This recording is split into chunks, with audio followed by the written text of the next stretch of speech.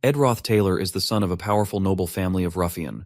He is feared for his bullying and bad behavior at the academy where he acts like king. One day, Ed receives a letter from his family. The letter says he is disowned and removed from the family register. He loses everything: his title, his wealth, and even kicked out of his dorm room. Students at the academy gossip about his downfall.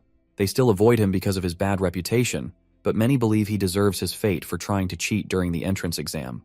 Ed feels that life is unfair. The people who judge him don't know the real him. He isn't the villain they think he is. The truth is strange. He has been transported into his favorite video game, The Failed Swordsman of Sylvania. In this game, he isn't a hero or a genius, but a minor villain who appears only at the start of the story. This character is weak, powerless, and destined to end up as a beggar in the game's ending. Ed checks his stats and feels hopeless. His stamina, strength, and magic are embarrassingly low. He is supposed to be a student of magic, but even a farmer NPC has better stats. He realizes this is why his character is so insignificant in the game. But Ed doesn't want the ending where he becomes a beggar. He decides he will change his fate, no matter how hard it is. The academy is still his chance to build a new life. It is a top school, and anyone who graduates has a bright future. He knew it was extreme starting part of the scenario, but is also extremely important for him. Since his tuition for the first semester is already paid, Ed decides he will stay, work hard, and use his knowledge of the game to survive. His goal is to graduate and live a peaceful life. However, his low stats make him doubt if he can succeed. So, he decides to focus on surviving the next 10 days until the semester starts. To avoid the students and their stares, Ed leaves the academy grounds and goes into the nearby forest. On the first day, he tries cutting logs and moving them with magic. His weak magic drains his energy quickly, and he becomes hungry. Remembering a story from his grandfather, Ed tries to make stew from tree bark. It tastes awful and makes him feel sick. He realizes wood is better for building than for eating. Ed works hard to build a shelter. He cuts logs, makes a frame, and puts everything together. After hours of effort, his shelter is finally complete. His stats improve slightly and earns a small achievement. This gives him hope. Ed notices that not he is skilled with magic, but also good with his hands. Using his handy skills, he crafts a harpoon, which also unlocks an achievement. He uses the harpoon to catch fish, cooks them, and enjoys his first proper meal in 2 days. For the first time, he feels he can survive. While eating, Ed hears someone behind him. He turns and sees Princess Fenia. She is the third princess of the Klol Empire and the person who exposed his cheating during the entrance exam. Because of her, Ed lost everything. Now she looks angry to see him still at the academy. Fenia doesn't understand why Ed hasn't been expelled yet. She thinks he is shameless and warns him to leave the academy. Ed feels nervous because Fenia has a special power that lets her see through lies. If she reports him, he will be expelled, and will be the end for him. As she scolds him, Ed sees his fish burning in the fire, adding to his frustration. Ed knows he needs to calm her down. He tries his best to divert her attention, then simply bends down and thanks her. Fenia looks surprised, detecting no lies from Ed. She knows Ed's family, the Roth Taylors, are infamous for their genocidal experiments on humans, and are considered a trash family that should be destroyed or executed. But for Ed, it's different. He is lucky because he has already been disowned by his family. This gives him an advantage in the academy, or else it would be end for him in the game. Ed begins to wonder why she is alone in the forest without any escort or uniform. He recalls that it's likely for the class placement test in video games timeline, where students are supposed to find magical beads. Ed knows that Fenia wants to join Class A, the academy's top class. He offers to help her, knowing she will struggle to pass the test without assistance. Fenia grows suspicious of his offer, thinking it might be a trick. Ed remains calm and insists he is being honest. He tells her that if he lies, she can have him expelled immediately. This is his last chance, and he knows he has to convince her to trust him. Ed helps Fenia by telling her the exact location of the magical bead, hidden under Marilda's guardian tree in the middle of the island. Following his instructions, she heads there and finds the bead, just as Ed had described. Fenia feels surprised and conflicted. The Ed she knew from 3 days ago was a cheater and a liar, but now she finds herself unable to understand this new version of him. The next day, the class placement tests come to an end, and the students gather to await their evaluations. Professor Glast arrives and asks everyone to present the beads they have collected. Some students come forward with different objects, like magical eggs, but they are placed in Class F for failing to meet the test's requirements. The professor explains that the beads needed for success lack magical power, which makes them harder to identify.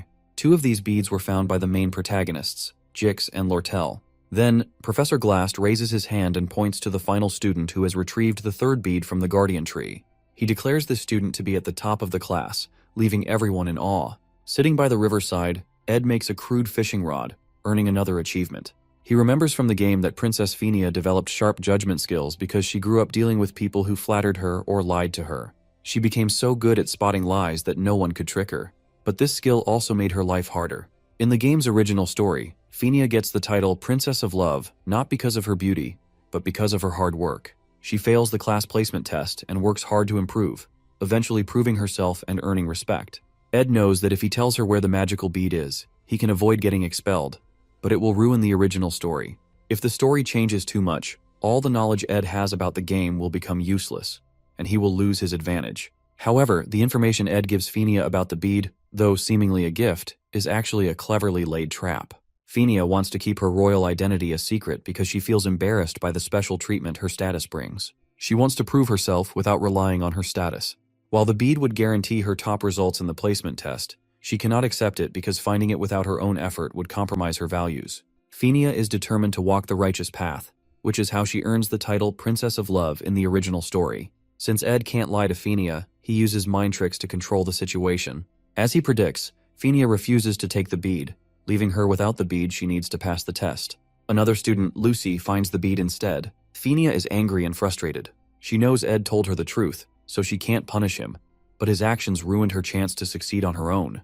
Ed feels relieved and happy to have retained his spot in the academy and kept the story on track. He quickly heads back to the academy to attend the opening ceremony for the new semester. At the ceremony, Ed eats and enjoys the food, feeling more at ease than before. Many students notice the change in his behavior. The Ed they once knew as a bully and infamous troublemaker now seems like a completely different person. Ed's focus is now clear. His one and only goal is to graduate from the academy. Among the groups of students, there is one girl who can't help but notice Ed. She observes him closely, surprised by how much he seems to have changed, as if he's an entirely new person. On his first day back at the academy, the faculty praised everyone who has made to the academy into new improved form. However, Ed is unexpectedly called to meet the principal. He fears the worst and thinks he might be expelled. However, to his surprise, the principal only smiles and speaks calmly. Ed suspects that the princess might have reported him, but feels relieved when he realizes the principal doesn't seem to know about his actions at all.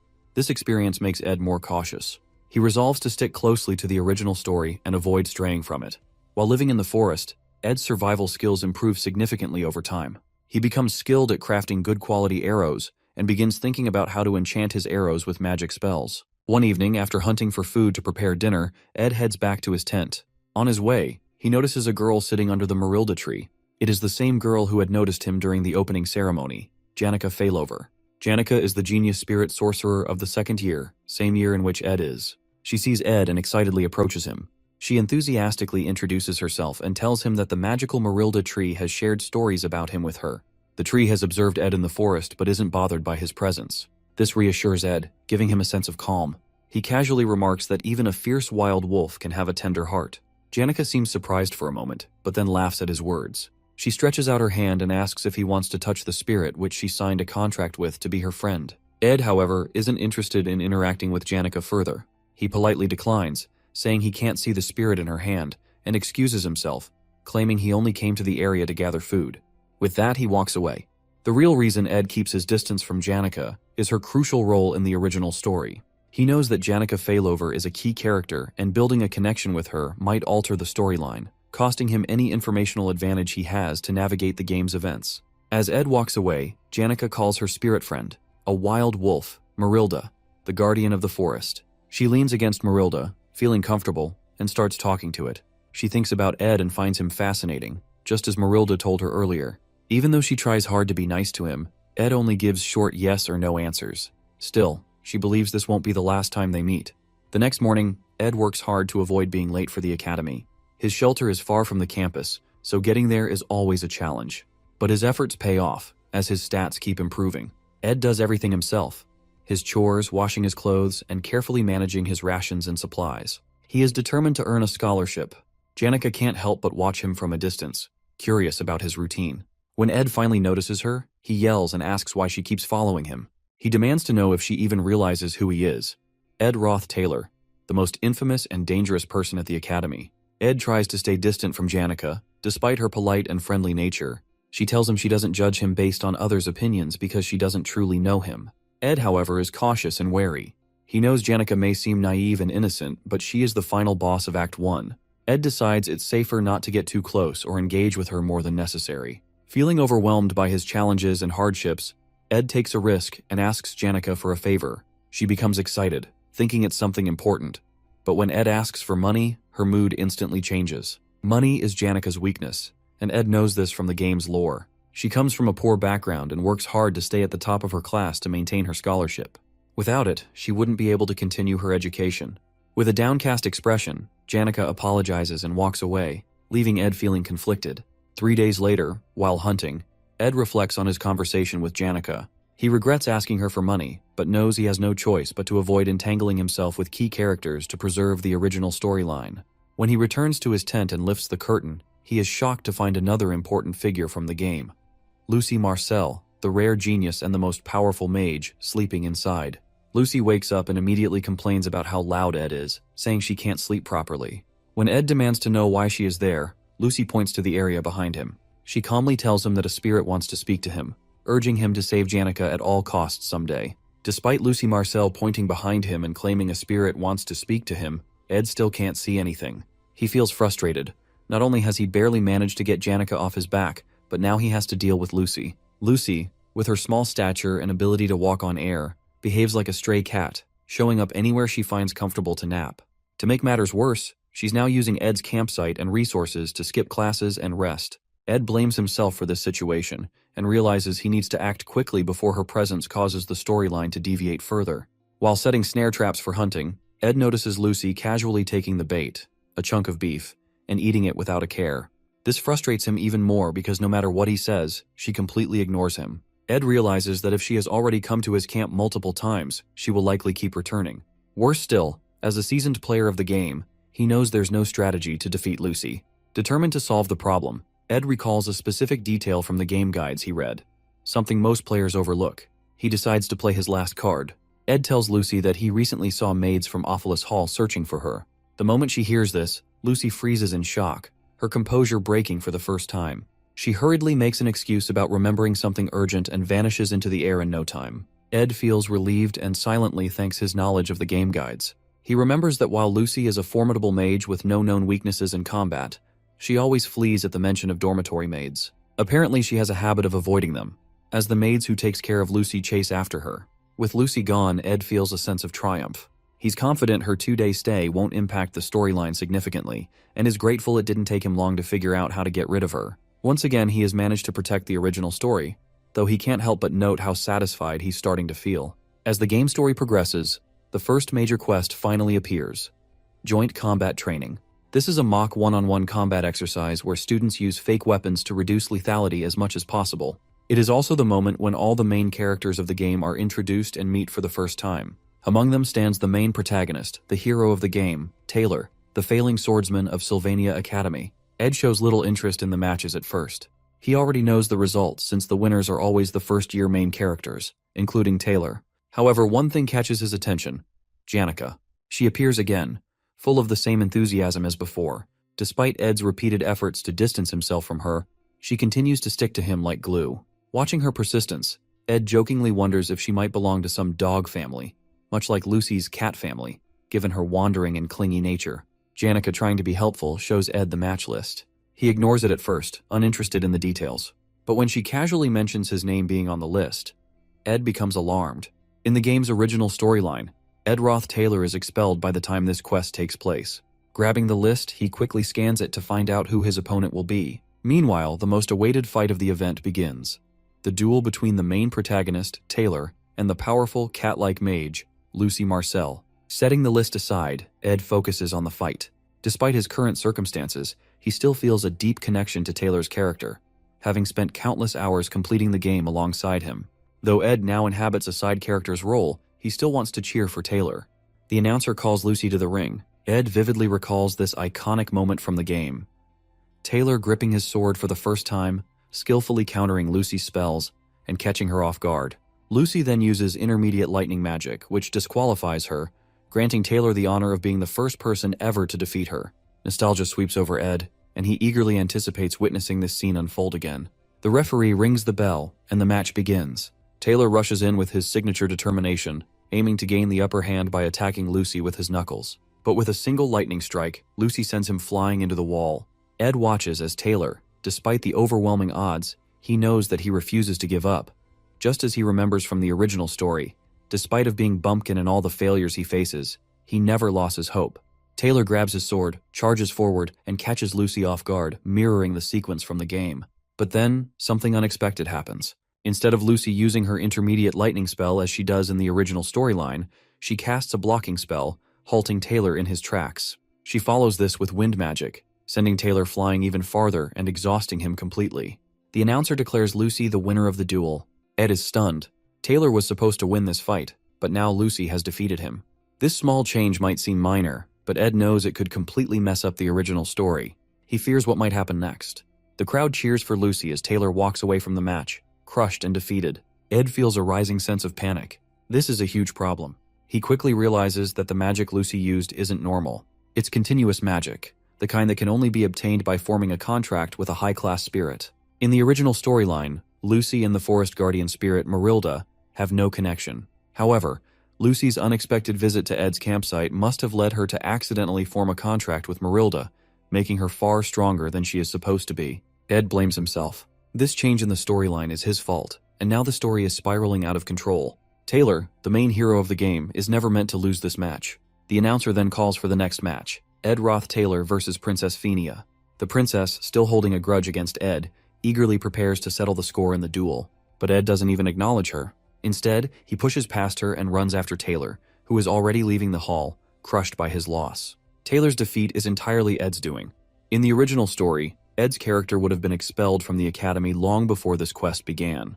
But because Ed is still present, everything has changed, and now Taylor's loss risks ruining the entire storyline.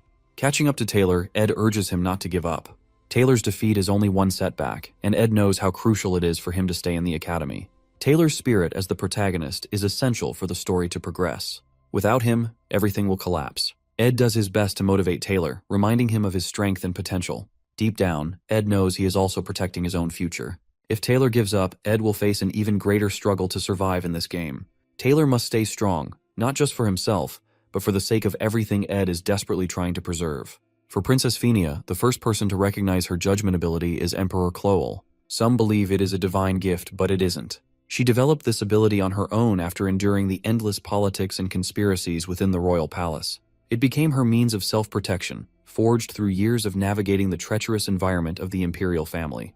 This is why Princess Fenia is so confident in her judgment. She has seen the harsh truths of the imperial world clearly, through the lens of the abyss that shaped her resilience and sharpened her perception. So, whenever she wants to confront any opponent or person for to judge, she had to stare straight into the person to find out. Before the match begins, Ed casually tells Princess Fenia to go easy on him, while Fenia, in turn, advises him to do the same. Meanwhile, the audience whispers harsh comments about Ed Roth Taylor. In the game's original storyline, Ed was notorious for bullying Taylor and later cheering him on, making him seem hypocritical. In the original backstory, he bullied Taylor and then later acted nice by cheering for him. They think it doesn't make sense. Ed knows they are right because, in the story, his character used his position to humiliate his juniors, and when that failed, he cheated in exams and got expelled. The match begins. Fenia forms a water ball and throws it at Ed, wanting to test him. She thinks he will dodge it using fire or wind magic.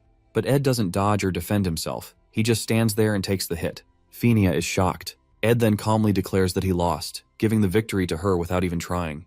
The audience erupts into cheers for Princess Fenia, declaring her the winner while loudly booing Ed. They shout insults, calling him worse than Taylor. Despite this, Ed calmly approaches the princess, thanks her for the match, and quietly leaves the arena. This only deepens Fenia's curiosity. She begins questioning why he acted this way, wondering if he had no interest in the duel from the start. Ed makes an intentional choice to forfeit the match. He doesn't want to interfere with Fenia's place in the story because he understands how important she is to the plot. He quickly leaves the arena and goes in search of Taylor. Ed believes that Taylor is the real protagonist of the tale, much more significant than the princess, and he wants to make sure Taylor doesn't give up. As Ed searches for Taylor, he is startled when Fenia suddenly appears behind him, panting.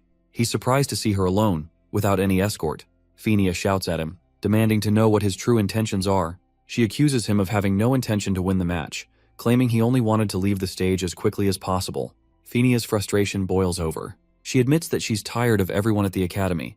Her classmates, the professors, even the servants. She feels overwhelmed and confused, especially by Ed's actions. She demands to know who Ed really is, which only make her question him more. Seeing her so upset, Ed calmly steps closer, places his hands on her shoulders, and tells her to relax. Guiding her through a simple breathing exercise, he encourages her to breathe deeply and slowly. His calmness helps her focus and eases her frustration, if only for a moment. Feeling calmer, Fenia realizes how she acted earlier and apologizes to Ed for her behavior. Ed notices that she has relaxed a bit and looks for a way to leave so he can continue searching for Taylor.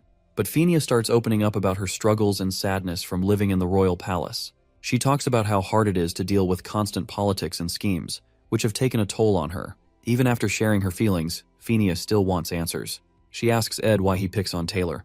She wonders if it's because Taylor has a troubled background, and Ed wants a reason to be disowned by his own family. Ed knows there's some truth in what she says, but he pretends not to understand.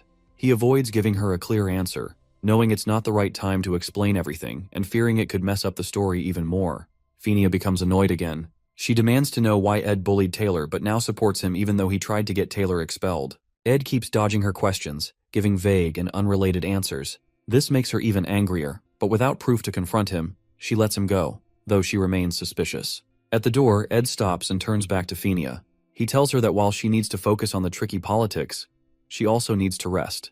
He reminds her that the academy isn't like the palace. Here, she doesn't need to worry about everything all the time. Fenia is caught off guard by Ed's advice. She's surprised he understands her struggles so well. It leaves her curious, as no one has ever seen through her like that before. Ed, aware that his words might have profound effect, leaves Fenia and continues searching for Taylor, hoping he isn't too late. Finally, he finds Taylor sitting alone, holding his broken sword, looking sad and lost. Just as Ed moves closer, someone steps in his way. Ela Triss, the main heroine of the game. She firmly tells Ed not to get any closer or bother Taylor, standing in his way to protect Taylor from further trouble. Ela blocks Ed and firmly tells him that Taylor doesn't need to deal with him anymore. She accuses Ed of causing enough harm already. Then, something surprising happens. Taylor, despite looking defeated and broken after the match, stands up. He confronts Ed with a determined expression, asking why Ed is still at the academy. Ed is surprised by Taylor's strength to keep going. Even after such a crushing setback, Taylor still shows his fighting spirit. Having played the game with him countless times, Ed knows that Taylor's strength lies in never giving up, no matter how strong the opponent. He also sees the positive influence of Isla, Taylor's childhood friend and biggest supporter, who is always there to motivate him and lift his spirits. As Taylor demands answers, asking what Ed's real intentions are, Ed simply praises Taylor's swordsmanship during the duel. He acknowledges Taylor's impressive skills, a genuine compliment stemming from his experience in the game, where he fought alongside Taylor until the very end in the game. Ed turns to leave, telling Taylor he just came to see him and isn't planning anything. He has no schemes or hidden motives. While Taylor might still doubt him, Ed feels relieved, not because the storyline is slightly off course, but because Taylor, the hero he knows so well, is standing strong. As Ed walks away, Taylor and Ela glare at him, annoyed by his calm attitude, thinking he is trying to act cool despite everything. Just as Ed leaves, suddenly, a loud explosion shakes the hall, a result of a powerful magic spell. Ed immediately recognizes the scene. In the game, this is a key event during the legendary duel between the Golden Daughter Lortell and Janica Failover. In the original story, Taylor and the other main characters were supposed to watch this match in the hall. But with the changes in the storyline, Taylor and Isla are now outside. Ed decides it's okay since the match is still happening and they may be watching from outside. This duel is important because the winner becomes the final boss of Act 1 in the game. Janica and Lortell's battle becomes fierce. Lortell uses ice magic to stop the fire spirit Janica summoned. However, the fire spirit's strength overwhelms the ice, melting it and striking Lortell. This makes Janica the winner of the match. The crowd cheers for Janica, excited that a second-year student has won. However, Janica notices Lortell being carried away by medics. She feels guilty, realizing she accidentally uses an intermediate magic spell, which violates the rules. Fortunately for her, no one seems to have noticed the mistake, but she gets traumatized by what she has done to her opponent. Unlike in the original game story, Lucy now defeats Taylor, and the whole quest concludes with Janica becoming the only senior winner, protecting the pride of the past enrolled students. Watching this, Ed notes that things are about to get even more hectic for Janica, but he considers this a relief as it might mean she won't bother him at his camp anymore. Ed decides he wants to avoid further involvement with the main characters since getting tangled up with them only brings him headaches. 2 weeks pass after the joint combat training quest, and Ed focuses on improving himself. He significantly boosts his stats during this time, Now he can study and survive without relying on any of the main characters. His physique, stamina, and other skills grow stronger, making his body more resilient. While bathing in the river, Ed spots Janica sneaking up on him. Embarrassed, he yells at her for invading his privacy. Later, they sit together near the campfire. Janica expresses how much she likes Ed's camp, describing it as a top-secret base perfect for adventures. She mentions she needs his advice on something and asks for his honest opinion. Curious, Ed asks why she came to him instead of seeking help from her other friends. Janica explains that after Ed left the hall, her match against Lortell ended in her victory. However, during the duel, she accidentally used an intermediate-level spell, which wasn't allowed, and injured Lortell. Now she feels guilty and can't shake the thought that she overreacted.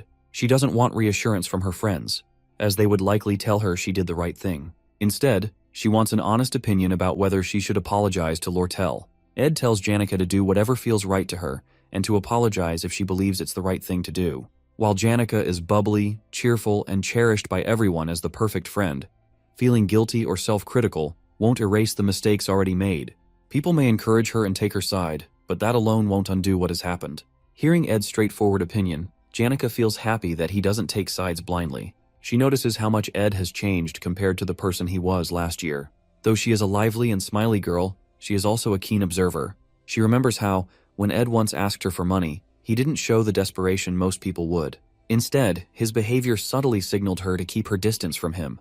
Janica finds Ed intriguing and admits she likes him a lot. She tells him she wishes more people were like him, as he has become a source of strange but comforting reassurance for her. The next day at the academy, Ed finds himself in serious trouble as Lortell keeps following him and calling out to him, despite his best efforts to ignore her. He knows exactly why this is happening. The game, The Failed Swordsman of Sylvania, is considered a masterpiece, with only a few players managing to reach its true ending. Most new players encounter bad endings early in the story, often caused by wrong decisions or failing to save important characters. These choices lead to tragic outcomes, such as the hero being killed or broken, ultimately resulting in a game over. Lortell, in the early stages of the game, is a hidden hero assigned to a specific role. Unlike Fenia, who is openly admired, Lortell is treated as a villain from the start. Her true nature and importance are only revealed in the later parts of the story.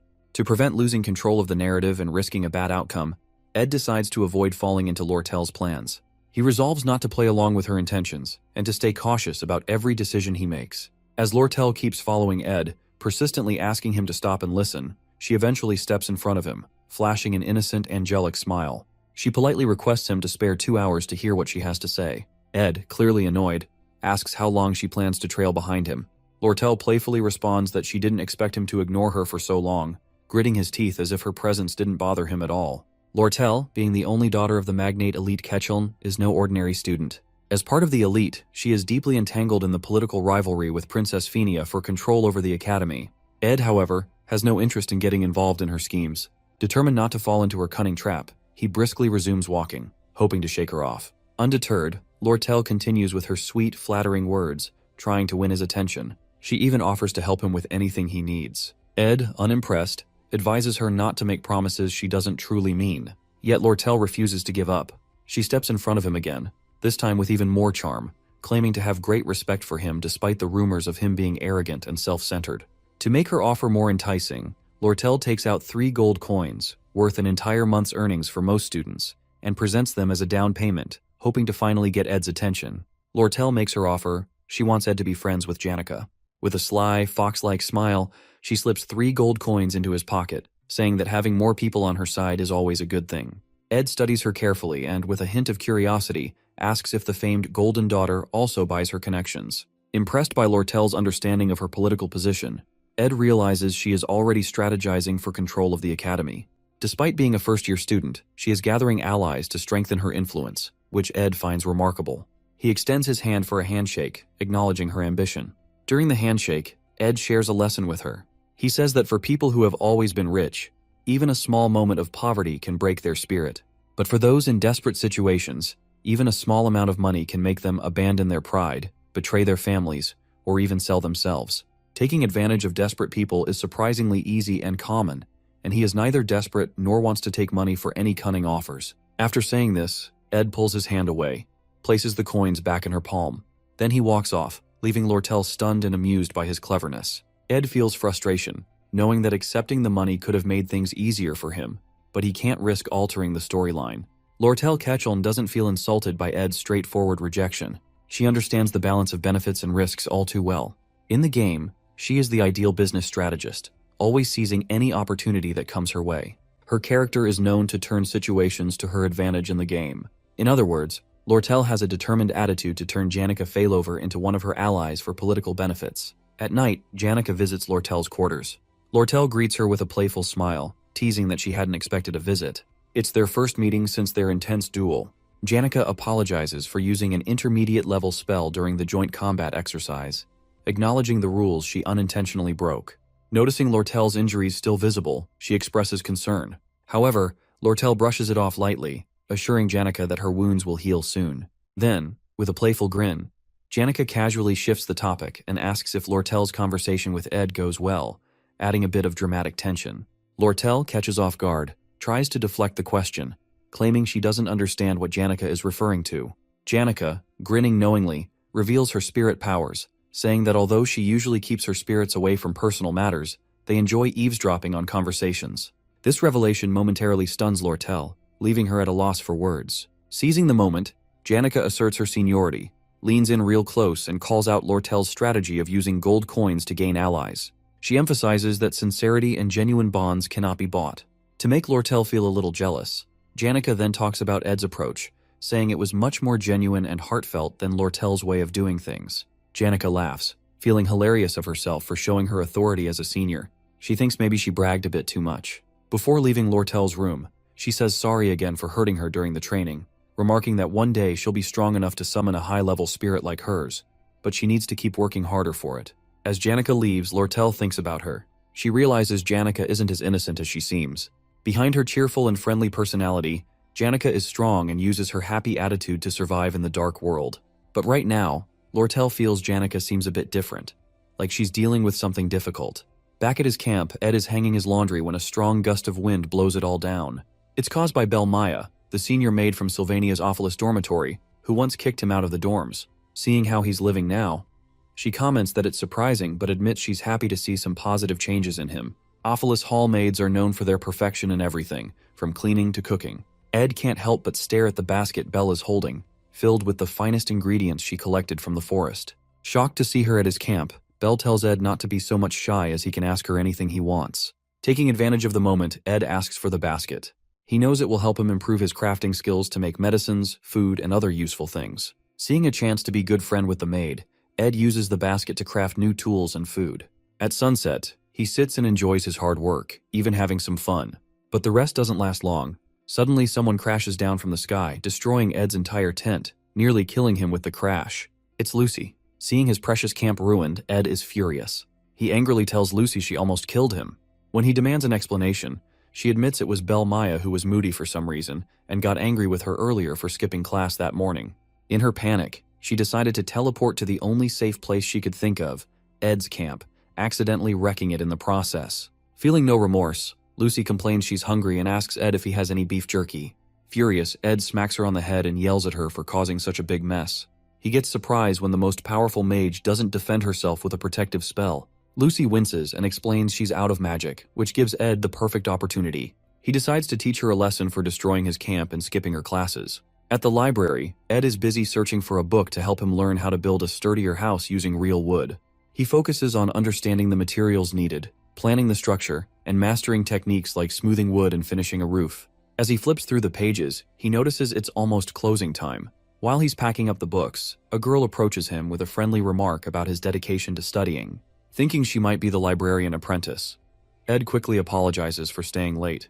The girl, smiling warmly, reassures him that it's not a problem. She says seeing someone study so seriously motivates her to work harder too. She introduces herself as Ela Eelen, a first-year student in the Faculty of Magic.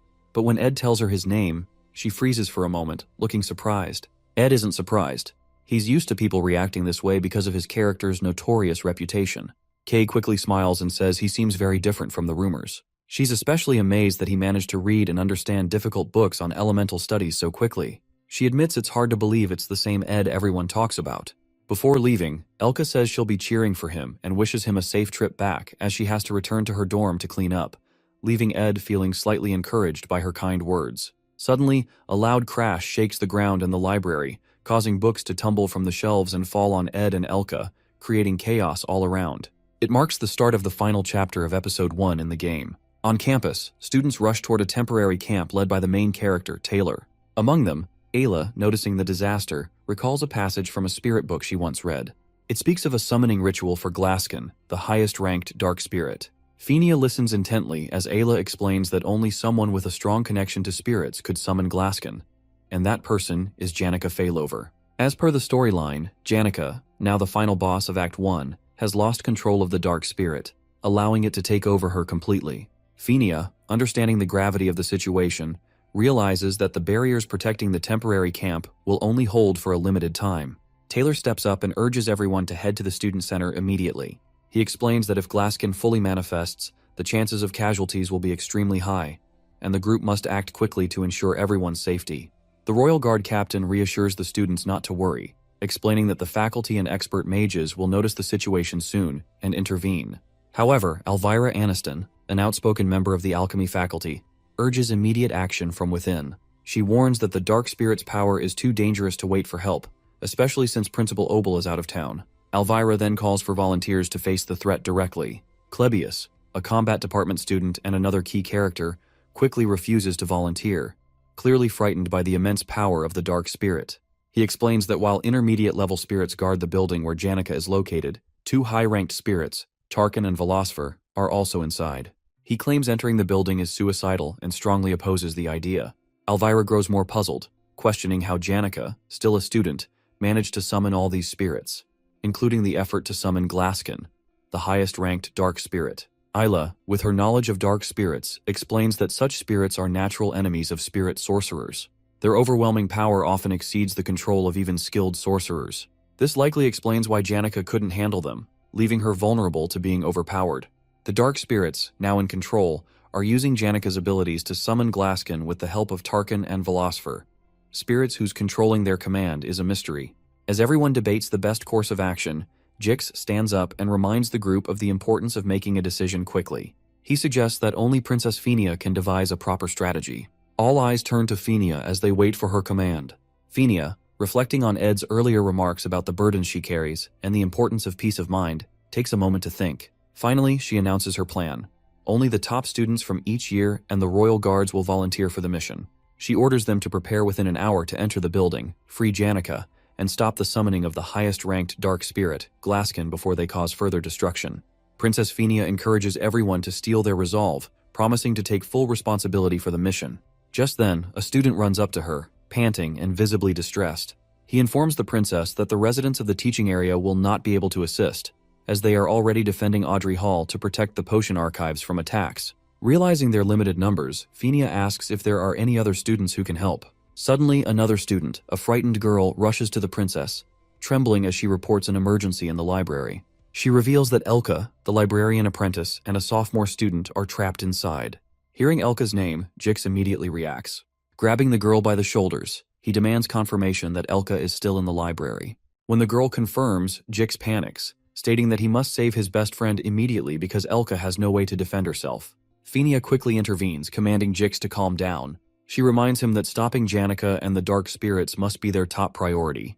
Fenia assures Jix that Elka might be safe since a sophomore student is also with her. However, Jix questions the reliability of an unknown student and how they can trust them to protect Elka. Fenia turns to the girl and asks if she knows the identity of the sophomore student in the library. The girl, shaking with fear, hesitates, unable to speak. Jix grows impatient and presses her for an answer. Finally, in a shaky voice, the girl confesses that the sophomore in the library is none other than Ed Roth Taylor. Her answer leaves everyone in shock. The girl starts crying, apologizing for abandoning the library earlier. She explains that she left Elka in charge because Ed was staying late into the night, and his presence had annoyed her. Jix becomes furious, refusing to leave Elka alone with Ed, whose infamous reputation precedes him. His anger and worry for his best friend escalate the tension in the room. Fenia casually advises Jix to relax and trust Ed for once. Her unexpected suggestion leaves everyone frozen in surprise. Jix, however, doesn't find the advice amusing. Fueled by worry and rage, he jumps high into the air, cutting through dark spirits with fury as he charges toward the library shouting Ed's name, determined to reach him and punish him if he touches Elka. Jix's story is unlike other characters. He grew up wandering the harsh northern prairies, separated from his family at a young age with no memories of them. Living like a barbarian, he survived by scavenging from corpses or hunting deer to sell their meat.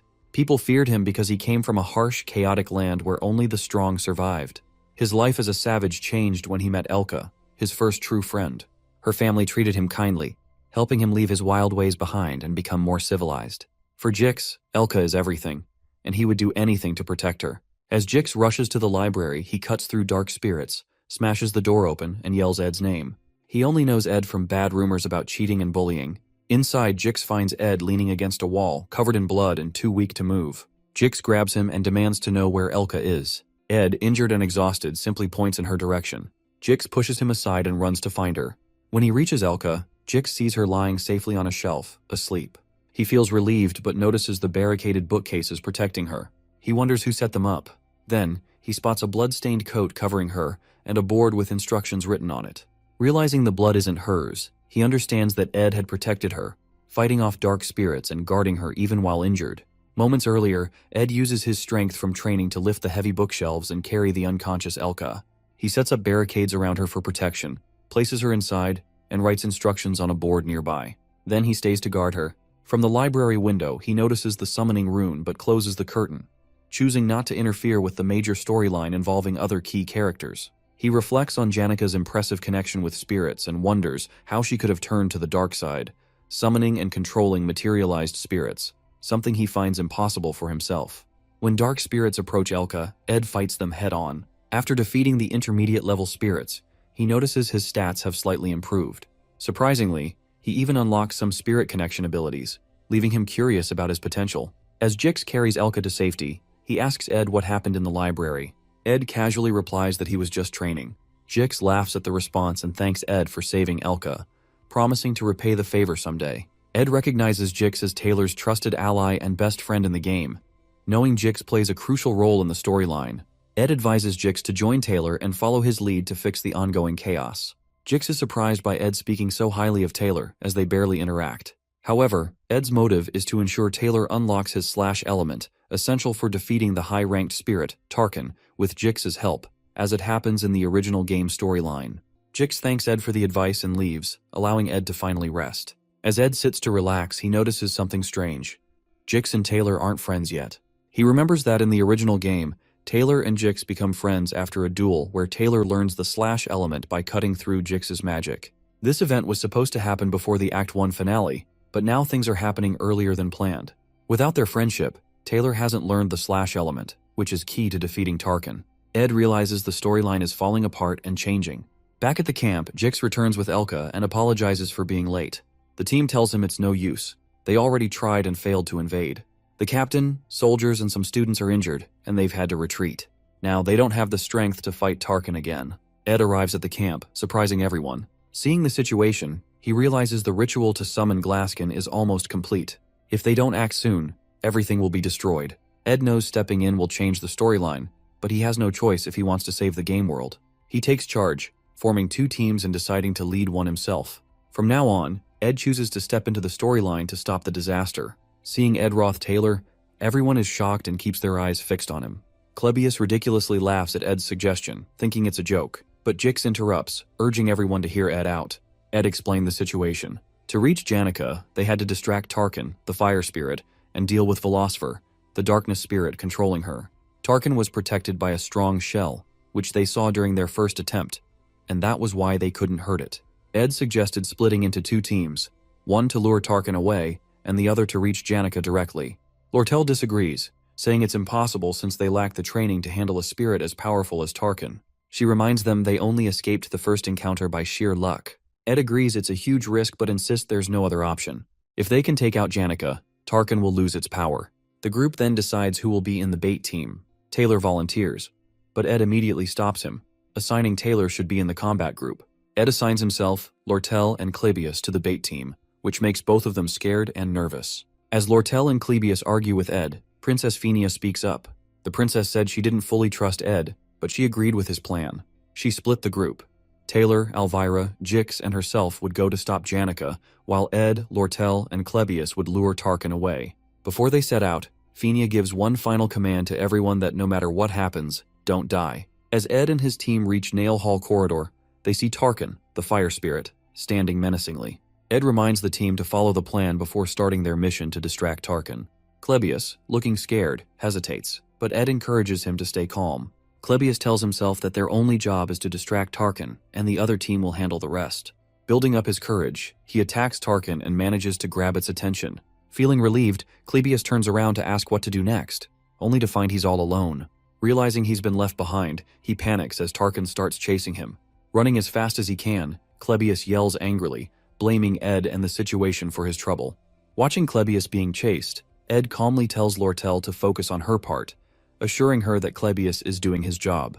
Lortell jokingly suggests they could let Clebius be sacrificed, but Ed strongly disagrees, saying he doesn't plan to let anyone get hurt. Ed knows Clebius well because he understands the story. Even though Clebius seems scared and unsure, Ed knows he has hidden strength.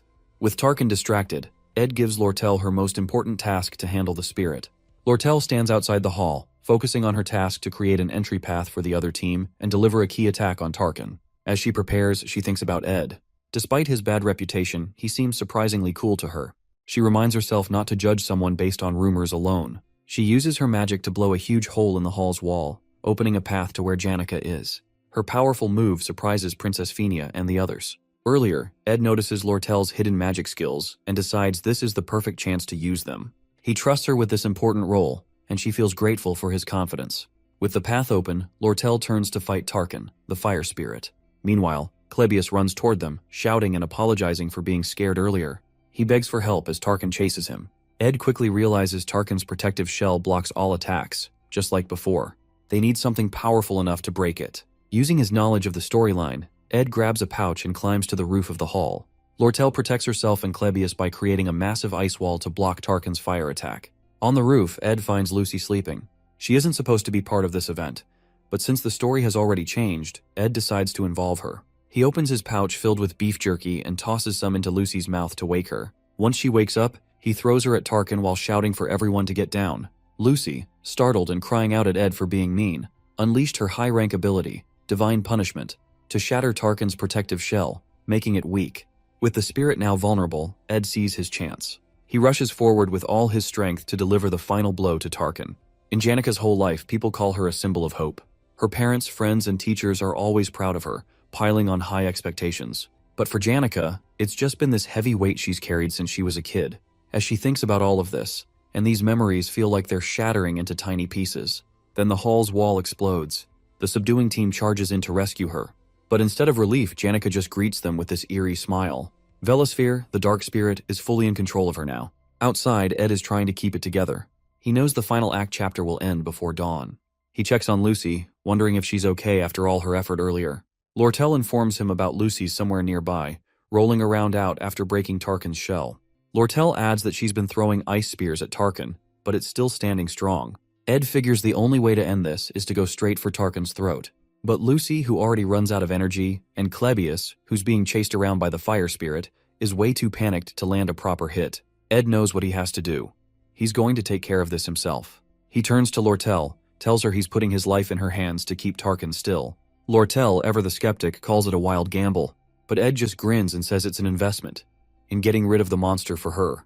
This gets her attention as that's her area of expertise. She smiles, saying he's way cooler than the princess, who's always acting like a royal monarch. Fired up, Lortell starts setting traps with her ice magic. Just as Ed charges toward Tarkan, another massive dark spirit shows up on the top of the hall building, the right hand of Glaskin, making the whole situation even worse. Ed figures Taylor's team must be at the final stage of their fight, but he can't let that distract him. He trusts Lortell will not mess up, even with all this chaos.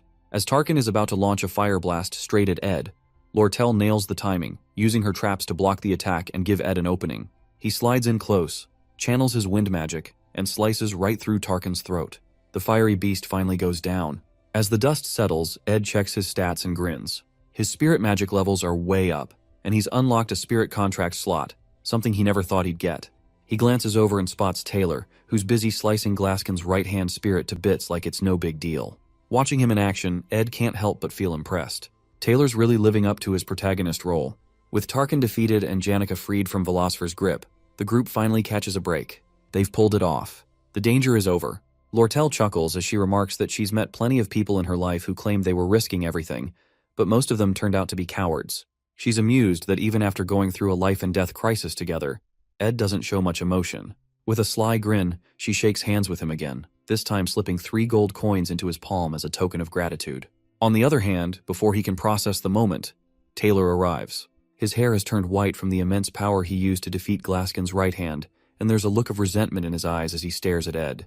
Ed can't help but admire how incredible Taylor looks in his swordsman form, embodying the role of the game's protagonist perfectly. Even though Ed has his own reasons to resent Taylor, the sight is undeniably impressive. To Ed's surprise, Taylor bows deeply and thanks him for saving the academy, saying he owes Ed a huge debt. His gratitude is genuine, but Klebius, still shaken, interrupts by sobbing and yelling about how no one should ever trust someone like Ed. This outburst is quickly shut down by the others, leaving Klebius grumbling in the background. Finally, Princess Phoenix steps forward. With her usual grace, she thanks Ed sincerely, acknowledging how much he's done for them all. Princess offers Ed to join the student council for his heroic acts, but Ed gently declines, giving credit to the team instead. Elvira teases him in her usual playful manner, while Jix jumps in, insisting that she show some respect. Ed can't help but smile as he watches the group interact. Seeing all the key characters together makes him feel warm inside. Even though Ed has been staying away from the main characters to keep the storyline intact, he feels a quiet sense of fulfillment watching them grow and bond. Each character has their own path. Taylor grows stronger through every trial. Isla becomes more resilient alongside him. Fenia embraces her role as a monarch and matures into adulthood, and others play their part to build toward a collective success. Ed steps away from the group, heading to the hall to check on Janica. Despite sensing that the storyline might have shifted slightly, he knows his role is to guide the protagonists while staying in the background, ensuring they each shine in their own way. Ed finds a bruised and battered Janica hiding in the chest inside the destroyed hall.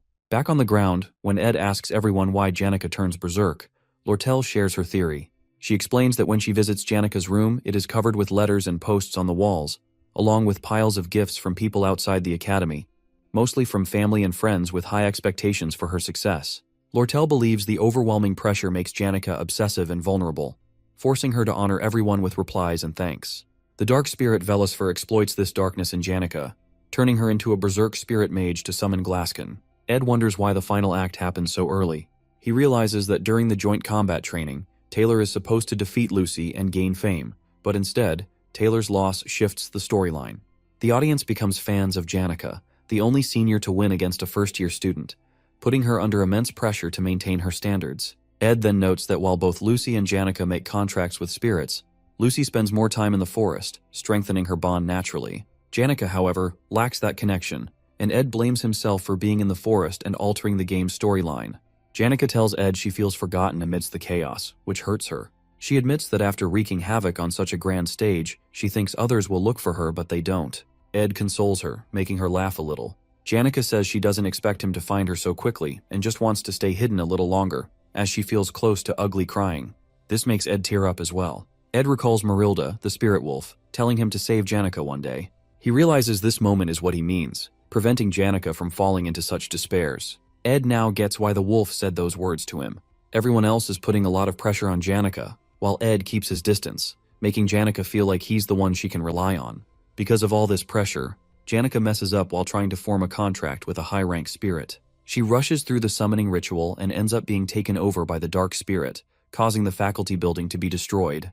She studies magic every night and tries to make everyone happy who supports her. But even though she seems to meet everyone's expectations on the outside, she's struggling a lot on the inside. Seeing her work so hard and still fail is both sad and beautiful to Ed. He tells Janica that she's worked hard and offers her comfort with those words. Outside, the main characters are being praised, but the hall is quiet and dark. Hearing Ed's kind words, Janica starts crying. To Ed's surprise, all of Janica's spirit friends appear in the hall to support him. For the first time, Ed sees the spirits. Even though he's watched this part of the story many times, he's never seen them before, and now he feels like he's truly seeing the end of the first act. Ed's stats go up, and he levels up to 10. He can now see spirit animals that want to bond with him. The high-rank spirit wolf shows a lot of interest in him, and they form a bond. 10 days have passed since Janica's disciplinary committee trial. She admits her mistakes and says she's ready to accept her punishment. However, her friends and teachers stand by her, offering full support even during her tough time. Her other friends, including the main characters, argue that Janica shouldn't be punished because it wasn't her fault. She was overpowered by the dark spirit Velusfer and didn't act intentionally. Even Lortell steps in, covering the costs for restoring the building. She doesn't ask for anything in return except a reduction in custom fees on school supplies for the students. Initially, Janica's punishment included losing all her top student benefits, having her achievements revoked, disqualification from the academy.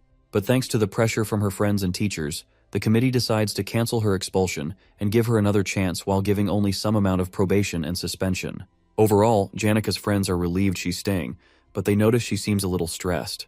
To cheer her up, they organize a fancy tea party and agree not to bring up anything related to the incident around her.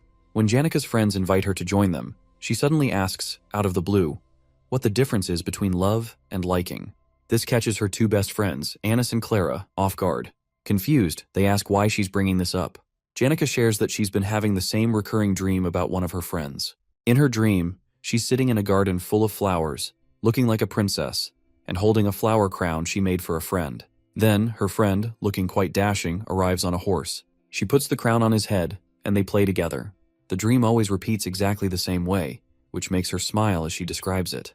This response leaves both Anis and Clara in surprise, fearing they may accidentally uncover Janica's secret love story. Feeling embarrassed and worried that she might say something to upset Janica, Anis panics and quickly makes up an excuse about needing to go help the professor, dashing off before things get more awkward. This leaves Clara sweating nervously as she's left alone to deal with Janica's emotions. She knows she needs to handle the situation carefully to avoid upsetting Janica. If things go wrong, the entire student body might catch wind of Janica's love story, which could spiral into gossip and make things difficult for her. Clara puts on a calm smile and gently suggests Janica to avoid overthinking. She encourages her to be honest with her emotions, explaining that liking or disliking someone is often a mystery, but it's not always easy to figure out whether such feelings are positive or negative. Janica found her words significant and makes her to think. Clara also warns Janica to be cautious when talking about sensitive topics like this, as it could affect her and her friend's reputation and herself. Janica listens carefully and fully understands the advice. Janica thanks Clara for the genuine advice, saying it's just what she expected from her. She then makes an excuse to leave, mentioning she needs to report back to Ophelis Hall. Clara waves happy goodbye, but then slouches forward to butt her head on the table in relief. She finally managed to prevent any rumors from spreading for now. Ed reflects on how he has been relentlessly saving his money. Thanks to a petition from the princess, he to build a proper house this time. When he arrives at the construction site, he spots Janica wandering nearby. He thinks to himself that since the first act is now over, meeting her shouldn't affect the storyline anymore. However, as he approaches her, Janica suddenly hides behind a tree, clearly startled. Confused by her behavior, Ed pauses. Janica recalls Clara's advice about being honest with her feelings, but, unable to overcome her nerves, she hastily makes an excuse about having things to do at Ophelis Hall before fleeing. For Janica, confessing her feelings feels like an impossible challenge. Meanwhile, Ed stands frozen in surprise, bewildered by her reaction but deciding not to overthink it, as he has work to do on building his house. On the first day, Ed carefully selects the location for his hut, ensuring it's a suitable spot. On the second day, he starts collecting logs and wood, showcasing impressive skill with cutting trees. As his semester results come out, Ed discovers he has performed exceptionally well, with skills and grades far above the average student. However, back at the academy, special incidents keep occurring. Whenever Janica sees Ed, she hides or avoids him, leaving him perplexed.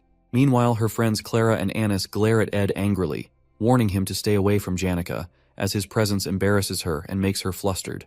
After countless days of hard work, Ed progresses from cutting lumber to starting construction on his hut. Along the way, he juggles challenges like catching Lucy while she getting beef jerky from the traps, dealing with Belmaya's help, and navigating the ongoing Janica situation. He faces setbacks, like failing to structure the hut properly, but finds support from his new friend Jix. Bit by bit, he works on modifications for the walls and furniture. Finally, on day 45, Ed completes his hut, unlocking a personal achievement for creating something from scratch. At last, he's no longer homeless. As Ed rests peacefully in his newly built hut, Janica shows up, watching quietly from behind a tree in the forest, observing the hut he's made. After finishing the final touches, including the wall flooring, fireplace, and storage for firewood, Ed takes a moment to admire his hard work. However, his peace is interrupted when he notices Lucy lazily napping on the roof of his hut. To his surprise, Janica suddenly appears and greets him with a cheerful greeting.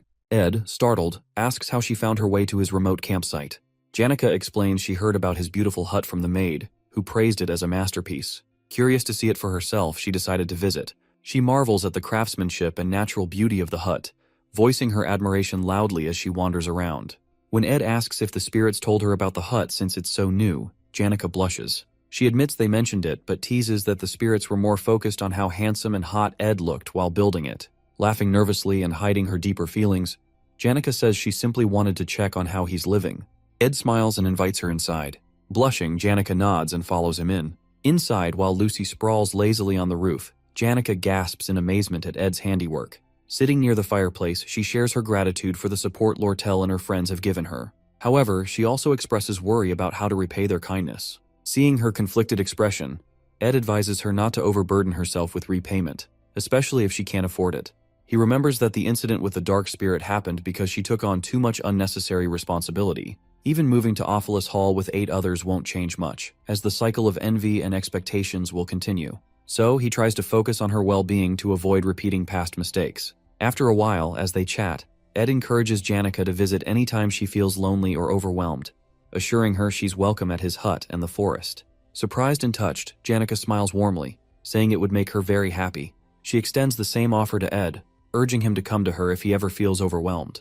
Ed smiles but sighs quietly at the word overwhelmed. He knows the second semester is approaching, marking the start of Act 2. This time, the Sage's Sealed Grimoire, a book containing records of advanced, dangerous magics, will create chaos capable of consuming the entire academy. Grateful for her kind offer, Ed thanks Janica but keeps his thoughts to himself. He knows he'll remain on the sidelines, letting the main characters handle the challenges ahead, quietly cheering them on. On a dark and stormy night, Act 2 begins. Students from Awfulest Hall live like royalty, enjoying special perks like first-choice seating, personal maids, and extra freedom. These privileges set them apart from the students in Dex's Hall, who don't get the same treatment. When vacation ends, a heavy rainstorm hits the southwest side of the academy. Awfulest Hall students are given horse carriages and boats to help them return safely. Even those who are late are allowed extra days without punishment. But Dex's Hall students aren't so lucky.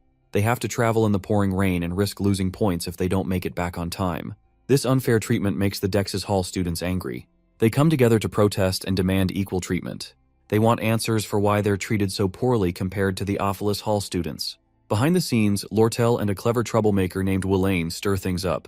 Willain is good at using his words to manipulate people and make things worse. While the students want fairness, Willain's real goal is to cause chaos and hurt Awfulest Hall's reputation.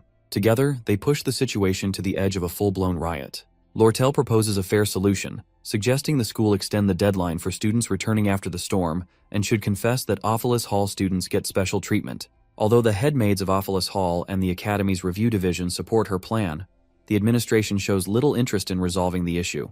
This lack of action only fuels the protest, making things worse. Frustrated, the protesting students go on strike, plan to burn and damage Awfulest Hall's valuable assets, like hardwood furniture and artisan-crafted paintings, which will put even more pressure on the authorities to act. As a result, Willain will take benefits from the chaos, using it to damage the Academy's reputation, while Lortell, being in the Merchant Association, uses the Academy's problems to make money and push her own goals, which were already worsened by the Glasskin incident. While negotiations continue, the elite Merchant Association seizes an opportunity to gain a significant advantage by sabotaging the Sage's Sealed Grimoire, a book considered the very heart of Sylvania. Its value is so immense that people, in desperation, are willing to offer anything for it, even their hearts. As protests rage outside the hall, Lortell gazes out the window at the pouring rain, recalling her childhood in the slums. She remembers wandering in tattered rags under the same dark skies. The thought brings a bitter smile to her face as she mocks herself for feeling a moment of relief. Her entire life has been a relentless struggle to survive, marked by betrayal, suspicion, and a refusal to show genuine sincerity. This desperate existence has left her scarred, a reflection of her filthy self. Yet deep down, she wishes someone among the students could see her for who she is, a survivor of a harsh life. She decides to seek out others like her, those who have also endured the life of a gutter rat. Ed describes Lortell as a shadowy figure, always hiding the harsh truths behind the scenes. That's why the audience and players of the game call her the Black Veil. The angry students protest loudly, full of frustration and determination. In the original storyline, the Awfulest Hall occupation incident centers on the main character, Taylor, stopping the students who were provoked into rising against Lortell. Along the way, Taylor and his friends face middle bosses stationed on each floor of Awfulest Hall, from the 1st to the 5th, who aid the rioting students. The first middle boss is Tote, known as the Decoy. Tote is a bitter student who mocks Taylor by calling him a loser and eventually gets beaten up by Taylor's friends. This humiliation fuels Tote's grudge, and he is later bought off by Lortell. Tote's role in the incident is to capture the maid guarding the first floor from the protesters and sabotage the front door of Awfulest Hall, allowing the rioters to storm inside. In the scene, the mysterious guy kidnaps the maid and smashes the front door open, surprising the protesters outside and giving Willain the green light to lead the invasion and cause chaos within the hall. According to the original storyline, Tote's role after breaching the door is to block Taylor and his friends from entering the hall as they arrive to confront the rioters. However, as the rioters push toward the fourth floor to declare their control over the hall, something unexpected happens. Willain approaches a mysterious figure and asks if he is working for Lortell. To everyone's surprise, instead of Tote, it is Ed Roth Taylor who is revealed as the middle boss, breaking away from the original story's expectations. Ed explains how he got into this situation. Just 2 days before the Awfulest Hall incident broke out, he was struggling to hunt for food with a bow and arrow. He feels pain because he has no combat skills and is bad at using the bow. Despite this, he keeps pushing himself. His campsite gets frequent visitors now that people know he's living in the woods. Among them, there are 3 who come the most. The first is Lucy, who always asks him silly questions, but Ed doesn't have many answers for her.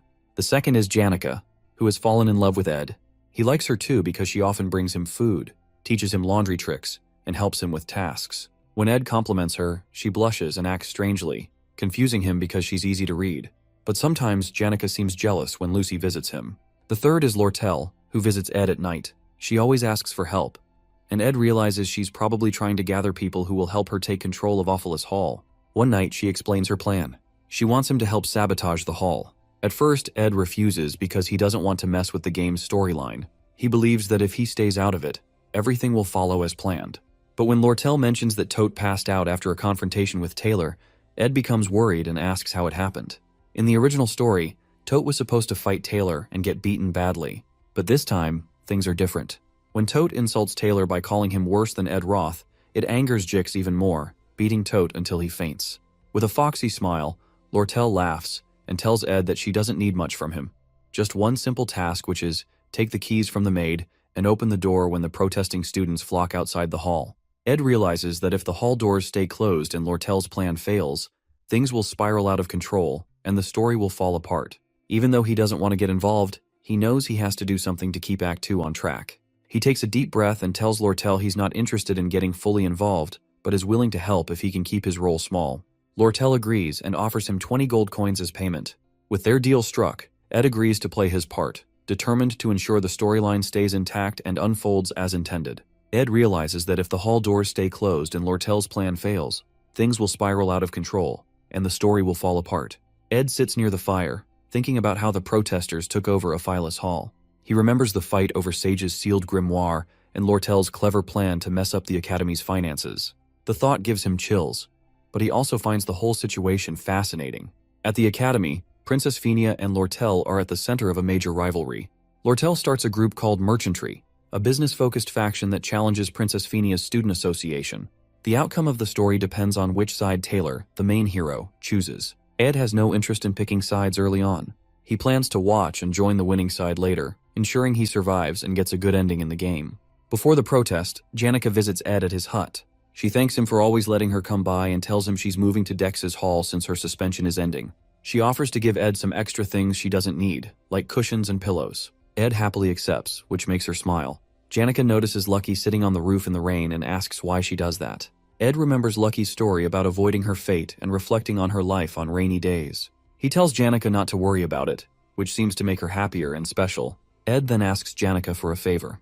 He knows that when the protesters invade Awfulest Hall, magical protection runes will activate and lock everyone in their rooms for safety. Still, he doesn't want Janica caught in the mess, so he asks her to meet him at the Rose Garden outside the hall at 9 p.m. Janica thinks Ed is planning to confess his feelings and gets excited. She runs off, blushing and waving goodbye. Ed, however, just wants her to be safe and feels relieved knowing she'll be out of harm's way. Back at the protest, Jix is in his room exercising. He notices someone sneaking to the back door of Awfulest Hall. It's Ed, who is let in by a maid. The maid tells him the other staff are in a meeting, trying to figure out how to block the protesters. She then gives Ed the goods he asked for, and then leaves. At the protest, Willain urges the students to break down the door. Before they can, Ed opens it for them. Willain meets Ed and realizes he's the person Lortell hired to help. Seeing a tied-up maid and listening his story for helping as he once kicked out of Hall, Willain feels touched for doubting Ed and thanks him for his support. Ed brushes it off and tells Willain to get to work upstairs, pushing the plot forward. Ed knows Willain will take the blame for everything, but he doesn't feel too guilty since it's all part of the game. As Ed looks around the hall, he sees the maid untie herself and run to report. He doesn't stop her, knowing the chief maid Alice is on Lortell's side and won't be able to stop the protesters in time. Just as Ed observes the unfolding chaos, Black Veil Lortell appears, setting the stage for the next part of the story. Lortell explains to Ed that the Academy staff will quickly put an end to the chaos, so she needs to finish her plans fast. Ed, uninterested in the details, tells her to do her best. As she heads upstairs, she pauses and asks Ed a dark question if he's ever killed someone. Ed, uninterested in her games, replies that he hasn't. Lortell smirks and admits she hasn't either, but she's done things just as bad, destroying lives and betraying people to survive. She says that's how she earned the title of the Golden Daughter. Lortell knows she doesn't deserve sympathy, but she often looks for it in people like Ed, who might offer her understanding. Instead of outright denying her, Ed warns her to take responsibility for her own actions. Lortell, with her sly smile, excuses herself to go upstairs and finish what she came for. Ed sits on the floor, waiting for the hall's magical defenses to wear off. He knows that once this happens, the story will take a dramatic turn. Willain will absorb the hall's defense magic and transform into the 4th stage boss of the game. With his role in the events complete, Ed relaxes and waits for Taylor, the hero, to show up. This is the part of the story where the spotlight is on the hero and the boss. Ed has no intention of interfering or changing the plot. He knows his job now is to play the role of a minor villain, take some hits, and keep the story moving along. It's a necessary sacrifice to ensure the game stays on track. At the Rose Garden, Janica sits nervously, waiting for Ed. Her eyes drift toward a golden carriage parked nearby, and she wonders who it belongs to, especially so late at night. She notices a letter on the bench from Ed, apologizing for being late and promising to join her as soon as he finishes some work. Blushing, she assumes he's planning something special for her and resolves to wait for as long as it takes. Janica's mind is full of thoughts about Ed. For the past 3 days, she hasn't been able to stop thinking about him, even losing sleep over it. She also feels conflicted because Marlita, the spirit wolf, informed her about other girls visiting Ed's hut, making her feel both guilty and heartbroken. Still, her feelings for Ed are strong, and she's determined to wait no matter what. As she sits, Janica suddenly becomes self-conscious about her appearance. She wonders if her flower hairpin looks good enough or if the Cosmos hairpin would be better. Overthinking it, she decides to run back to her hall to change the hairpin and then quickly return. Meanwhile, outside Ophilus Hall, Taylor and his friends Elvira and Isla arrive. They see the trail of footprints leading toward the hall's open main gate and realize the protesters have stormed inside. Elvira becomes furious at the thought of her belongings being damaged and rushes into the hall. Concerned that Elvira might use dangerous magic, Taylor and Ela follow her to stop her from escalating the situation. Elvira forces the door open wider, only to find Ed Roth sitting calmly in their path. Confused, Taylor asks Ed why he's there. Looking around at the chaos in the hall, Taylor and his friends quickly realize that Ed intends to block their way to the 4th floor, playing the role of a villain. Ed confirms their suspicions, stating he won't let them pass. Angry Elvira steps forward, boasting about her magical abilities and claiming she can easily defeat him. But Ed, unfazed, calmly warns her that she's still just a rookie. Determined, Elvira and the others prepare to fight their way through, while Ed readies himself to hold them back. Taylor makes the first move, charging toward Ed. With skillful precision, Ed uses a spell to hurl rubble into Taylor's path, disrupting his attack. Then, activating a wind spell, Ed cuts the chandelier above him, sending it crashing down. The falling chandelier smashes into the wall, striking Taylor and knocking him to the ground. Inside one of the rooms, Klebius sits trembling, scared by the loud noises of the protesters outside. The shouting and crashing sounds make him more nervous, imagining trouble coming his way. Out in the hall, Taylor and Ela dodge Ed's wind magic while Elvira keeps trying to push forward. Ed uses his spells skillfully, making it hard for them to get closer. As Elvira moves ahead, a sharp wind blade cuts through the air near her, shocking her. Her bag falls, spilling her important spells and items onto the floor. Seeing this, Elvira turns back to grab her things, but Ed casts a fire spell, creating a wall of flames around her dropped items. Now she can't reach them. Ed moves quickly and thinks ahead, controlling the fight like it's second nature. Elvira, frustrated, starts blaming Jix for not warning them properly about how strong Ed is. She realizes they underestimated him. His magic is far more powerful than they thought.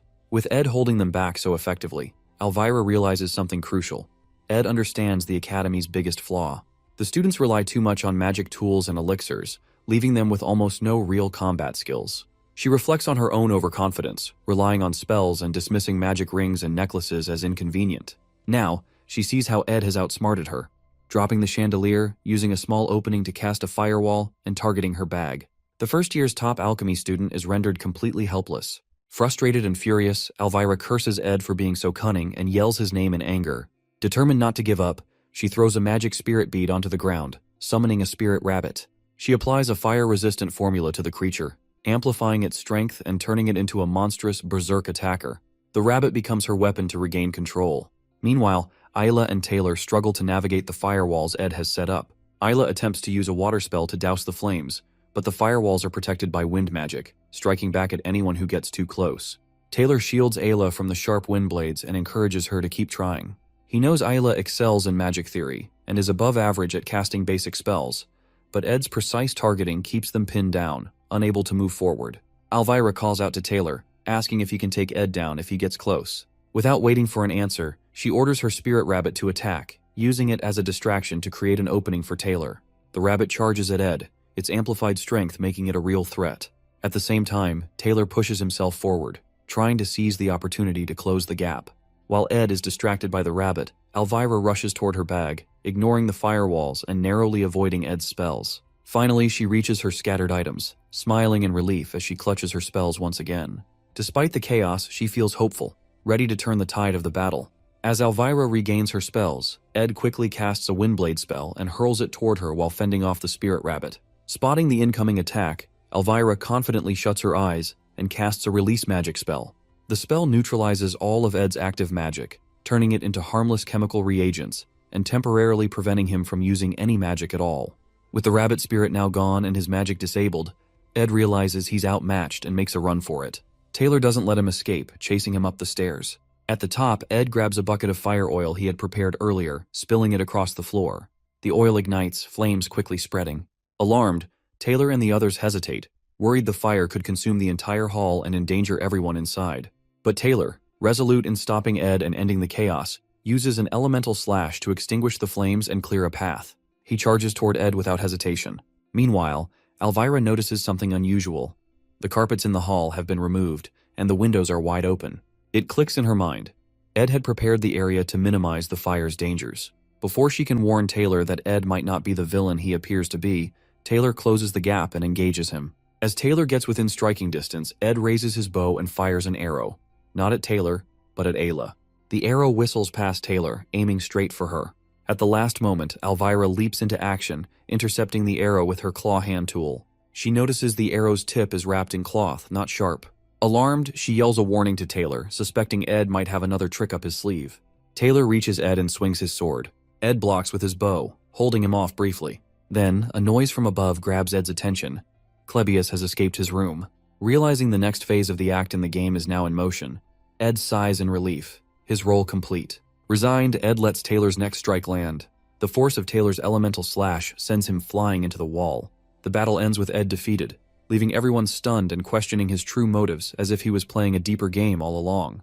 With Ed finally defeated, Taylor grabs him and demands to know why he went so far to stop them. Elvira watches uneasily, feeling that Ed had been toying with them the entire fight.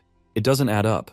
Ed is a second-year student with more experience, and if he truly wanted to overpower them, he could have ambushed them after the chandelier fell. Instead, he stood his ground and deliberately engaged them, seemingly more to delay than to win. The group senses something is off, as if Ed's actions are driven by a deeper motive. Frustrated, Taylor shoves him away. Weak and injured, Ed speaks in a quiet but firm voice, telling them to go upstairs if they're done wasting time on him and to stop the real chaos. His words leave them stunned. Elvira demands to know why he tried so hard to hold them back if he's now telling them to go. Taylor and Isla press him for answers, their confusion mounting. Elvira, her voice rising with frustration, yells that she won't leave until Ed tells them the truth. She's determined to uncover his intentions, suspecting there's more to his actions than meets the eye. Before Ed can respond, the hall door creaks open behind them. A girl enters, shielding herself from the rain with a hood. As she steps inside, her eyes widen at the scene before her. Taylor, Elvira, and Ela standing over a battered and bloodied Ed, with the hall in complete disarray. It's Janica. She had been waiting for Ed at the Rose Garden, thinking he might be at the pavilion nearby, but seeing him like this, her heart sinks. Shocked and concerned, she cries out, asking what they've done to the hall, and to Ed. Her voice echoes in the tense silence, leaving everyone frozen in place. For Janica, Ed is someone who has become incredibly important in her life, making her feel special. Despite being caught up in a complicated situation, Ed's simple lifestyle and the way he treated her during the Glaskin hunt have made her care for him even more. He has a way of making her believe he'll always figure things out, no matter the problem. As she stands there, seeing Ed battered and surrounded by chaos, she starts to reflect on everything he's done for her. She now understands he has lured her out of Awfulest Hall to protect her from the disaster, knowing she had already been punished for her involvement in the Glaskin incident. Now, feeling the weight of his kindness toward her, she feels an overwhelming desire to help him in return. She knows that he never asked for help, but this is her chance to repay him for everything he's done for her. With determination, Janica takes off her hairpin, setting aside her appearance and any distractions. She focuses, gathering her strength and preparing herself to confront the situation. Her tone shifts to one of tension and authority as she demands what is everyone doing. Her voice is filled with resolve, and her presence suddenly feels much stronger, as she stands ready to do whatever it takes to take control of the situation. Taylor, still unsure of Janica's intentions, expresses relief that she's safe, and quickly informs her about the protesters who have taken over Awfulest Hall. He also explains how Ed has been acting irrationally, preventing them from reaching the top floor. Taylor suggests that Ed might be trying to protect someone else hidden within the hall. However, Elvira interrupts him sharply, pointing out the drastic change in Janica's demeanor. She warns that Janica could now be their enemy. Suddenly, Janica releases a powerful aura, creating immense air pressure that swirls violently through the hall. Ed, alarmed, calls out her name, but she, now fully possessed by her magic, calmly reassures him to be okay. Taylor and his group stand frozen, sweating and wide-eyed as they witness her summoning an entire battalion of intermediate-level spirit beasts, showcasing overwhelming power. Realizing the grave danger, Elvira panics and insists that they retreat, acknowledging that fighting Janica, now seemingly unstoppable, is far beyond their abilities. But Taylor, being the heroic character he is, refuses to back down. His unwavering determination to face any challenge keeps him rooted in place. Elvira desperately tries to make him see reason, but Taylor's resolve remains unshaken. At that moment, Ed intervenes. Despite his weakened state, he grabs Taylor and shoves him aside, saving him from a crushing blow by one of Janica's spirit beasts. Ed orders Taylor and his group to leave and stick to their original plan. Confused and shaken, they question why Ed, who had been so intent on stopping them, is now urging them to go upstairs. Elvira, reluctant to leave, argues against abandoning the fight. In response, Ed lightly bonks her on the head, handing her bag of chemicals back, and sternly tells them to do as he says. Realizing they have no choice, they leave Ed behind with Janica and rush upstairs. While Janica is still immersed in her summoning magic, Ed approaches her slowly. Janica, noticing him, tries to reassure him that she will handle everything, and that he doesn't need to push himself anymore. But Ed, weak and battered, softly calls her name. He places his trembling hands on her shoulders, stunning her. It's the first time he's ever touched her in such a way, and the gesture leaves her momentarily speechless. In a weak voice, Ed gently asks her to call off her spirits, explaining that the wind is too strong and he can barely stand. Seeing him in such a pitiful state, Janica's heart softens. She immediately cancels her magic, dismissing the spirit beasts and restoring calm to the hall. Taylor and his group, watching from the stairs, are shocked that Ed has managed to stop Janica so effortlessly. Ed then turns to them and urges them to go quickly, emphasizing that time is running out. As he finishes speaking, his exhaustion overtakes him, and he collapses to the floor. After some time, Ed and Janica are seen sitting together. Janica is gently tending to Ed's wounds, her face filled with worry. She angrily scolds Taylor and his group for being too harsh, blaming them for Ed's condition. Ed, trying to ease her concerns, jokingly mentions getting revenge next time they meet Taylor and the others. This makes Janica even more worried, and she urges Ed to promise her not to get hurt again. Ed feels grateful for her care and thanks her softly. He feels relieved that he completed his task, even if things didn't go perfectly according to plan. Now, all he wants is to rest, so he gets up, ready to return to his camp. Before he steps away, Janica hesitates and informs him of something strange she noticed earlier. She describes a large carriage adorned with a golden crown parked near the garden. Ed freezes, instantly recognizing the symbol. It belongs to the leader of the Merchant Association's elite, the Golden King, who is also Lortell's adoptive father. Ed remembers the game's storyline, where the Golden King appears much later as a fake antagonist before being defeated by Lortell in Act 2. Ed is confused and alarmed by the Golden King's early arrival, suspecting that something unusual and beyond his game knowledge is happening. Meanwhile, on the 5th floor of Awfulest Hall, Lortell gazes out of a large window, her expression cold and calculating. Beside her stands Alice, the chief mate of the hall. Lortell begins speaking to Alice, recounting her earlier encounter with Ed. She describes him as cruel and unfeeling, mentioning how he dismissed her pleas for sympathy without any hesitation. She reflects on how people like herself, shaped by lives of hardship and betrayal, have learned to expect nothing but cold indifference from others. Alice, who has been working in Awfulest Hall since she was 15, listens silently. She has risen from nothing to become the hall's manager through years of hard work and competence. Recognizing Alice's strength and influence, Lortell invested a considerable amount of money in securing her loyalty, seeing her as a valuable ally. Offering Alice a box of gold coins, Lortell thanks her for being on her side.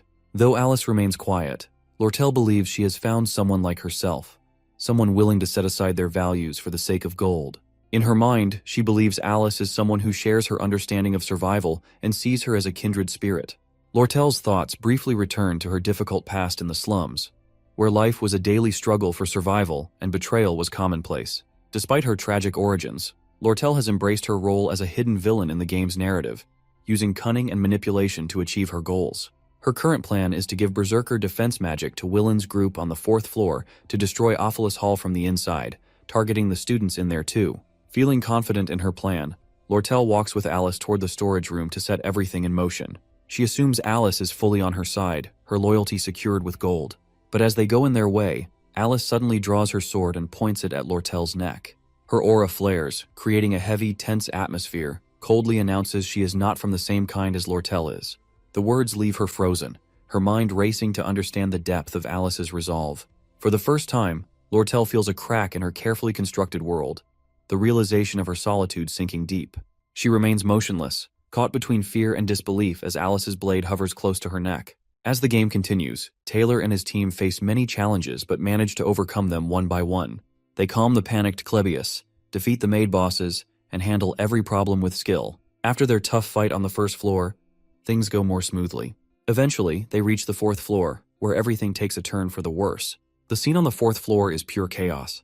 Wellane is trapped in the effects of the defensive magic runes and loses control. His body glows with unstable energy, and the crystal ball of defensive magic in his hands becomes extremely dangerous. Wellane cries for help, but the magic is taking over his body and mind. The situation becomes even more dangerous as students panic, thinking the building will collapse. They rush out of their rooms in fear, adding to the confusion and danger. The once organized protest falls apart completely. Taylor and his group act fast. Taylor blocks the blasts of magic from Willen, protecting the students while the rest of the team helps evacuate them. Once the students are safe, they turn their attention to Willen, who is still under the dangerous effects of the magic runes. His attacks grow stronger, and destructive magic spreads across the hall. Elvira realizes that normal magic won't work to stop Wellane. She pulls out an anglerweed reagent, a special substance that can weaken magic, and prepares to help. She tells the group they must physically knock Willen out because magic alone won't save him now. Taylor takes charge and runs toward Wellane while Elvira throws the scared Clebius ahead as a distraction. The group moves in a zigzag pattern to avoid Wellane's wild attacks. The air is filled with powerful magic, and the pressure is intense. Finally, Taylor gets close to Wellane, ready to stop him, but the magic runes become too unstable. Wellane's body shines brighter and brighter before a huge explosion shakes the entire hall.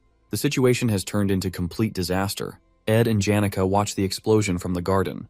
Janica, worried about Ed's wounds, hovers over him, urging him to rest. Ed reassures her, explaining that most of the blood isn't his, trying to ease her worry. However, Ed's attention is elsewhere. The biggest concern for him now isn't the explosion, but the ominous presence of the carriage parked outside the hall, the one belonging to the Golden King elite of the Merchant Association. The Golden King, Lortell's adoptive father, is a character who shouldn't appear in this act of the game right now. His presence at this time raises alarm bells in Ed's mind. Known as a fake boss who eventually vanishes after being defeated by Lortell in Act 2, his discreet and unexpected arrival suggests a secret motive. Ed's eyes narrow as he observes the carriage, piecing together the puzzle in his head. What catches his attention next is even more unusual. Shenny, one of the maids of Awfulest Hall and a subordinate of Alice, stands by the carriage waiting for the Golden King. This feels off. Alice is someone Lortell had invested in heavily to secure her loyalty. For Shenny, one of Alice's trusted maids, to be seen with the elite now seems strange and out of place. It hints at something deeper. A crack in the loyalty Alice pledged to Lortell. The pieces begin to fall into place in Ed's mind, realizing Shenny is involved with the elite as Alice may have betrayed Lortell. Ed understands the gravity of the situation. Lortell is an essential character for progressing through the game's later acts. If the elite take over Awfulest Hall and gain access to the sealed Book of Grimoire, Lortell's downfall could occur, causing the entire story to unravel.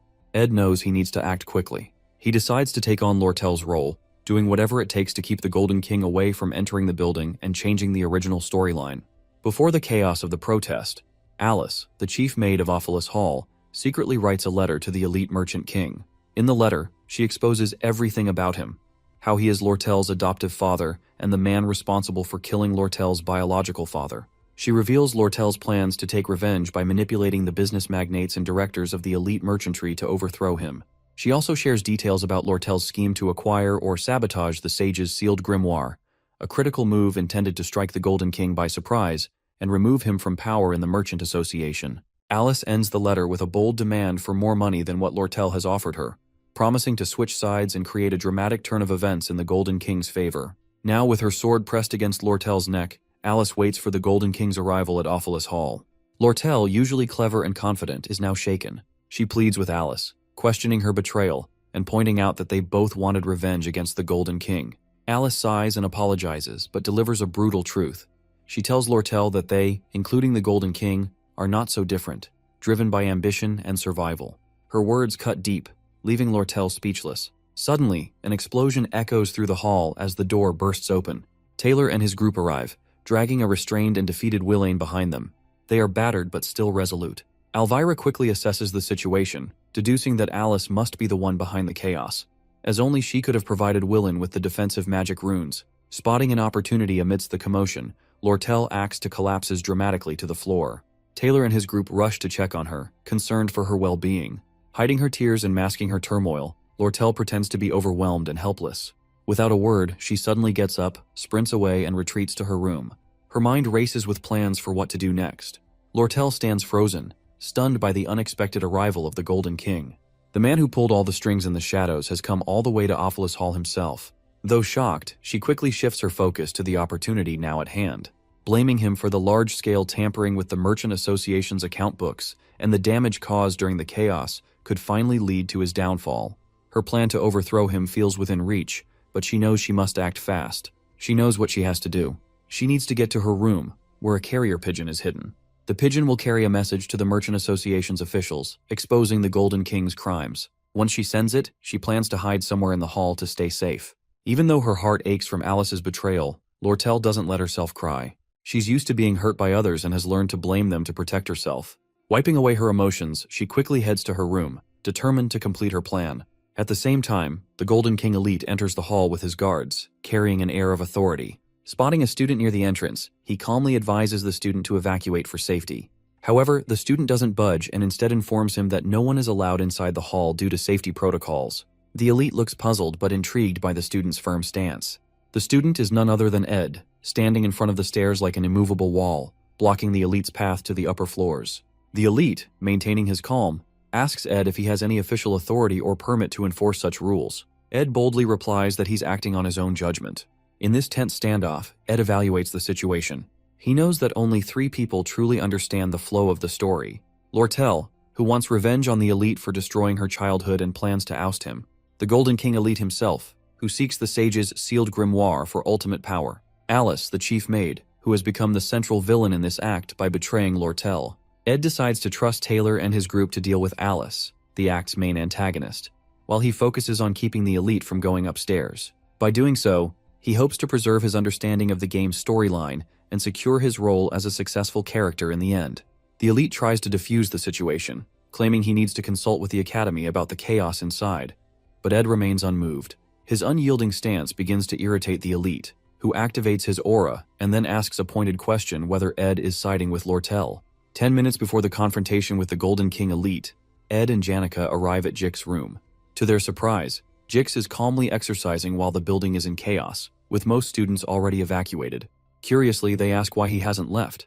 Jix explains that he's trying to avoid rash actions and prefers to focus on his routine, rather than getting involved in the protest.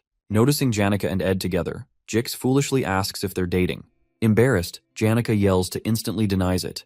However, she becomes flustered, giving eye contact with Ed as she worries she might have made him uncomfortable. Picking up on the awkwardness, Ed subtly makes Jix realize his rudeness. Jix hurriedly apologizes to Janica for his careless question. After a brief moment, Jix asks why they've come to him, especially considering they barged into his room, even breaking part of his wall in the process. Ed straightforwardly asks for a favor, promising to repay him later. Though Jix seems reluctant at first, he eventually agrees. Back in the hall, as the Golden King elite Keklin argues with Ed, Janica and Jix secretly observe the scene from a hidden spot. The elite tries to persuade Ed, painting Lortell as a treacherous and ungrateful person. He recounts how he raised her since childhood and accuses her of plotting against him. In an attempt to win Ed over, he even offers to double the amount of gold coins Lortell promised to anyone on her side. Ed stands firm, making it clear that he isn't interested in money or personal gain. Frustrated, the elite gives up on diplomacy and orders his guards to dispose of Ed. As the guards surround and overpower Ed, Jix springs into action. Using wind magic, he sends the guards flying, creating a moment of chaos. Jix and Janica reveal themselves, stepping in to help Ed. Janica summons her spirit companions while Jix prepares for a fight. Ed thanks them for their intervention, promising Jix he'll repay him later, before heading upstairs to check on Lortell. The elite, now realizing these students are formidable opponents, commands his guards to fight with everything they've got.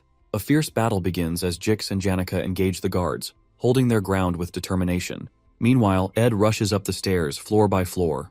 When he finally spots Lortell, he doesn't waste a moment. He urgently tells her to escape through the hall's back door and run as fast as she can. In Lortell's world, kindness and goodwill always come with a price. A reason, a tag, or a coin. Everyone she's trusted has only shown loyalty because she invested in them. Now, as she reflects on her choices, she regrets the foolish mistake of believing in anything else. She looked up to Janica Failover, who seemed to grow up surrounded by love and care from others without expecting anything in return. Watching Janica and Ed's connection, built on trust and understanding, made Lortell wonder if she could ever have that kind of bond with someone. But now, betrayed by Alice after sharing all her plans, she feels foolish and scolds herself for ever thinking she could live a life like Janica's, one filled with trust and genuine relationships. Lortell convinces herself she should have stayed true to her cold, calculating self. Among the 5 people she trusted to occupy the hall, Alice betrayed her by siding with the elite. The twin maids, Shenny and Kelly, joined Alice, and even Willen leaned toward the elite's side. The only one left was Ed. But Lortell feels he'll eventually betray her too. After all, why wouldn't he? As they run through the hall, Ed asks Lortell if Alice betrayed her. Lortell suddenly stops and stands still. Her voice is low and regretful as she apologizes, saying she can't guarantee the 20 gold coins she promised him. The situation is too unstable now, and she's lost control. But Ed doesn't care about the money. He firmly tells her he's not doing this for gold. Without hesitation, he grabs her arm and pulls her forward, urging her to run. He warns her that if the elite catches her, it's all over. They need to escape quickly to secure the plan and ensure her survival. Hearing Ed's words takes Lortell by surprise. For the first time, she wonders if Ed sees something in her worth believing in. She starts to question her assumptions about trust, wondering if maybe there are people who act without ulterior motives. Still, the idea confuses and unsettles her. As they run, Ed asks her what's really going on with the Merchant Association and why the elite came to the academy himself. Lortell explains about her adoptive father, Elite Ketchlin, has been covering losses due to manipulating market prices through secret deals and monopolizing the armor trade within the association. This scheme has left him in desperate need of money to secure his power and position in the association. To fix his financial problems, Ketchlin plans to sell Sage's sealed grimoire for a high price. He sent Lortell to the academy to find a way to steal or sabotage the grimoire.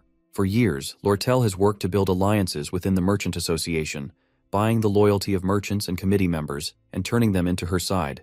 Her ultimate goal is to expose her adoptive father's manipulations and remove him from power, avenging her past. Ed realizes that Ketchlin's desperation explains why he's arrived earlier than expected in the story. His rushed actions to monopolize the armor trade and secure the grimoire have put him in a vulnerable position.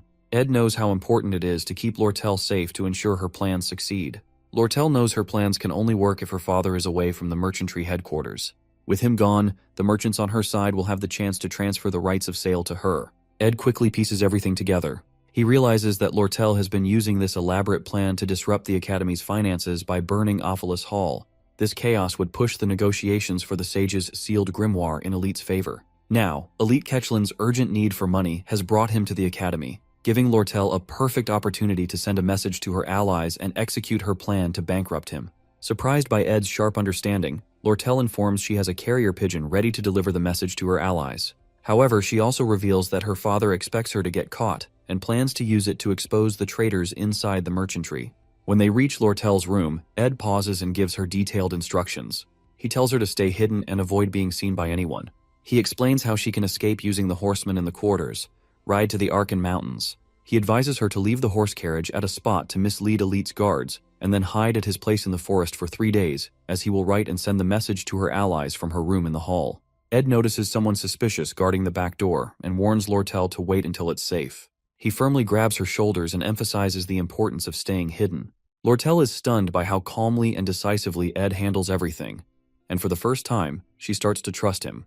When Ed sees her frozen in thought, Lortell suddenly asks in a soft, innocent voice why he is helping her so much. Ed simply replies he is doing it for no reason, as he just feels like he should help her. With that, he leaves the room. Alone in her room, Lortell sits down, confused by her feelings. She hears a loud beating sound and soon realizes it's her own heartbeat. For the first time, someone has helped her with kindness, expecting nothing in return. This unfamiliar warmth fills her with emotions she has never felt before. Meanwhile, at the back door, Shenny, one of the twin maids, stands guard. Ed approaches, ready to confront her. As Taylor's group battles fiercely with Alice, the chief maid, the stakes rise. Alice gathers all the hall's runes and takes control of their magic, using them to launch powerful attacks. Despite her expertise as a veteran intermediate magic user, Alice cannot match Taylor's strength. Being the hero of the game-failed swordsman of Sylvania, Taylor's determination and skill are unmatched. With this, the final battle of Act 2 begins. Meanwhile, Ed confronts Shenny, one of the twin maids, at the back door. Shenny draws her sword, ready to fight. As she dashes forward with a lightning-fast attack aimed at Ed's leg, he uses his quick reflexes to dodge her strike. Ed, being a skilled player of the game, already knows her fighting patterns and starts anticipating her moves. He jams her sword with his foot and grabs her hands just as she tries to draw her knives, disarming her. But Shenny isn't done yet. Sharing a magical ability with her twin sister Kelly, due to their shared birth star, she uses low-level telekinesis to hurl objects and blades at Ed while attempting to stab him. Despite taking some hits, the wounds aren't deep due to her unrefined magic. Ed pulls the blades from his body and manages to pin Shenny down, pressing his knee against her back to immobilize her. As Shenny struggles, she begins crying and yelling about how she cannot fail Alice, revealing her deep loyalty to the maid. Ed calmly tells her that Alice will lose.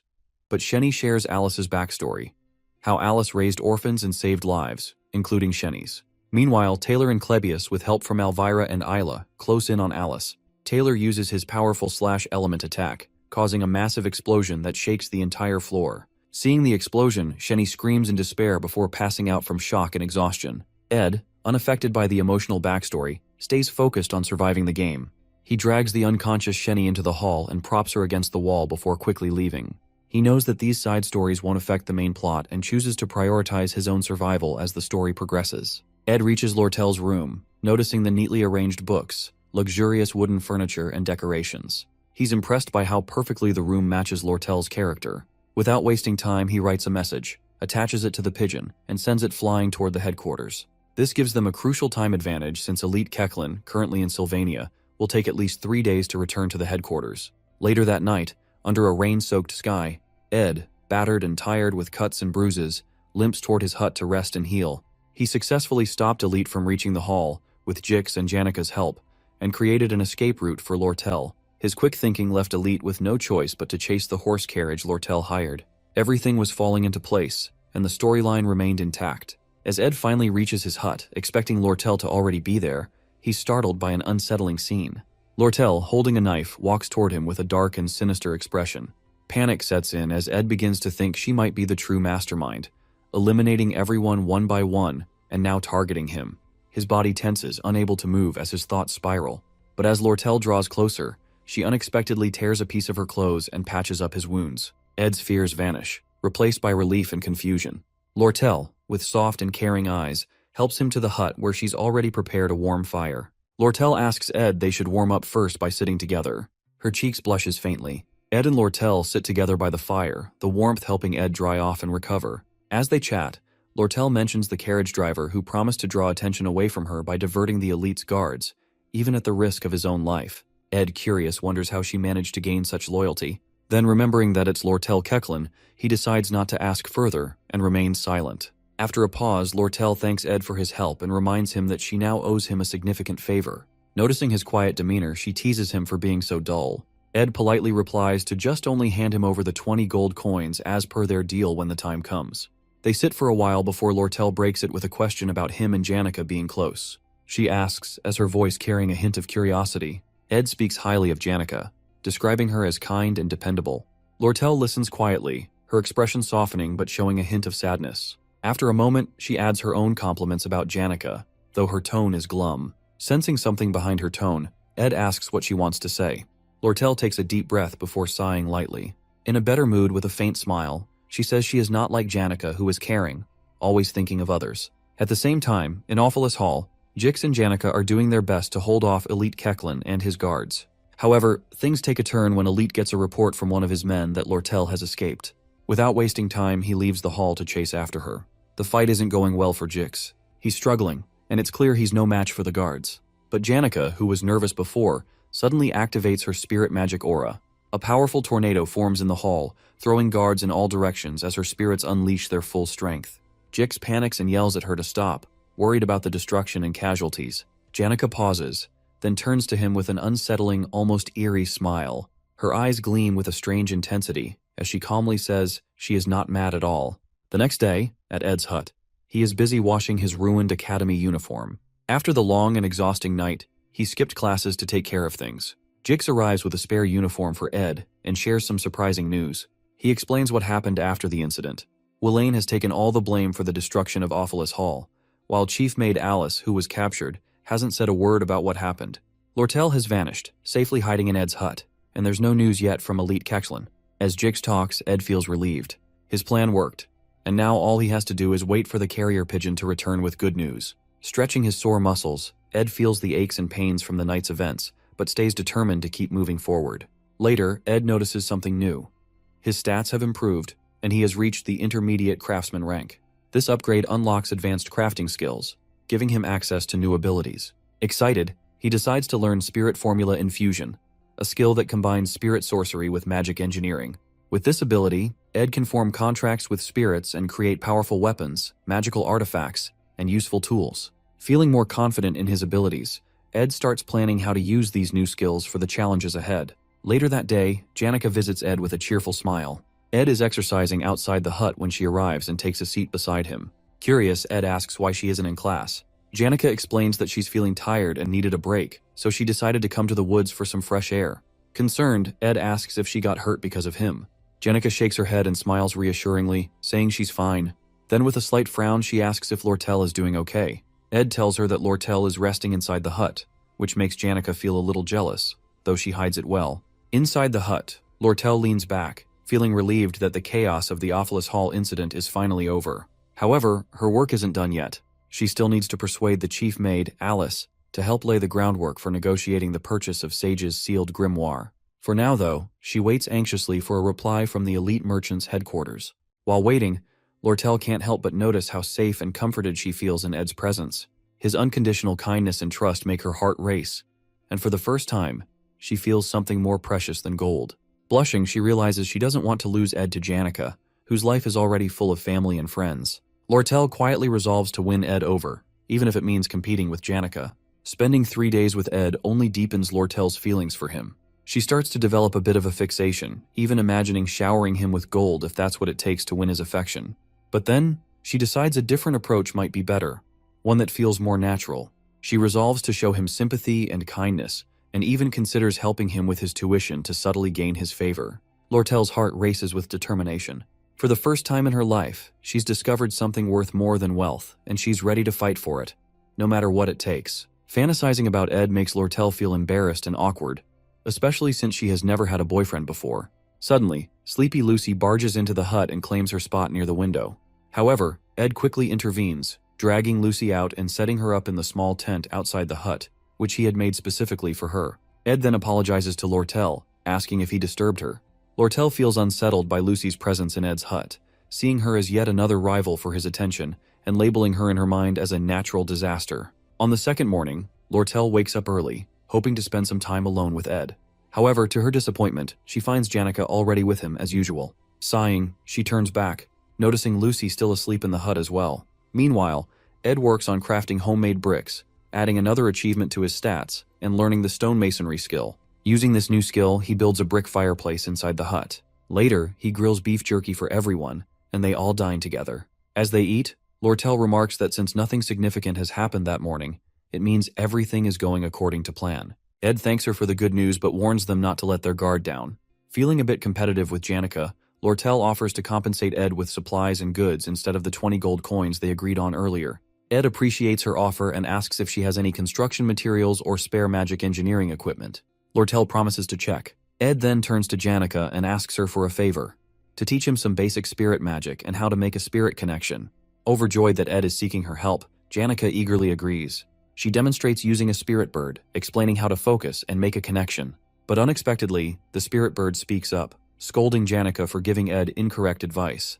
The bird also reveals that during their last spirit meeting, Janica received tips on how to use Ed's cabin construction as an opportunity to get closer to him.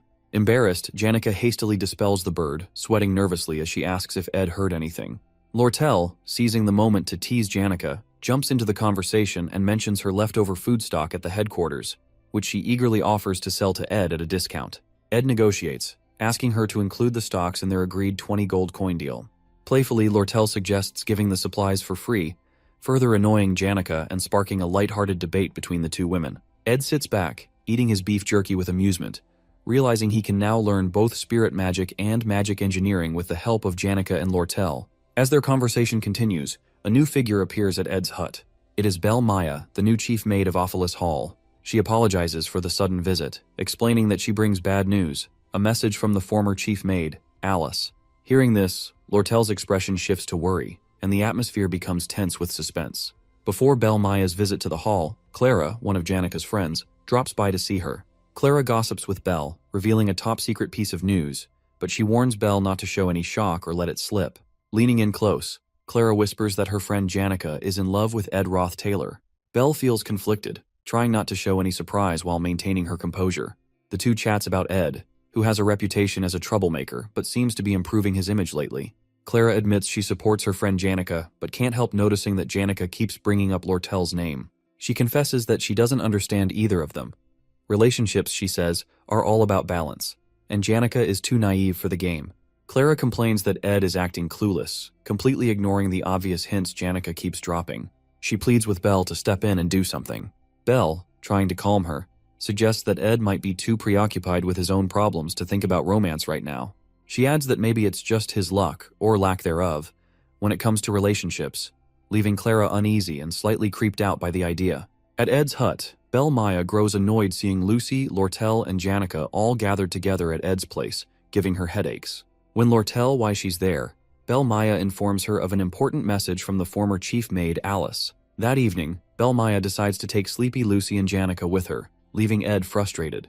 He's uneasy about Lortell's location being exposed to someone connected to Awfulest Hall, especially since Lortell is in hiding.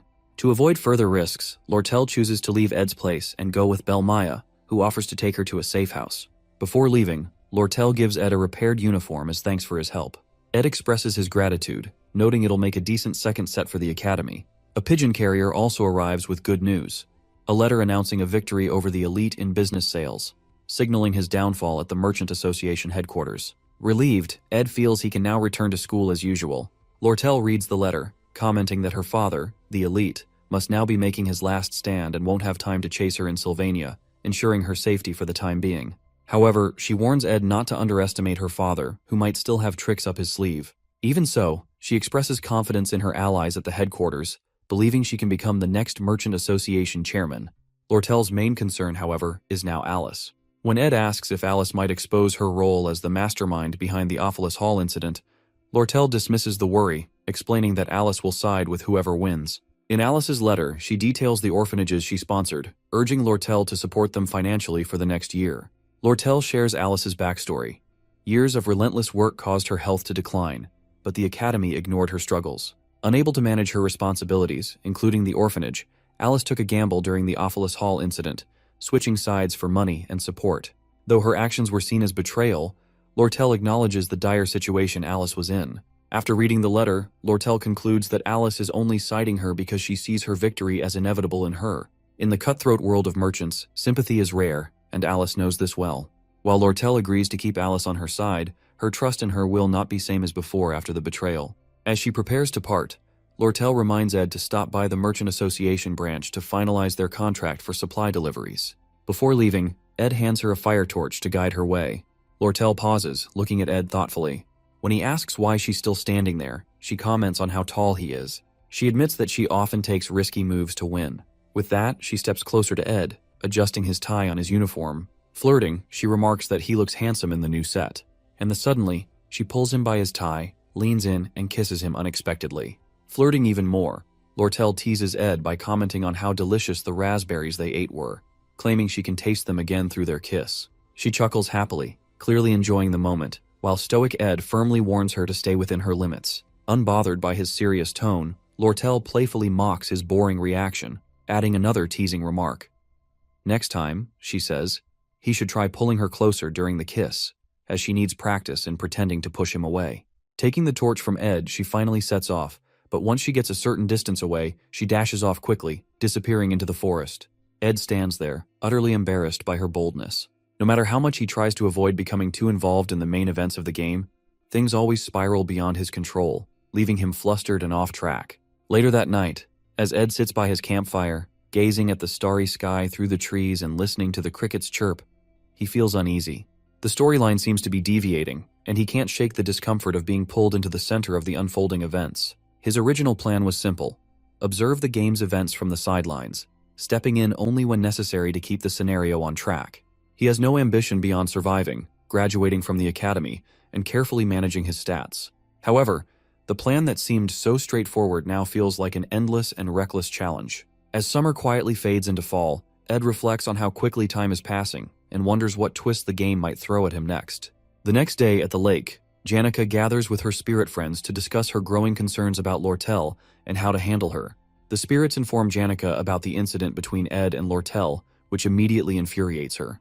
The spirit labels Lortell as an intimidating foxy redhead as Janica anxiously asks how Ed reacted. She breathes a sigh of relief when she learns that Ed responded coldly and didn't show any emotion. However, her relief is short-lived as Spirit Tarkin warns her that Lortell's persistence will only intensify if Janica doesn't act quickly to secure Ed's attention. Amid a flurry of ridiculous and cringy suggestions from the Spirit Tarkin, the other spirits take Tarkin away for a while. Spirit Marlita offers a more sensible idea.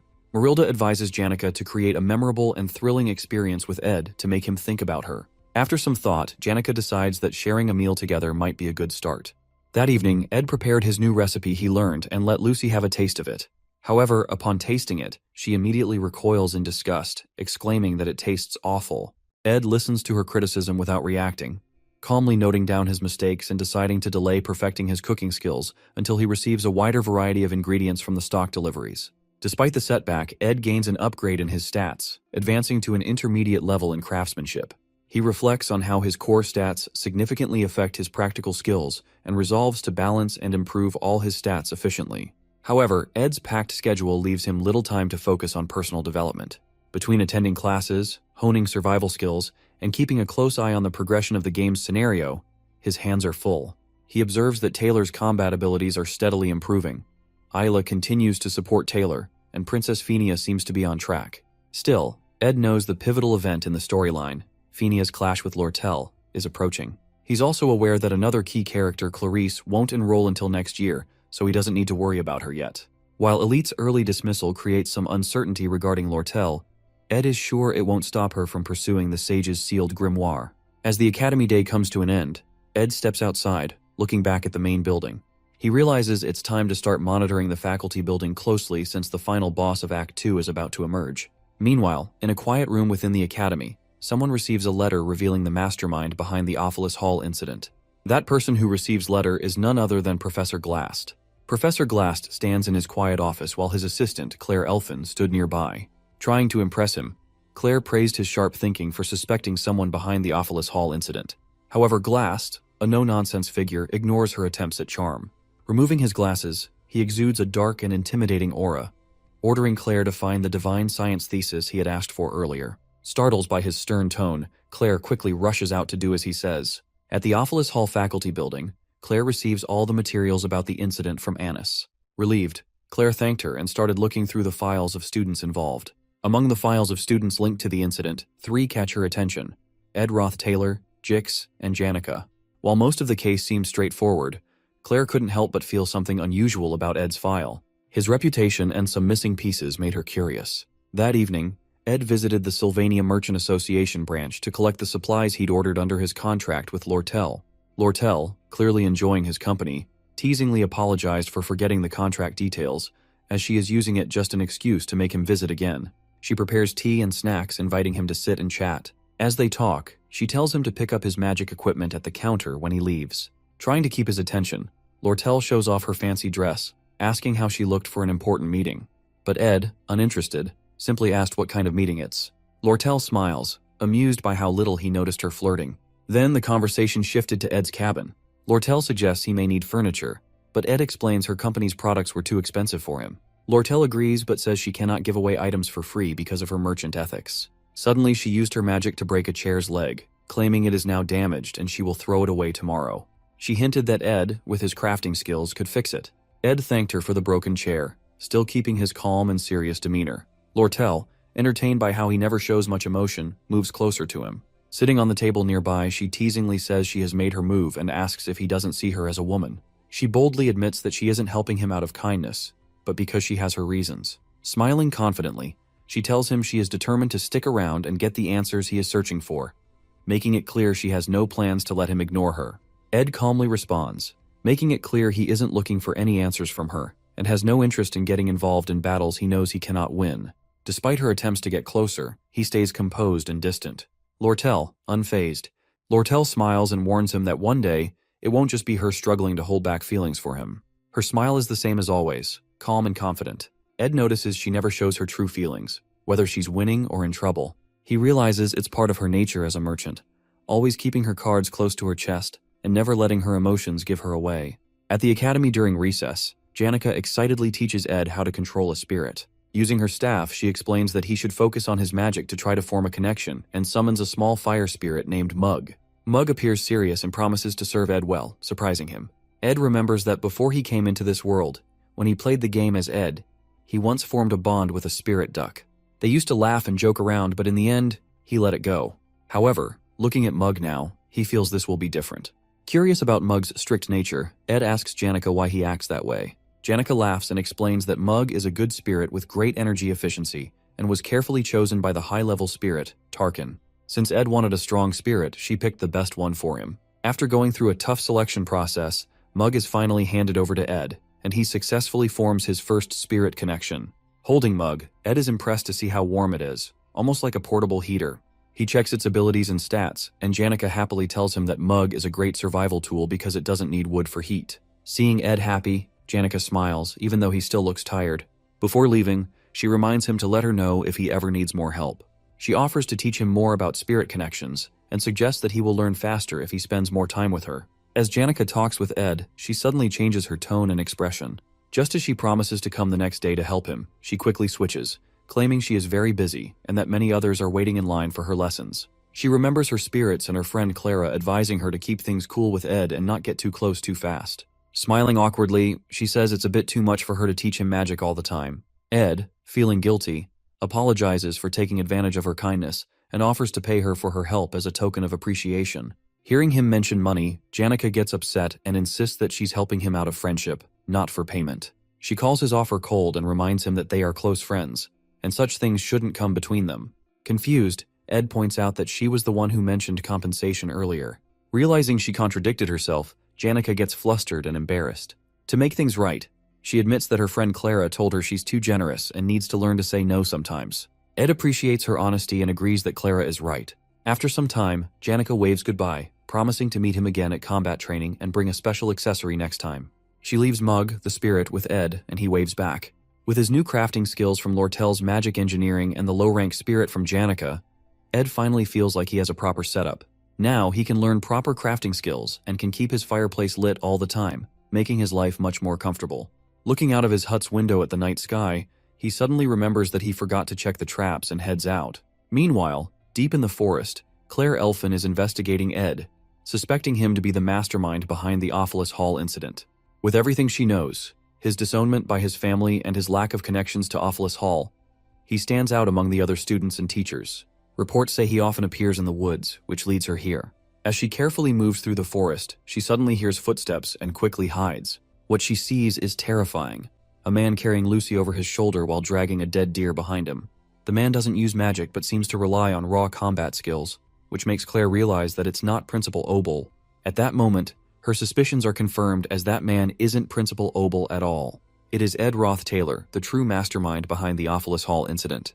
Realizing her intuition is correct, Claire feels proud of her detective skills. She quietly follows Ed through the forest, surprised to discover his hidden hut. Watching from a distance, she sees Ed throw Lucy into a tent he set up for her and place the deer near the fireplace. After that, Ed heads inside his hut, planning to sleep early for tomorrow's work.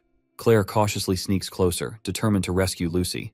Just as she reaches the tent, Lucy suddenly casts a warning spell, startling Claire and demanding to know who she is. Sweating nervously, Claire introduces herself, but Lucy, uninterested, returns to her tent and starts eating beef jerky. She then eyes Claire suspiciously before casually flying away, leaving Claire standing there, completely baffled. Back at the office, Claire rushes into Professor Glast's office, presenting the evidence she has gathered, convinced that Ed is guilty. She reminds Glast that Ed was disowned by his family, emphasizing how suspicious he is. However, Glast, uninterested in low-ranking students, barely remembers who Ed is. Claire mocks him for his indifferent attitude and insists that Ed is dangerous, recalling how he easily overpowered Lucy in the forest and kept her imprisoned in his tent. But Glast dismisses her claims, stating that Lucy often wanders and sleeps in the woods, and it's nothing unusual. Claire, frustrated, realizes convincing him won't be easy. Claire takes a different approach and confidently reveals that she used magic to record the memories from the first floor of Ophilus Hall. Glast, raising an eyebrow, questions whether she had permission to use magic for such purposes. Flustered, Claire quickly tries to cover up, claiming she lies to the authority and recovers the memories from the floor by herself. Unimpressed, Glast sternly orders her to write an apology and explanation letter for her actions. Despite this, Claire insists that Glast should still look at the memory she brought. The recorded memory clearly shows Ed sitting on the stairs, striking a perfect pose that makes him look like a mastermind. It also captures him stopping Taylor and his group from going upstairs, which seems highly suspicious to Claire. However, Glast remains uninterested and asks if she has any stronger evidence. Claire, eager to convince him, mentions the recent forest incident, explaining how Ed was carrying an unconscious Lucy, making it look like he was trying to trap her. Glast, staring at Claire in silence for a moment, simply reminds her once again to submit the apology and explanation letter. Sighing in frustration, Claire leaves his office, feeling exhausted. Glast, now alone in the office, finally looks at the memory globe seriously. As he watches Ed blocking Taylor and his group, he becomes intrigued. He finds it hard to believe that someone as ordinary as Ed could hold off the Sword Saint Taylor and the natural-born alchemist Elvira. The memory flashes again, replaying Ed's actions and combat techniques. For the first time, Glast's expression changes as he realizes Ed might not be as ordinary as he thinks. The globe finally catches Glast's attention. Back in the forest, Ed successfully crafts an impressive weapon using both magic engineering and spirit magic. Ceremonial dagger, explosion. He admires his work, realizing it's the best weapon he has made since he started living independently in the game. Feeling a sense of pride, he examines the dagger closely. Mug, seeing Ed pleased with his creation, advises him to improve the weapon's efficiency by using it frequently. Then, trying to flatter him, Mug begins singing a song in his honor. Ed, who has been observing Mug's flattery and overly formal behavior since they met, suddenly picks him up and shakes him, demanding to know the real reason behind such behavior. Mug stammers and tries to apologize, but Ed pushes further, asking if Janica promised him something in return. Mug hesitates, but Ed insists he should be honest since they are now bonded through their spirit connection. Feeling the pressure, Mug finally cries and confesses. He admits that he deeply respects Ed, but is ashamed of his own low ambitions and success. The real reason he agreed to the contract was to take advantage of the refined magic around Janica, which allows him to grow at twice the normal rate of a low-ranking spirit. Ed sighs, asking if there's anything else Mug has been hiding. Mug, feeling guilty, reveals that he also heard rumors about Ed's strict and authoritarian reputation at the academy. Fearing Ed's temper, he tries to stay on his good side by constantly flattering him. After hearing Mug's full confession, Ed calmly tells him that he understands his situation and that it's only natural for him to want to grow stronger. With that, they head back to their hut together, while Mug comfortably sits on Ed's shoulder, chatting with him along the way. Back at his hut, Ed chops wood for the fireplace. His stamina has improved, and his storage is now full of meat and vegetables. He no longer has to sleep outside feeling hungry. With enough supplies, he can now focus better on his studies by reducing sleep and practicing more, forcing himself to absorb the information quickly. However, all this effort makes him exhausted, and he falls asleep. Later, Ed wakes up to find Janica standing beside him while he's lying outside the hut. She advises him to take better care of his health, saying she's worried about him. Ed decides to focus more on himself, especially because he has received 3 letters. The first letter is from the academy, and the second one is from the merchantry. However, it's the third letter that grabs his full attention. He realizes that this letter will decide the future direction of the game's storyline. In the original game, the main event of Act 2 was a negotiation over the Sage's sealed grimoire, a tug-of-war between the Academy's Student Association and the merchantry. But things have changed. With the fall of the elite, the original client who wanted to buy the grimoire involves Roth Taylor family. The plot has shifted into a three-way conflict. Now, with the Roth Taylor family has stepped in, Crepin Roth Taylor, the family head, gets involved personally. He wants the grimoire to further his research on eternal life. Crepin is originally supposed to be a major boss in Act 4, and appearing this early in Act 2 makes things much more difficult. In the game, no player will strong enough to defeat him at this stage right now. Ed knows how dangerous Crepin is, and wants to prevent him from getting involved, hoping to keep the storyline intact and avoid unnecessary chaos. If Crepin Roth Taylor succeeds in buying the Sage's sealed grimoire, it will become impossible for Ed to complete the game, even with all the knowledge he has about it. Crepin's involvement would throw everything off balance, making Ed's survival and progress impossible. The third letter holds critical information about Crepin's actions and suspicions regarding the grimoire. However, the sender of the letter remains unknown, adding another layer of mystery to the situation. During recess at the Academy, Princess Fenia enjoys her tea in the garden. Captain Claire approaches her, reporting that he delivered Ed's letters as she instructed. She thanks him for his service. For Fenia, the Sage's sealed grimoire is the heart of the Academy, and selling it just for money would bring disgrace. Even Principal Obel asks help from her, informing the princess about the Academy's financial troubles and requesting her support. However, what concerns Fenia more is the unexpected interference of Crepin Roth Taylor in the grimoire's sale. Captain Claire suggests that maybe Ed reported the sale to his family in hopes of being accepted back. He believes Ed might do anything to regain his family's recognition. Before the conversation continues, Lortell, known for her cunning nature, arrives and interrupts Claire. She doubts his theory, and politely asks the princess for permission to join her tea session. Fenia finds Lortell's visit surprising, as she always thought Lortell disliked her. However, Lortell smiles and clears up any misunderstandings, offering some inside information as a sign of goodwill. Lortell reveals that it was not Ed, but Elite Ketchlin, her adoptive father, who involved the Roth Taylor family in the grimoire business. To Fenia's surprise, Lortell adds that Crepin Roth Taylor was the one who originally requested the grimoire. However, with Ketchlin's influence weakening in the merchant headquarters, he is still determined to purchase it with Crepin's help, as the elite merchantry has invested too much effort into the deal. This makes Fenia realize that the grimoire sale might be an attempt to form a business alliance between the two families. But she wonders about why are they now competing for it instead of working together. Lortell smiles and explains that, since she now controls the merchantry, she wants to save the grimoire by purchasing it herself. She assures Fenia that she has no intention of selling it to the Roth Taylor family. Surprised by Lortell's honesty, Fenia asks why she is sharing such internal matters. Lortell, still smiling, calls Fenia an ally in this situation. She explains that if Fenia helps her obtain the grimoire, it will strengthen her position in the merchantry, while Fenia can keep the Roth Taylor family in check, marking a win-win situation for both of them. Lortell continues explaining her reason for stepping in to protect Ed from further trouble. She tells Princess Fenia that Ed has already been disowned by his family, and it would be unfair to suspect him of being involved with them. Fenia listens carefully, observing Lortell's way of speaking and how she carefully chooses her words. She starts to suspect that Lortell might be hiding something, as she surprises that Lortell never worried so much for any person. Wanting to test her, Fenia casually brings up Ed and comments that he is quite a useful person in such situations. She suggests that she might interrogate him personally, using her authority to bring him to their side.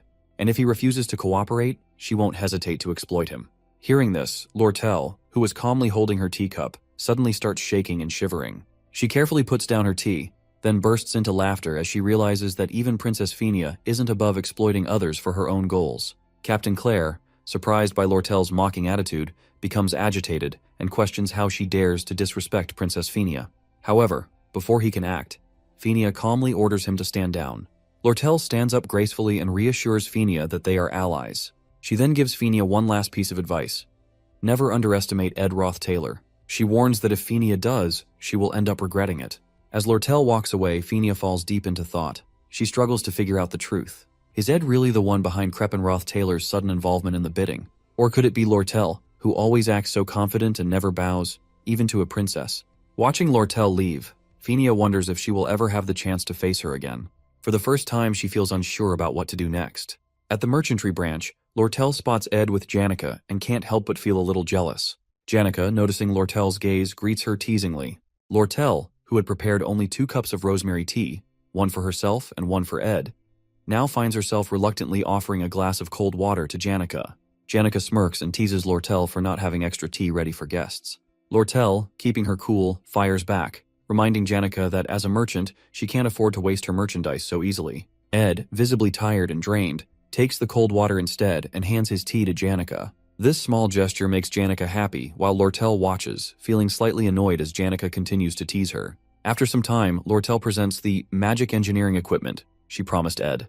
As the glamorous tools are unveiled, Janica suddenly yells in protest. She accuses Lortell of breaking merchant ethics by offering Ed brand new equipment for free. Janica's jealousy flares up, suspecting Lortell of trying to win Ed over with expensive gifts. Lortell, maintaining her composure, brings the equipment closer and points out the minor defects, assuring Janica that they aren't brand new. But Janica, unconvinced, insists that Lortell might have done this on purpose. Lortell just laughs, further fueling Janica's irritation. As Ed looks at the equipment, he hesitates, telling Lortell that he can't accept more free items, especially since he hasn't even paid her for the previous ones. He reminds her that this is already the 4th time she's offering him something. However, Lortell waves off his concerns, saying that since he's her regular customer, he can always renew his contract, and there's no issue at all.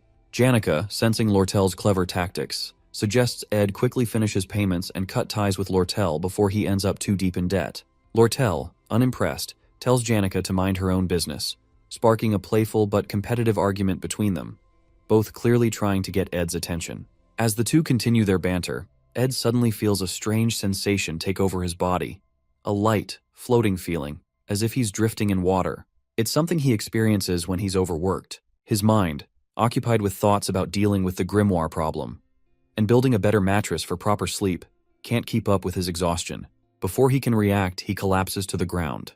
Lortell and Janica immediately rush to his side. At Sylvania Academy, Princess Fenia reflects on Ed's calm and precise demeanor, whether it was when she saw him fishing at his camp or during the Glasskin incident. His composed attitude and reputation among students, who claim he only focuses on his studies, make her rethink Lortell's words.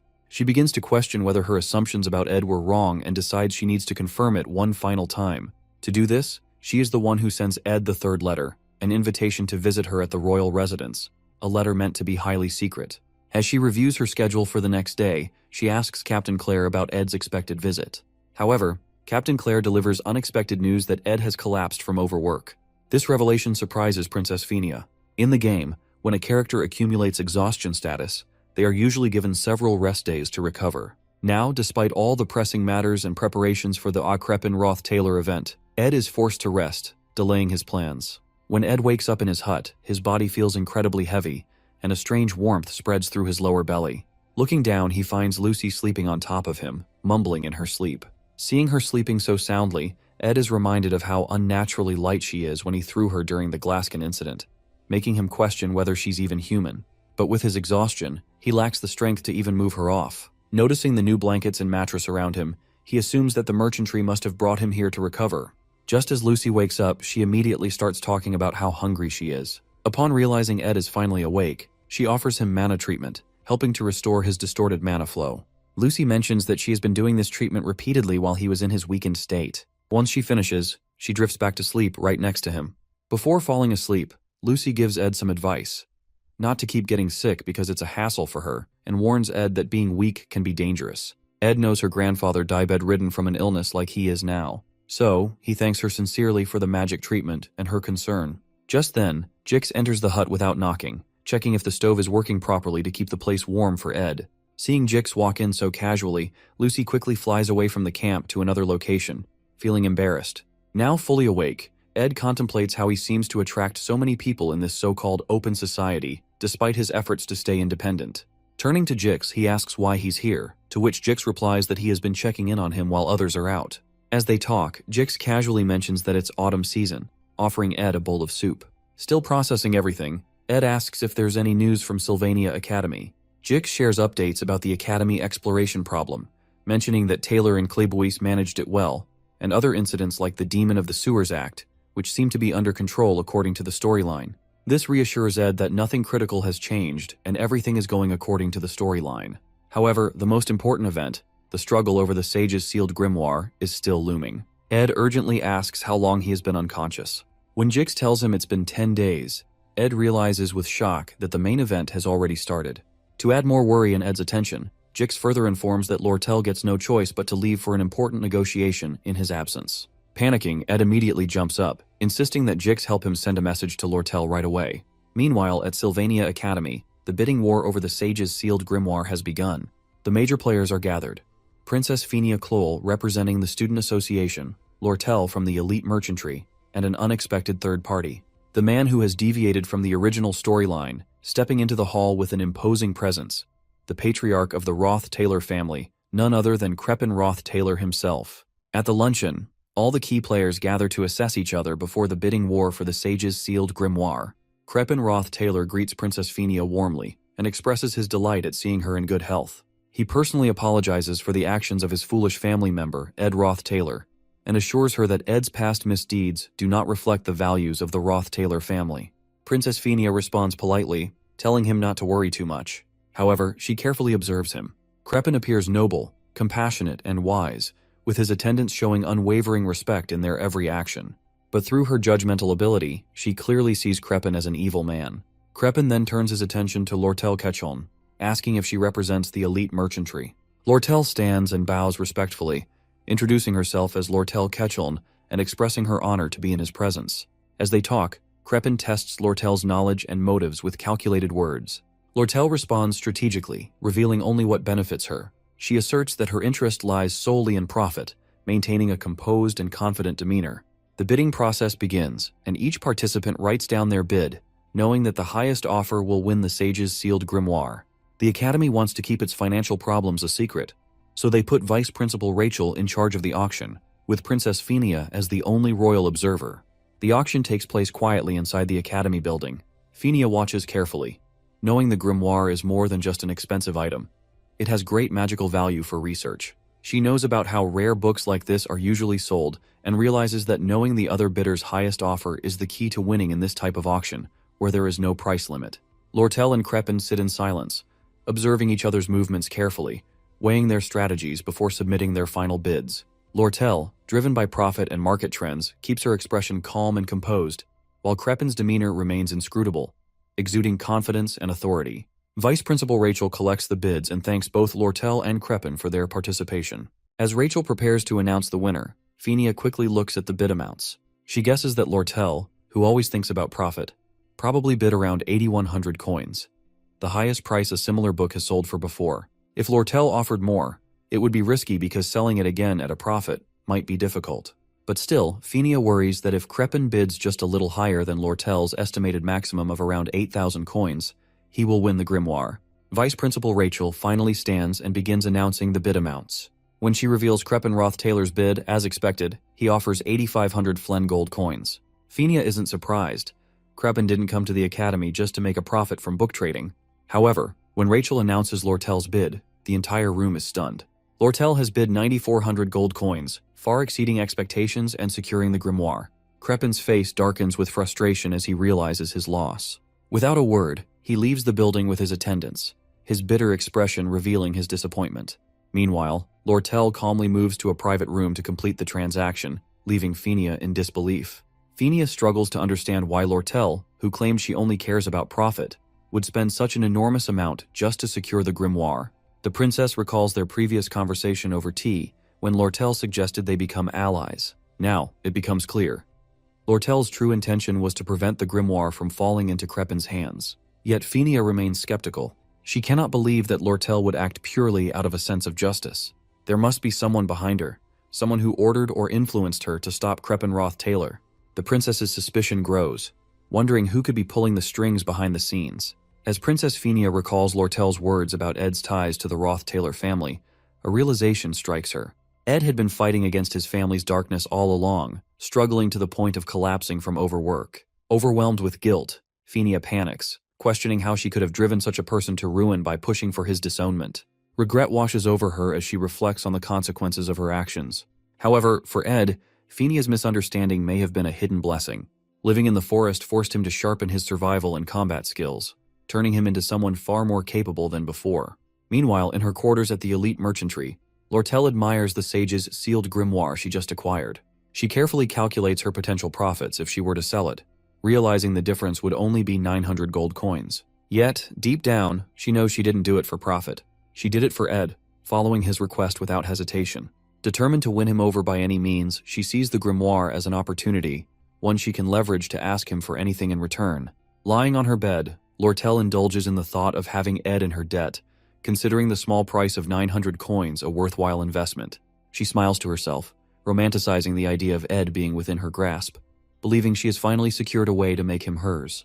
At the campsite, Ed feels better after hearing that Lortell won the grimoire. Jix sits nearby and laughs, telling Ed that he should have seen Lortell's face when Elka gave her the news. Ed knows that Lortell might have used her charm to get what she wanted. She often relies on it, but he worries if that will be enough this time. Even though she won, Ed is still worried. He thinks Ed Roth Taylor must have had some secret information to enter the auction. Ed feels that things might not be over yet, and Crepin won't give up easily. At Ed's hut, Janica suddenly arrives, panting and asking about his health. She looks worried and quickly apologizes for any trouble she might be causing with the rumors about him. Ed laughs and tells her it's okay as he already hears everything from Jix. Hearing this, Janica gets angry at Jix for telling Ed how she runs around the academy crying over him, which starts rumors about her being heartbroken. Frustrated, she orders her spirit bear to take Jix away.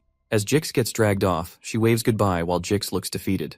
From Janica's hair, Ed's spirit, Mug, suddenly appears, crying with guilt. Mug apologizes, saying he doesn't know Ed is pushing himself so hard that he collapses. He begs for forgiveness and even says he's willing to be punished. Mug wants to hug Ed, but he's afraid of affecting Ed's mana, so he clings to Janica instead. Ed, seeing Mug making a fuss, calms him down.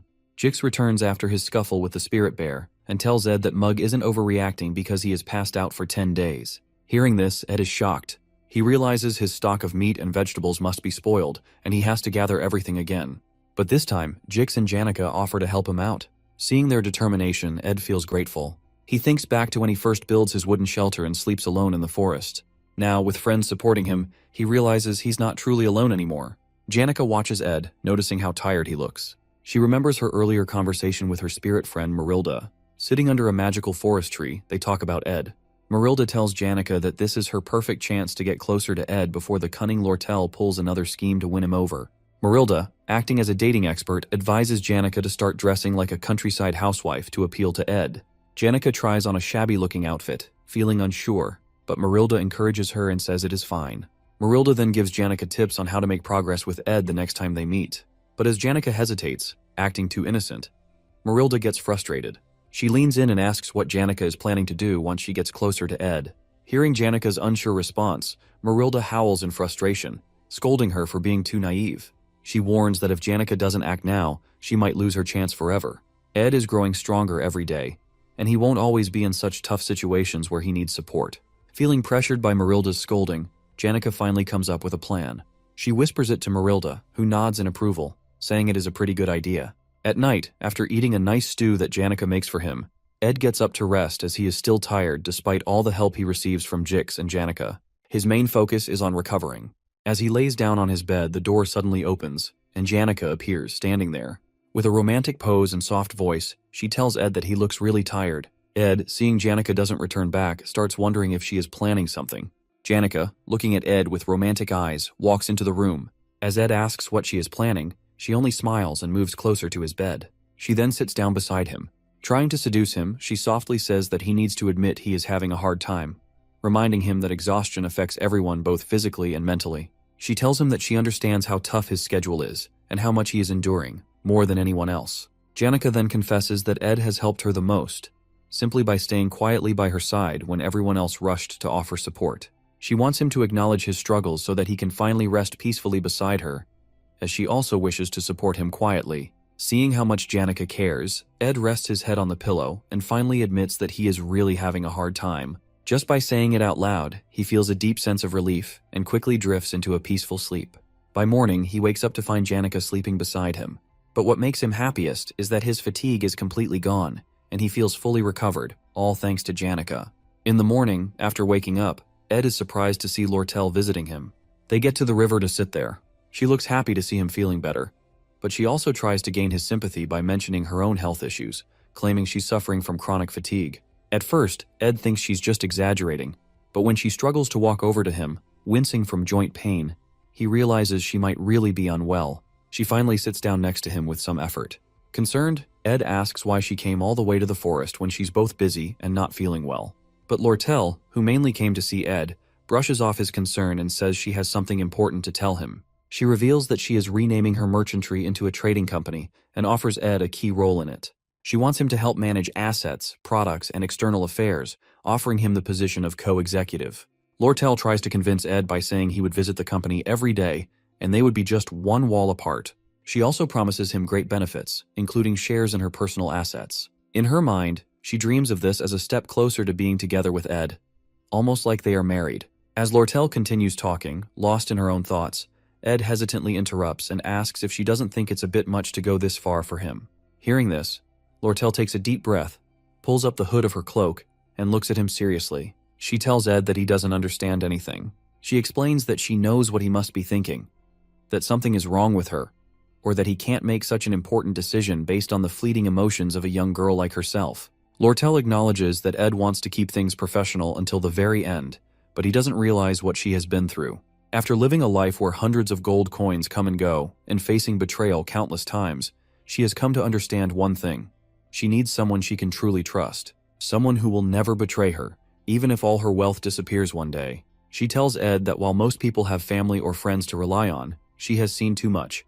Great merchants rising and falling, fortunes vanishing overnight. And through it all, her biggest fear is that one day, something might happen to her, leaving her with no one to trust. Finally, with a deep, heartfelt expression, Lortell asks Ed to stay by her side forever, no matter what happens. Ed looks at Lortell in surprise, but she just laughs and says she almost had him fooled. Frustrated, Ed yells at her for being too emotionally manipulative. Lortell, still laughing, admits with a smile that she has a habit of touching people's hearts and making them waver. As they sit together for a while, Lortell takes a deep breath and says that her feelings aren't a lie after all. However, Ed tells her that he plans to graduate from Sylvania Academy first and doesn't intend to leave until then, and tells to consider her co-executive offer only after his graduation. Lortell, smiling, stands up and tells Ed she can wait for him to graduate. But then, with a playful smirk, she shows him the grimoire document letter. She reminds him that he's in her debt and warns him that she'll use it as a free pass to win him over someday. Waving goodbye with the letter in hand, she cheerfully tells him it was great seeing him again and walks away. As Lortell leaves, Ed sighs, feeling like he's made a mistake. He realizes he truly does owe her for the sage's sealed grimoire, and now he feels stuck. Meanwhile, as Lortell walks back, she feels nervous about the risky move she just pulled. She had wanted to confidently tell Ed that he belongs to her now, but seeing his serious reaction completely threw off her plan. She even forgot to give him his change for the magic engineering products he bought from her, and now feels awkward about seeing him again. Deciding to quietly drop off the change at his hut, she heads back. But as she reaches Ed's hut, she's shocked to see Janica already there, stepping outside after just waking up. Both women freeze in surprise, gasping at the sight of each other. They immediately start questioning why the other is there, and tension rises. Anger and rivalry fill the air, marking the beginning of a new disaster, not just for them, but for Ed as well. Both are determined to win him over, no matter what it takes. Ed, after taking a refreshing bath in the river, gets back to his daily routine.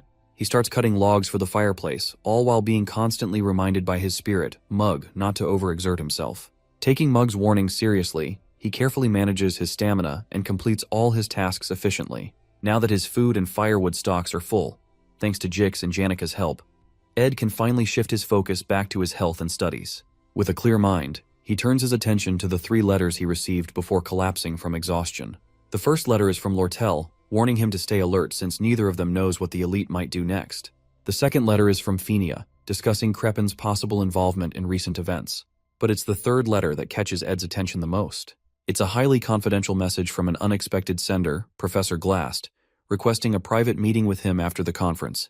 Unfortunately for Ed, he couldn't meet Professor Glast because of his sudden collapse, leaving him in the dark about Glast's true intentions. However, based on what he knows from the game, Ed is well aware that Professor Glast is the final boss of Act 2, and the events of this act have already begun.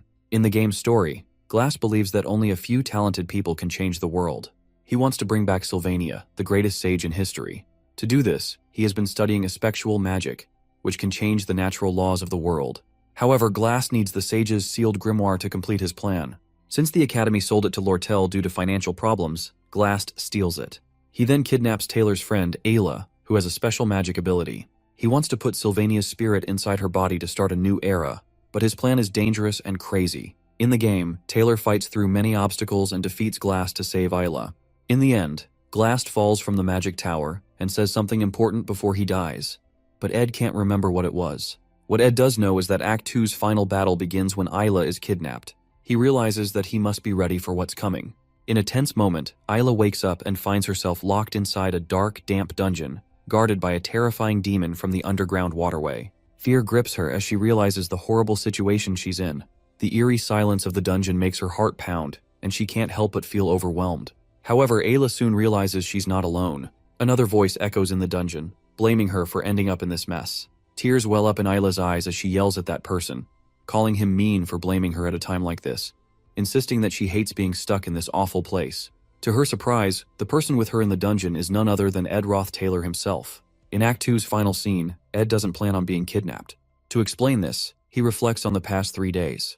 While working on his magic engineering gadgets, Ed realizes that despite his hard work, it's still not enough for the final battle. He needs better materials and blueprints. Suddenly, an idea clicks in his mind as he recalls a key detail from the final battle where they must enter a secret laboratory during the 3rd stage of Final Act battle, which is filled with valuable blueprints. Although Taylor is responsible for handling the middle boss battle in the secret laboratory, Ed is more interested in the contents of the lab.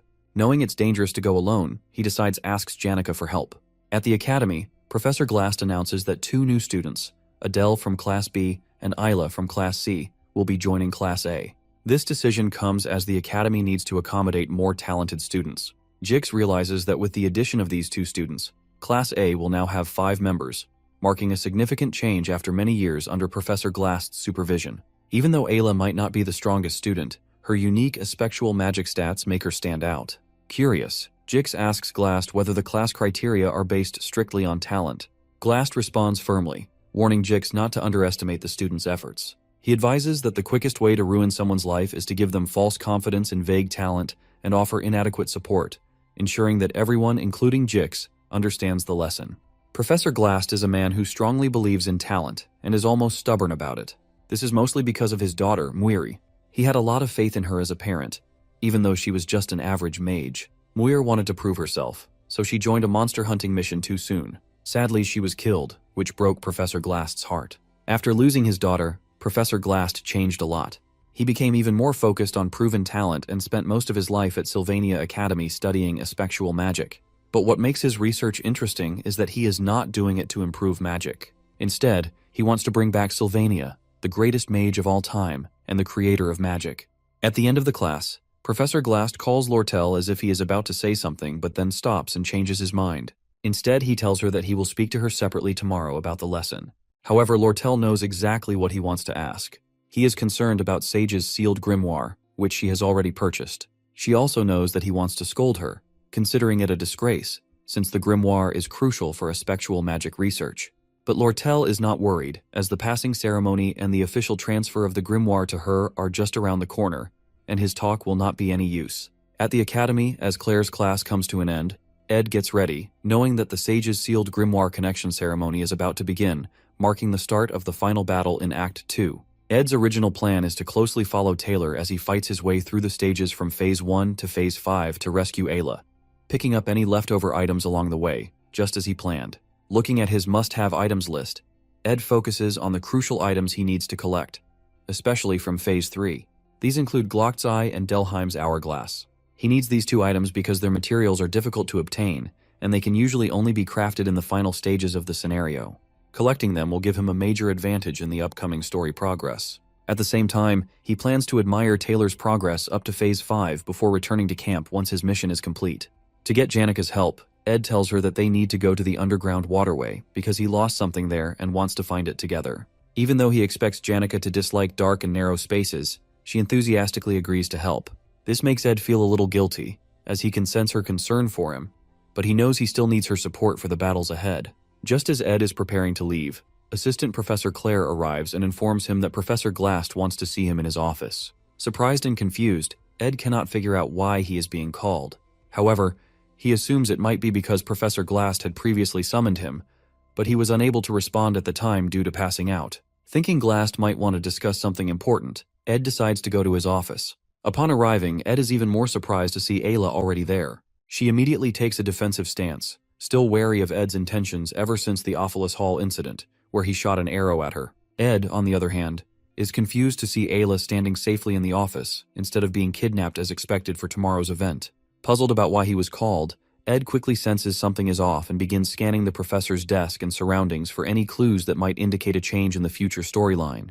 Eventually, he discovers a report on Glast's desk, written by Claire, detailing her observations and investigations of Ed about the Ophelis Hall incident. At that moment, Ed realizes that Professor Glast knows about his abilities and actions and may have figured out what he did. As he is still processing the situation, the office door suddenly opens, and Professor Glast walks in. Instinctively, Ed draws his dagger. Isla, startled by Ed's sudden reaction, screams and rushes toward the professor for help. However, Ed is not the villain, Professor Glast is. He has now revealed himself as the final boss of Act 2. Without hesitation, Glast uses his effectual magic to trap Isla in a time prison. Reacting quickly, Ed throws his dagger at Glast while calling out to Mug to trigger an explosion. However, the experienced professor effortlessly blocks the attack and even praises Ed's quick response and ability to search through his research materials in such a short time. Despite being impressed, Glast tells Ed that it will take more than that to understand his true motives. Taking cover, Ed asks why the professor is restraining him, and even promises to stay quiet and not interfere if Glast only needs Isla for his plans. However, Glast refuses to leave any potential threats unchecked. After witnessing Ed's combat skills and resourcefulness, he decides to eliminate him as a potential obstacle. Realizing that even if he manages to escape now, Professor Glast will continue to pursue him, disrupting the original storyline. Ed contemplates his options. If he allows himself to be captured, there is a high chance he will be taken to the secret laboratory, the very place he wants to go. After weighing his choices, Ed ultimately surrenders and allows Glast to kidnap him. Observing Ed, Glast remarks that Ed is a product of effort, not talent. Despite his impressive combat abilities and survival skills, Glast considers his approach weak. Seeing Ed, he is reminded of his daughter and her struggles in the past. As Ed is trapped in the time prison, Mug stealthily sneaks out of his pocket and escapes from the professor's office. The small creature rushes towards Ed's hut, where Janica is preparing lunch, unaware of the events unfolding. An old man writes his life story, chronicling his travels across the southern continents where he uncovers many magical truths. He dedicates much of his writing to his late master Sylvania, one of the greatest mages who tragically passed away at a young age. In his heart, she remains eternally beautiful, and throughout his life, he longs to break the natural laws of the world just to see her face once more. However, he understands that what is lost cannot be regained. Instead, he chooses to pass on his knowledge by training a young apprentice, preparing her to carry on his teachings. On his deathbed, he places Sylvania's hat on his apprentice and hands over his life's work. In the final words of his book, he dedicates his legacy to his young apprentice, Lucy Marcel. In the game's story, that old man, Glocked, accepts his approaching death with serenity, waiting for it more sincerely than anyone else. Lucy, his apprentice, has no choice but to let him go. Yet the sorrow of losing her beloved master, whom she calls grandfather, cuts deeply. Ed reflects on whether Lucy's pain will ever fully heal or if the scar will remain forever. The only small comfort Lucy finds is in the pouch of beef jerky she keeps from Ed's hut. As Lucy shakes her beef jerky pouch and finds it empty, she climbs down from the hut's roof to refill it. However, she spots Janica standing below, activating a deep, sinister purple aura filled with anger, while the spirit mug speaks to her. Meanwhile, at Trix Hall, the Academy's main conference room, the Sage's sealed grimoire passing ceremony begins. Elite members of the Merchantry and Academy faculty gather as Lortell stands ready to receive the grimoire from Principal Obel Forsyth in front of the audience. As she looks at Principal Obel, she recalls Ed Roth Taylor, who is the same age but appears strikingly different. Back at after the bidding for the grimoire concluded, Crepin personally met with Lortell, urging her to hand it over to him. In response, she countered with a bid of 12,000 gold coins, which Crepin accepted without hesitation. Before leaving, he revealed crucial information to Lortell that her father, Elite Ketcheln, had hired a group of mercenaries who were now heading to Sylvania. Despite Crepin's unpleasant personality, his information proves valuable to Lortell, strengthening their alliance. Holding the grimoire in her hands, Lortell contemplates her options to whether to sell it to Crepin for a significant profit or use it as an opportunity to get closer to Ed. A subtle smile crosses her face as she gently touches the grimoire, weighing her choices. Suddenly, Professor Glast uses spectral magic to create a powerful barrier, preventing anyone from approaching the grimoire. At the same time, he summons two enormous spirits, forcing Principal Obel and Lortell to retreat under their overwhelming pressure. Without hesitation, Glast seizes the grimoire and swiftly leaves the hall. With no obstacles left in the way, the story moves forward without any changes, signaling the official beginning of the final scene of Act 2. In Professor Glast's secret laboratory, Ed finds himself trapped in a prison cell alongside Isla.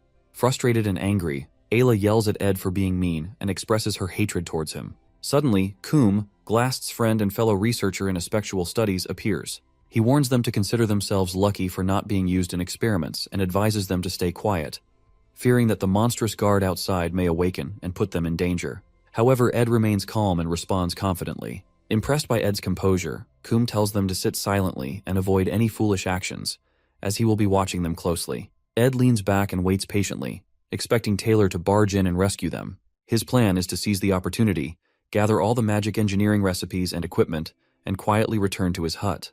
In the meantime, he tries to strike up a conversation with Ela to pass the time. However, she snaps at him every time he speaks, still angry over the arrow he shot at her earlier. Ed attempts to calm her, insisting he holds no grudges and could have hurt her if he truly wanted to. Stunned by his reasoning, Isla continues to yell, calling him a liar. Finally, Ed firmly tells her to stop and wait patiently for Taylor. As tension lingers, Ed eventually apologizes, explaining that his actions were driven by his own circumstances. Hearing an apology from Ed for the first time, Isla is left speechless. Just then, Ed's spirit, Mug, appears, crying and asking if Ed is safe and unharmed. Seeing Mug, Ed feels relieved and grabs him tightly, finally having someone to talk to in the cell. Isla, surprised to see Ed with a spirit companion, suggests that Mug should go and warn others for help. Mug excitedly informs them that he has already asked Janica for help, and Lucy is also preparing to come. Hearing Lucy's name, Ed's mood shifts instantly. He becomes furious, realizing the disaster that will unfold if she arrives. In frustration, he spanks Mug, sending him flying across the cell. Coom notices the commotion and approaches Ed, but Ed warns him to release them or risk facing serious trouble. Amused by Ed's confidence, Coom ignores him and returns to his work. Meanwhile, Mug stealthily returns with the dungeon keys, having swiped them while Coom was distracted. Ed quickly unlocks the cell and gets a chance to escape. Convincing Isla to stay behind the cell as her leg hurts and dangerous monsters out there, after some hesitation and arguing, she reluctantly agrees. Without wasting time, Ed rushes out, determined to stop Lucy before she arrives and causes chaos. Ed knows that even the most dedicated players of the game avoid involving Lucy in major events, fearing the unpredictable changes she could bring. With his future hanging in the balance, Ed races against time to prevent Lucy from reaching the lab. At Ophilus Hall in Jix's room, Taylor arrives, bruised and exhausted, seeking Jix's help to rescue Ela. Having lost track of Professor Glast after the events at Trix Hall, Taylor urgently requests Jix's assistance and plans to lead his companions into the underground waterway to pursue him. Meanwhile, Ed, having escaped from the laboratory, begins retracing his path in reverse order. Unlike the original scenario, he finds it amusing to experience the final scenario this way, but at the same time, he feels relieved. In this reversed sequence, all the monsters remain confined, which works in his favor. However, his greatest fear lies in the possible encounter between Lucy and Professor Glast, which could lead to a disastrous ending. Determined to prevent this outcome, Ed hurries to finish the scenario before things spiral out of control. Eventually, he reaches the secret library, where Reyna, the librarian boss, and a banshee stands guard. Familiar with Reyna's movement patterns, Ed decides to avoid engaging with her, leaving the battle for Taylor. He knows Taylor will benefit from the experience gained by defeating Reyna and Coom, making future scenarios easier to clear. Quietly, Ed sneaks through the library, collecting only the necessary magical tools and magic engineering recipes while avoiding Reyna's sight. As Ed watches Reyna's movements from cover, Mug signals him to move. Carefully, they navigate the area, but suddenly, a violent earthquake shakes the ground. The unexpected tremor causes enough disturbance to alert Reyna, who immediately spots Ed and Mug. In an instant, Reyna locks onto them, and as she approaches, both Ed and Mug scream, realizing they are in serious trouble. 30 minutes before the earthquake, Principal Obel finally puts down the giants summoned by Professor Glast in Trix Hall, saving everyone. Lortell stands in surprise, unable to believe that Glast steals the grimoire right in front of the Academy's top faculty. Obel tries to calm everyone, assuring them that he takes full responsibility and will retrieve the grimoire. However, he expresses his concerns about Glast, suspecting that he is planning something dangerous. As the others listen in confusion, Obel explains the 3 major taboos of magic which are seeking immortality, resurrecting the dead, and traveling through time. These acts defy the natural laws, disrupt time, and challenge human destiny. Lortell, remembering Glast's obsession with his late daughter and the legendary mage Sylvania, realizes that he might be using the grimoire to attempt one of these forbidden spells, which most likely to bring back the dead. Obel then asks Lortell what she thinks Glast will do if he has truly mastered aspectual magic for resurrection. Before she can answer, a faculty member rushes in, reporting that Taylor is spotted chasing Glass into the underground waterway. Worried about Taylor's safety, he also informs them that eyewitnesses see students being kidnapped, including Ela and Ed. Hearing about Ed being kidnapped, Lortell stands in shock upon hearing the news. Believing that Principal Obel, the greatest mage of the time, will keep his promise to retrieve the grimoire, Lortell feels confident that he can easily rescue Ed and the other students as well. She decides that the most sensible thing to do is to wait in the hall.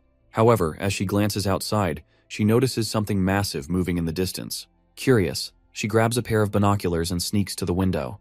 Looking through them, she spots the entrance to the underground waterway and is shocked to see a huge spirit dragon, ridden by none other than Janica herself. Realizing that Janica is heading into the waterway, Lortell quickly makes up her mind. She orders her personnel to prepare for action, deciding that they will personally go to retrieve the grimoire and join the battle against Glast's madness. In the underground waterway, Janica spots Dorothy, a third-year student and one of Professor Glast's helpers. She grabs Dorothy for interrogation, but the sight of Janica's massive fiery dragon, Tarkin, leaves Dorothy trembling in fear. As Tarkin growls and Janica's dark aura intensifies, Dorothy faints on the spot. Confused about where to go next, Janica recalls the directions Dorothy mentioned before passing out. She sighs, feeling a bit guilty, and gently covers Dorothy's face to hide her sorry state. As Janica does so, Lortell arrives with her team, greeting Janica with a playful tone. Observing Janica's powerful spirits, Lortell realizes that Janica will do anything to ensure Ed's safety, even if it means destroying the entire waterway. However, jealousy creeps in as Lortell imagines a scenario where Janica wins, and Ed falls in love with her. Determined not to let that happen, Lortell approaches Janica with a cunning smile, and casually tells her that Ed has already been rescued and returned to his hut, suggesting she should check on him. However, Janica, always sharp when it comes to Ed, doesn't fall for it. She questions Lortell logically, asking how Ed could have escaped when she was the first to arrive and didn't see anyone taking him. As the two engage in playful argument, Janica casually mentions that she also asked Lucy for help, but Lucy simply yawned and walked away, leaving the two of them to handle the situation. Realizing they are left with no choice, both Janica and Lortell decide to split up and search for Ed in different directions. Both of them rushes to find and save him, hoping to win him over. Meanwhile, inside the secret library where Ed and Mug are trapped by Reyna, an unexpected event occurs. The roof suddenly collapses right on top of Reyna, trapping her under the rubble. To Ed's horror, Lucy casually falls down from above, yawning and explaining that she got bored and decided to come help. Seeing Lucy now in the scenario, Ed looks at her in shock, realizing that things are going to get much worse now. While the event unfolds, Principal Obel and his friend watch the sunset, discussing whether they should step in to retrieve the grimoire or stay out of it. Obel considers letting the students handle the situation, believing it's a valuable opportunity for them to grow, as they are the future mages and warriors of Sylvania Academy. However, his friend questions if the students really need to push themselves so hard. He acknowledges that this is the greatest golden era in the Academy's history, but wonders if they should interfere to ease the burden. He mentions talented students like Taylor and Jix, rare finds among their peers. Over time, many students have risen to the challenges faced by the Academy, showing great potential and shining like stars. He and Obel have high expectations for them. Hearing this, Obel's excitement rises. He feels something big is coming. Upcoming challenges that will be even more intense and difficult, pushing the students beyond their limits. During the event, Lucy crashes straight onto the secret library underground, landing right on top of Reyna and trapping her under the rubble. Sitting on the pile and yawning, Lucy's casual attitude leaves Ed completely stunned. As Ed regrets her unexpected arrival, Lucy innocently asks if he has any beef jerky left for her. Still upset by the situation, Ed tells her he doesn't have any, making Lucy sad as she starts looking for a place to take a nap. But before she can, Ed quickly grabs her shoulder, coming up with a new plan. Ed knows that Lucy's arrival has messed things up, but he also realizes that by now, Janica and Lortell should have entered the hall to help him rescue. To allow Taylor to defeat the remaining enemies and gain experience, he needs to stop Janica and Lortell from interfering. Most importantly, he must keep Lucy from rushing into the final stage and defeating Glast, which would lead to the bad ending. Thinking fast, Ed convinces Lucy to stay with him and not wander off. He recalls something Janica once said, sticking quietly with someone ensures safety. Using the same logic, he tells Lucy to stay close, promising her beef jerky once they escape. Now with Lucy on his side, Ed plans to gather all the magical equipment from the library, find Janica and Lortell, and get out of there, leaving the scenario for Taylor to handle. As they start their escape, Lucy unleashes her ignition spell, burning all the attacking bats in their path. Ed watches in awe, realizing just how powerful she truly is. He tries to stop her from taking down too many enemies, wanting to leave enough for Taylor to fight and grow stronger. As Janica and Lortell search for Ed, they take different approaches. Unlike Janica, who relies on her spirit connection ability, Lortell is skilled at quickly finding the right paths. As she navigates through the underground waterway, she feels a growing sense of genuine concern for Ed, something beyond her usual motives of wealth and power. For the first time, she realizes she truly wants to help someone without expecting anything in return. Eventually, she reaches a concealed wall with a spell cast on it. Just as she pauses to listen, a loud blast shatters the wall, and out comes Ed, carrying Lucy on his back while holding advanced magic equipment. The sight of him immediately brings relief to Lortell, who is worried about his safety. Without hesitation, Ed hands her some of the expensive magic tools to carry. Lortell, however, is stunned. Seeing Ed carrying Lucy so casually ignites a fire within her. She had taken every opportunity to grow closer to Ed, making the first moves and being proactive, unlike Janica, who hesitated and played it safe. But now, with Lucy in the picture, it feels like all her efforts might be in vain. Her frustration builds, and she can't help but angrily yell Ed's name.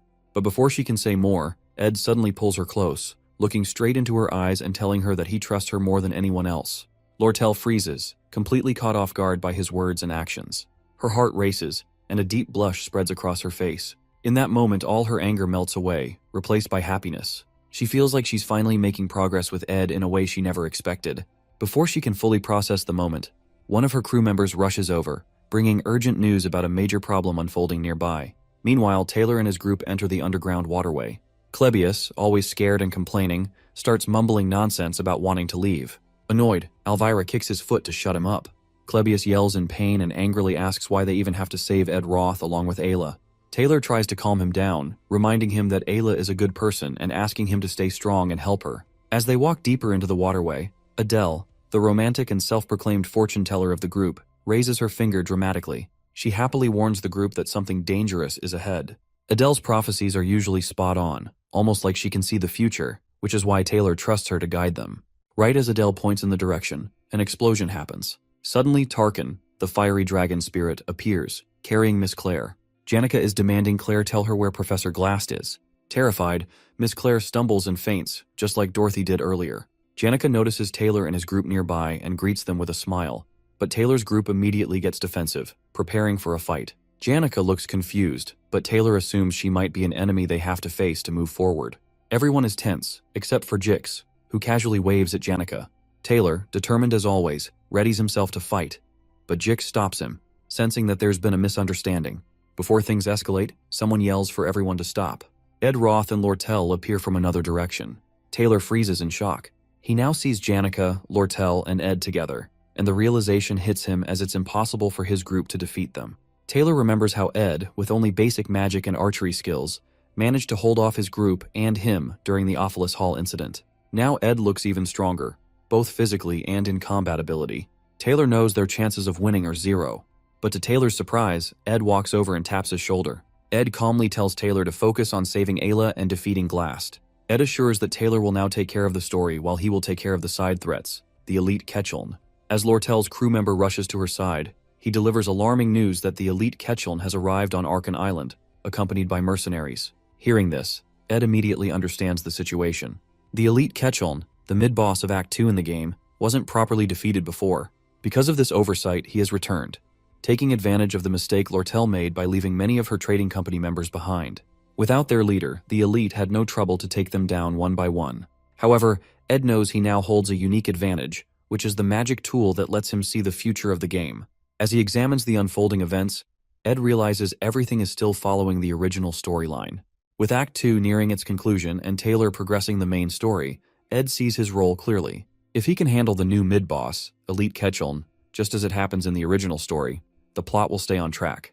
Confident in his strategy, Ed encourages Taylor and his group, giving them a boost of morale. He wishes Taylor good luck, knowing that as the main character of the game, Taylor will face even greater challenges ahead. Trusting Taylor to handle the main storyline, Ed leaves him and his group to focus on their mission.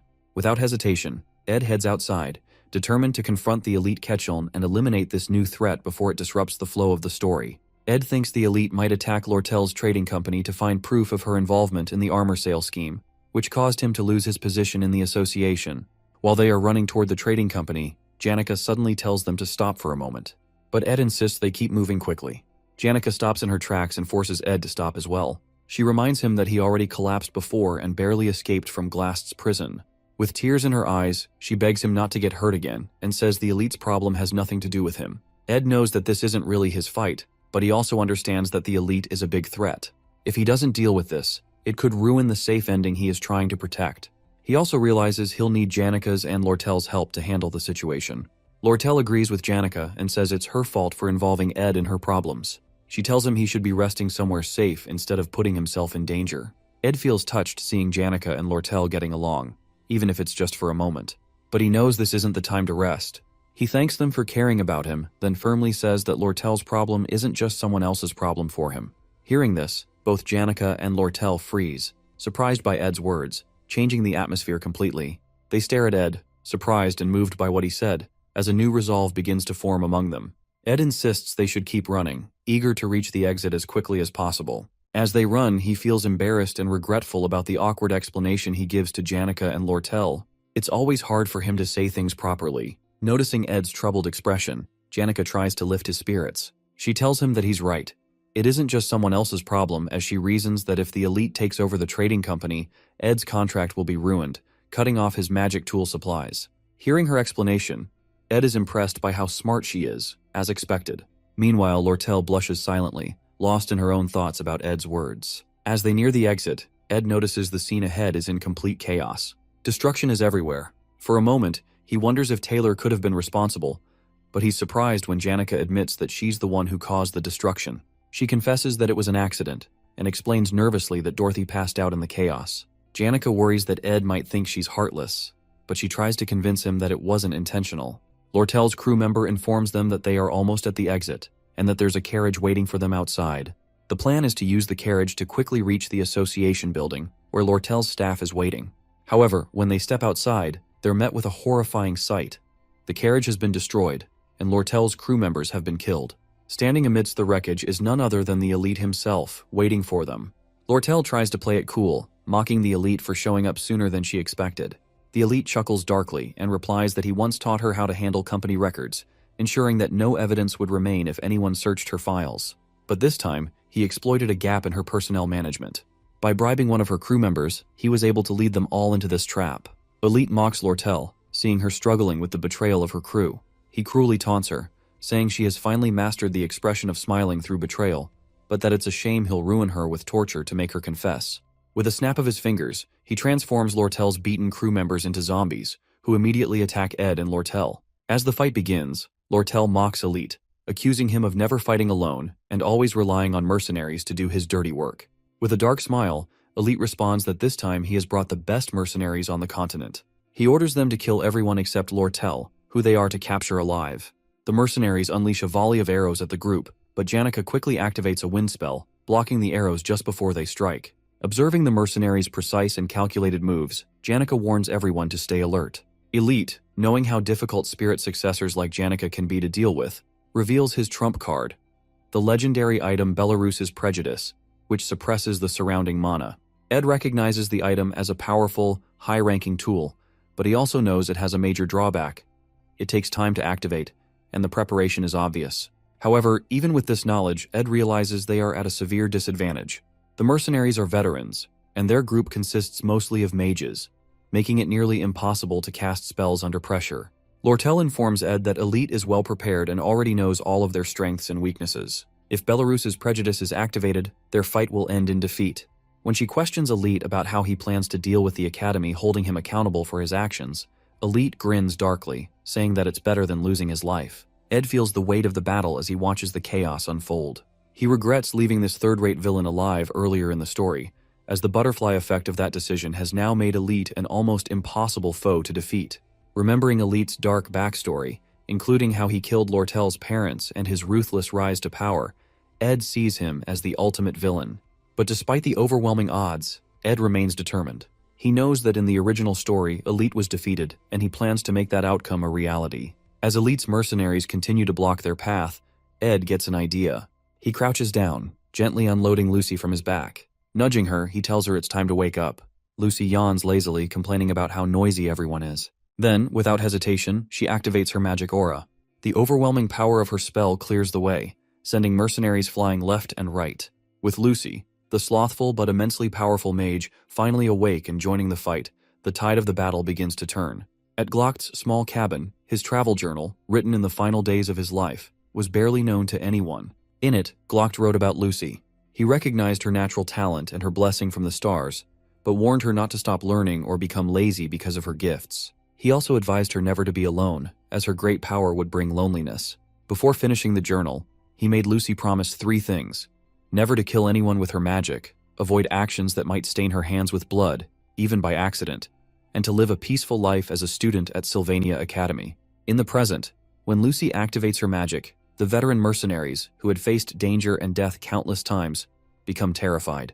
They had never seen such a powerful force before. Even Elite, who had been so confident, shouts at Lucy to stop and orders his men to fight her. One brave mercenary charges at her with a sword, but with just a snap of her fingers, Lucy uses her magic to throw him away with overwhelming force. Seeing this, the rest of the mercenaries panic and run, leaving Elite behind to face Lucy alone. Elite, now sweating and scared, tries to threaten Lucy by saying he'll use his magic tool if she comes closer. But when Lucy asks if he's the leader, her powerful presence terrifies him so much that he falls to the ground. Just as she's about to finish him off, Ed steps in and signals her to stop. Elite has already been defeated, and there's no need to do more. Suddenly, the ground shakes violently as a huge earthquake begins. In the sky, the 7 brightest stars align in a straight line. Ed realizes that Glast has advanced his magic to a point where he's breaking the laws of nature, causing the magical realm to descend. This signals the start of the final battle of Act 2. Ed thinks about Taylor, who has defeated the monsters in the underground waterway and is now stronger and ready to face Glast with his group. Feeling relieved that the story is progressing as it should, Ed starts to relax. But then, to his shock, he sees Lucy flying toward the magical realm. Lucy watches as the realm's towers begin absorbing magic from the air, hinting that reviving the dead might actually be possible. Surprised and worried, Ed realizes Lucy might now be caught up in something far more dangerous than anyone expected. As Ed watches Lucy, he recalls the bad ending of the game.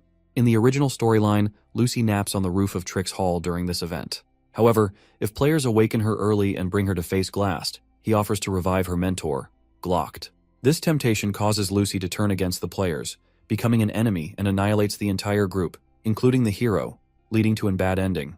No matter how skilled or dedicated a player is, there's no way to defeat Lucy. Ed now fears that his actions of being kidnapped and escaping the prison cell may have unintentionally triggered this bad ending. As Lucy watches the realm and Ed watches her nervously, Elite seizes the moment to activate his legendary magic tool to suppress Lucy's mana. With Lucy temporarily weakened, Elite orders a mercenary to attack Ed. The mercenary charges, but Ed, remaining calm, uses his Windblade magic to counter, throwing the attacker aside. Elite is stunned by Ed's skill.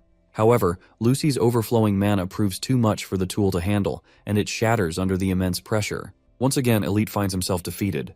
Realizing his situation is hopeless, he falls to his knees, begging for mercy. But Lucy, furious, is ready to end his life. Just as she's about to strike, Ed steps in between them and urges her to stop. He reminds her that killing, even if it feels justified, is not the answer. His words echo Glock's advice to her about avoiding bloodshed and keeping her hands clean. Lucy hesitates, remembering her mentor's teachings. She spares Elite and turns her attention to the realm once more. As she prepares to leave, Ed asks where she's going. Lucy responds vaguely, but Ed presses further, asking if she will regret her decision. Lucy recalls Glock's final advice from his book, to be strong and accept that what's lost is lost. He dedicated his life and his writings to her, urging her to move forward. With a calm resolution, Lucy assures Ed she won't regret her choice and flies away, disappearing into the sky. With the battle over, Janica oversees the mercenaries, ensuring they retreat safely by boat. Meanwhile, Lortell captures Elite and takes responsibility for handing him over to the authorities for his crimes. With the situation under control, Ed climbs to the top of Trix Hall. His body feels heavy, but he pushes forward, knowing he must reach Lucy.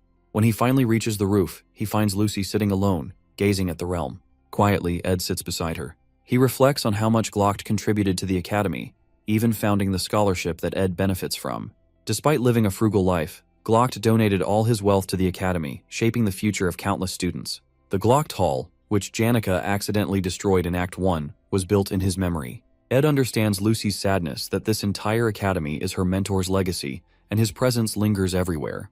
For Lucy, the Academy is a constant reminder of Glock's life and sacrifices, a legacy. After sitting with Lucy for a moment, she suddenly asks Ed if he has any beef jerkies left. Ed shakes his head, chuckling softly as he tells her he doesn't have any. Curious, he then asks what she's doing all the way up on the roof. Lucy remains quiet for a moment before replying, her voice thoughtful and distant.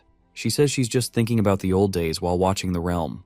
As the stars twinkle in the sky, Lucy begins to share her story. She recalls how, back in the day, she used to cry a lot because of all the sad things that happened to her. But at some point, the sadness started to fade. She explains that it wasn't because the pain went away. It was because so much time had passed.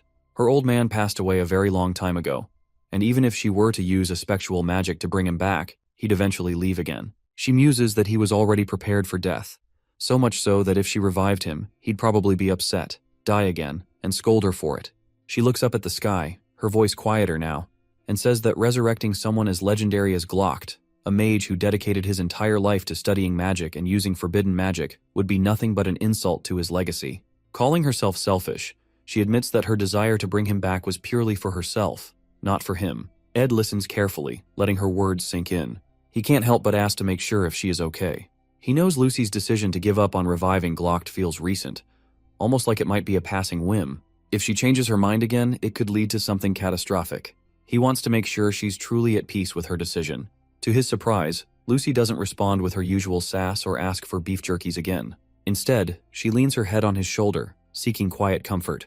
Ed stays still, realizing that despite everything, Lucy has come to terms with her loss. Even though finding another aspectual magic user like Glast in the future will be near impossible, and resurrection magic won't be available so easily, Lucy understands now that the dead are dead, and what's lost is lost.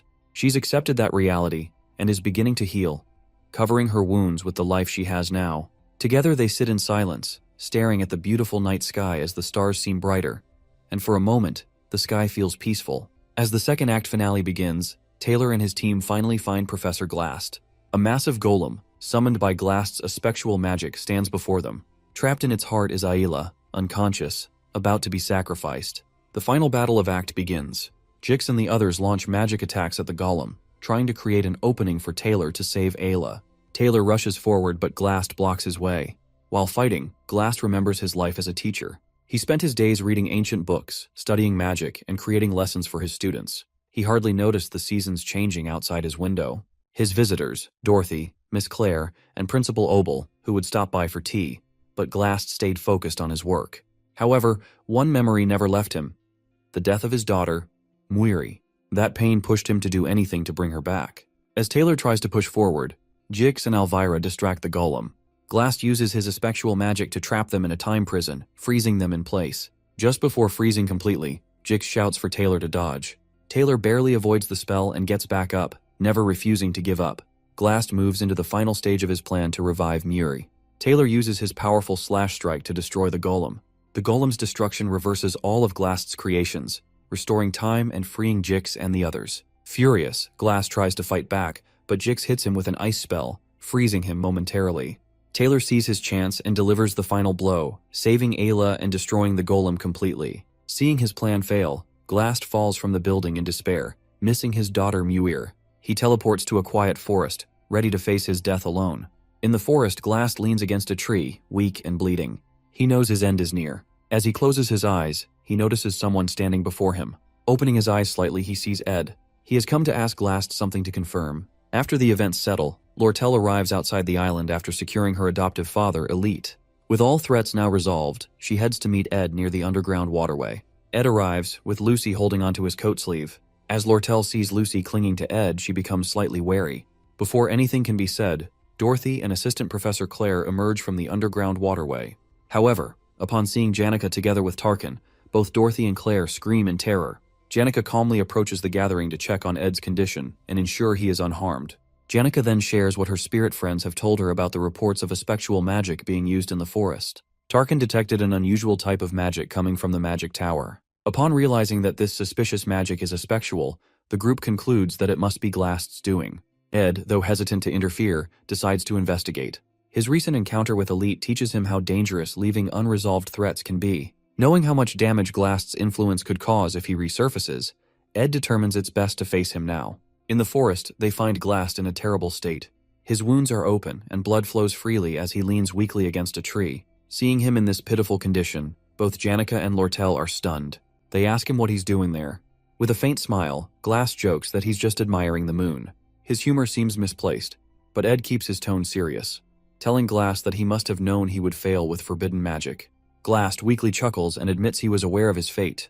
What surprises him most, however, is being defeated by students. He then compliments Ed, telling him that he's a far better student than he thought, but unfortunately for him, he discovers Ed's potential too late. Ed, seeing the opportunity to ask Glass the question he wants to, finally asks, why did he kidnap him in the first place? Weak from his injuries, Glass finally explains. He confesses that he was impressed by Ed's exceptional talents. Initially, Glass had planned to use Ed as part of his schemes. However, when Glass fainted from overwork, his plans failed.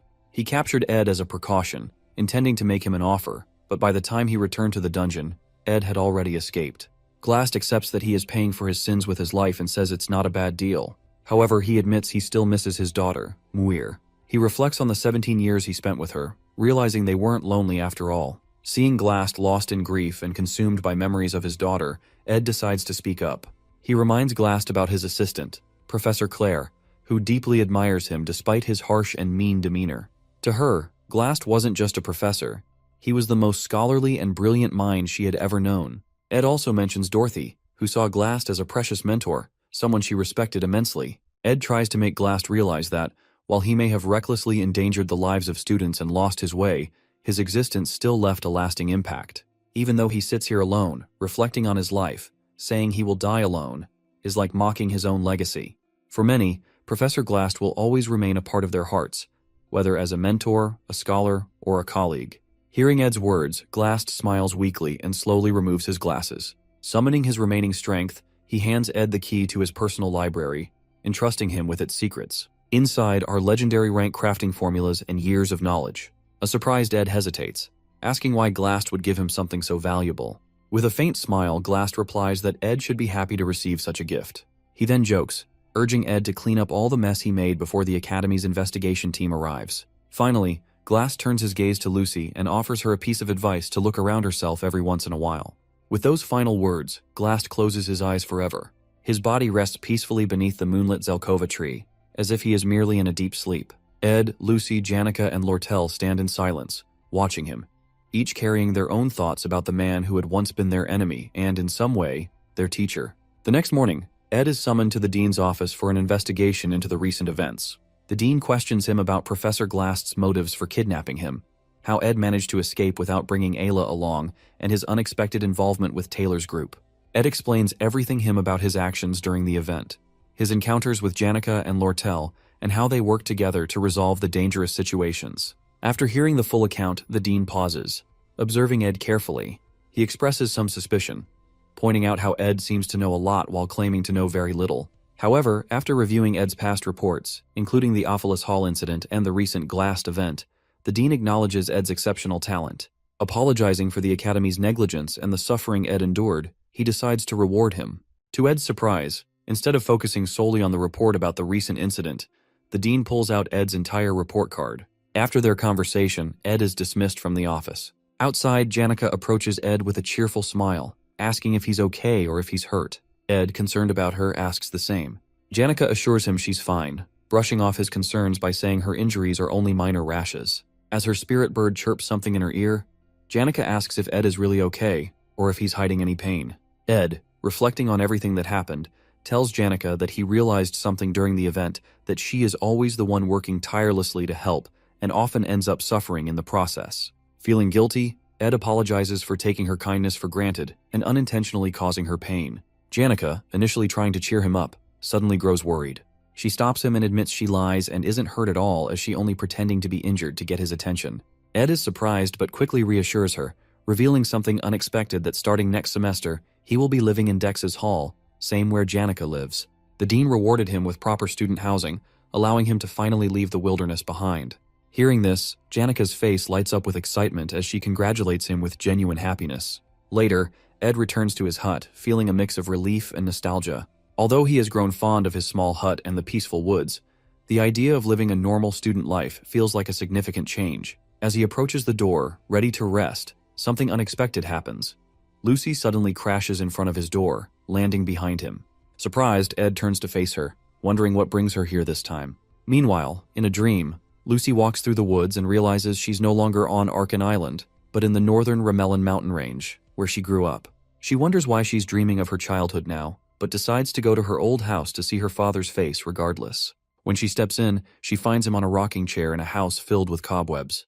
However, when he turns to face her, his face is deformed, and he demands to know why she didn't save him when she had the chance. She soon realizes she's having a nightmare and wakes up. After getting up, her maid arrives to prepare her for school. Oddly, Lucy doesn't respond, but instead uses high-level spatial magic because, for some reason, she feels an urgent need to go to the northern forest immediately. She lands on the roof of Ed Roth Taylor's cabin and watches as he walks toward the house after speaking with the principal. Finally, a smile crosses her face as she feels an unexplainable sense of relief. Suddenly, she overhears Ed talking about how his camping life is about to end, causing her to slip off the roof and land in front of him. Meanwhile, a professor named Flurben teaches his students how unpredictable cats are. They let you think you've gotten close to them, but once you try to pet them, they act aloof and distant. However, when you lose interest and get busy, they become clingy. Professor Flurben explains to the students who want a cat-type familiar that the best way to attract one is to act indifferent, which will make them approach first. The ladies in the class laugh about how this is even harder than dating while the ecology class on cat creatures continues. These lectures are very popular, and most students have good grades, but Ed's were initially among the lower ranks. However, he soon got ahead in his preparation and ensured his notes were better than everyone else's. After class ends, Professor Flurben calls Ed to his office to inform him about the Academy's scholarship program. It's a system where students contribute to academic tasks in exchange for tuition discounts. The professor recommends that Ed consider it while he pets his snake. When Ed asks what kind of tasks he'd be doing, Flurben smirks and vaguely says he'll handle various academic duties, including assisting Assistant Professor Claire. Claire already has a capable assistant named Anis, but the workload is too much, so there's work to do, including semester-end evaluations, academic society agendas, and freshman class assignment tests. Flurben reminds him not to be too strict when dealing with the freshmen. Ed then realizes that someone he knows will be among them when the professor continues talking about the new students. Meanwhile, Lortell appraises the sage's sealed grimoire, now in her possession, and senses its immense magical resonance. She wonders if it's wise to sell the grimoire to Janica and Roth Taylor, the head of the Roth Taylor family, recalling that Ed desperately begged her not to let Janica have it. She finds herself in a dilemma, considering that she originally bought the grimoire to resell it, yet she also recognizes that she needs to be more ruthless in her business dealings. She gazes once more at the message she received from Ed about how he'd do anything for her if he could obtain the sage's grimoire purchase certificate, which ultimately changes her mind. Additionally, she considers signing up for a special winter break class at the end of the semester to keep herself occupied since Janica, Ed, and Lucy will also be busy. However, as she prepares to sign the documents, she hesitates, feeling uneasy. Back at the cabin, Lucy notifies Ed that they're running out of firewood and asks why he hasn't been hunting lately. He's surprised that she's saying something productive, which is unlike her usual lazy self. Although it's true that he has been neglecting camp activities, and that's because he's thinking of moving to Dex Hall. If that happens, he won't see Lucy as often, though he hopes it turns out well. While they're walking around the compound, Janica arrives after one of her classes gets cancelled and decides to rest in the cabin.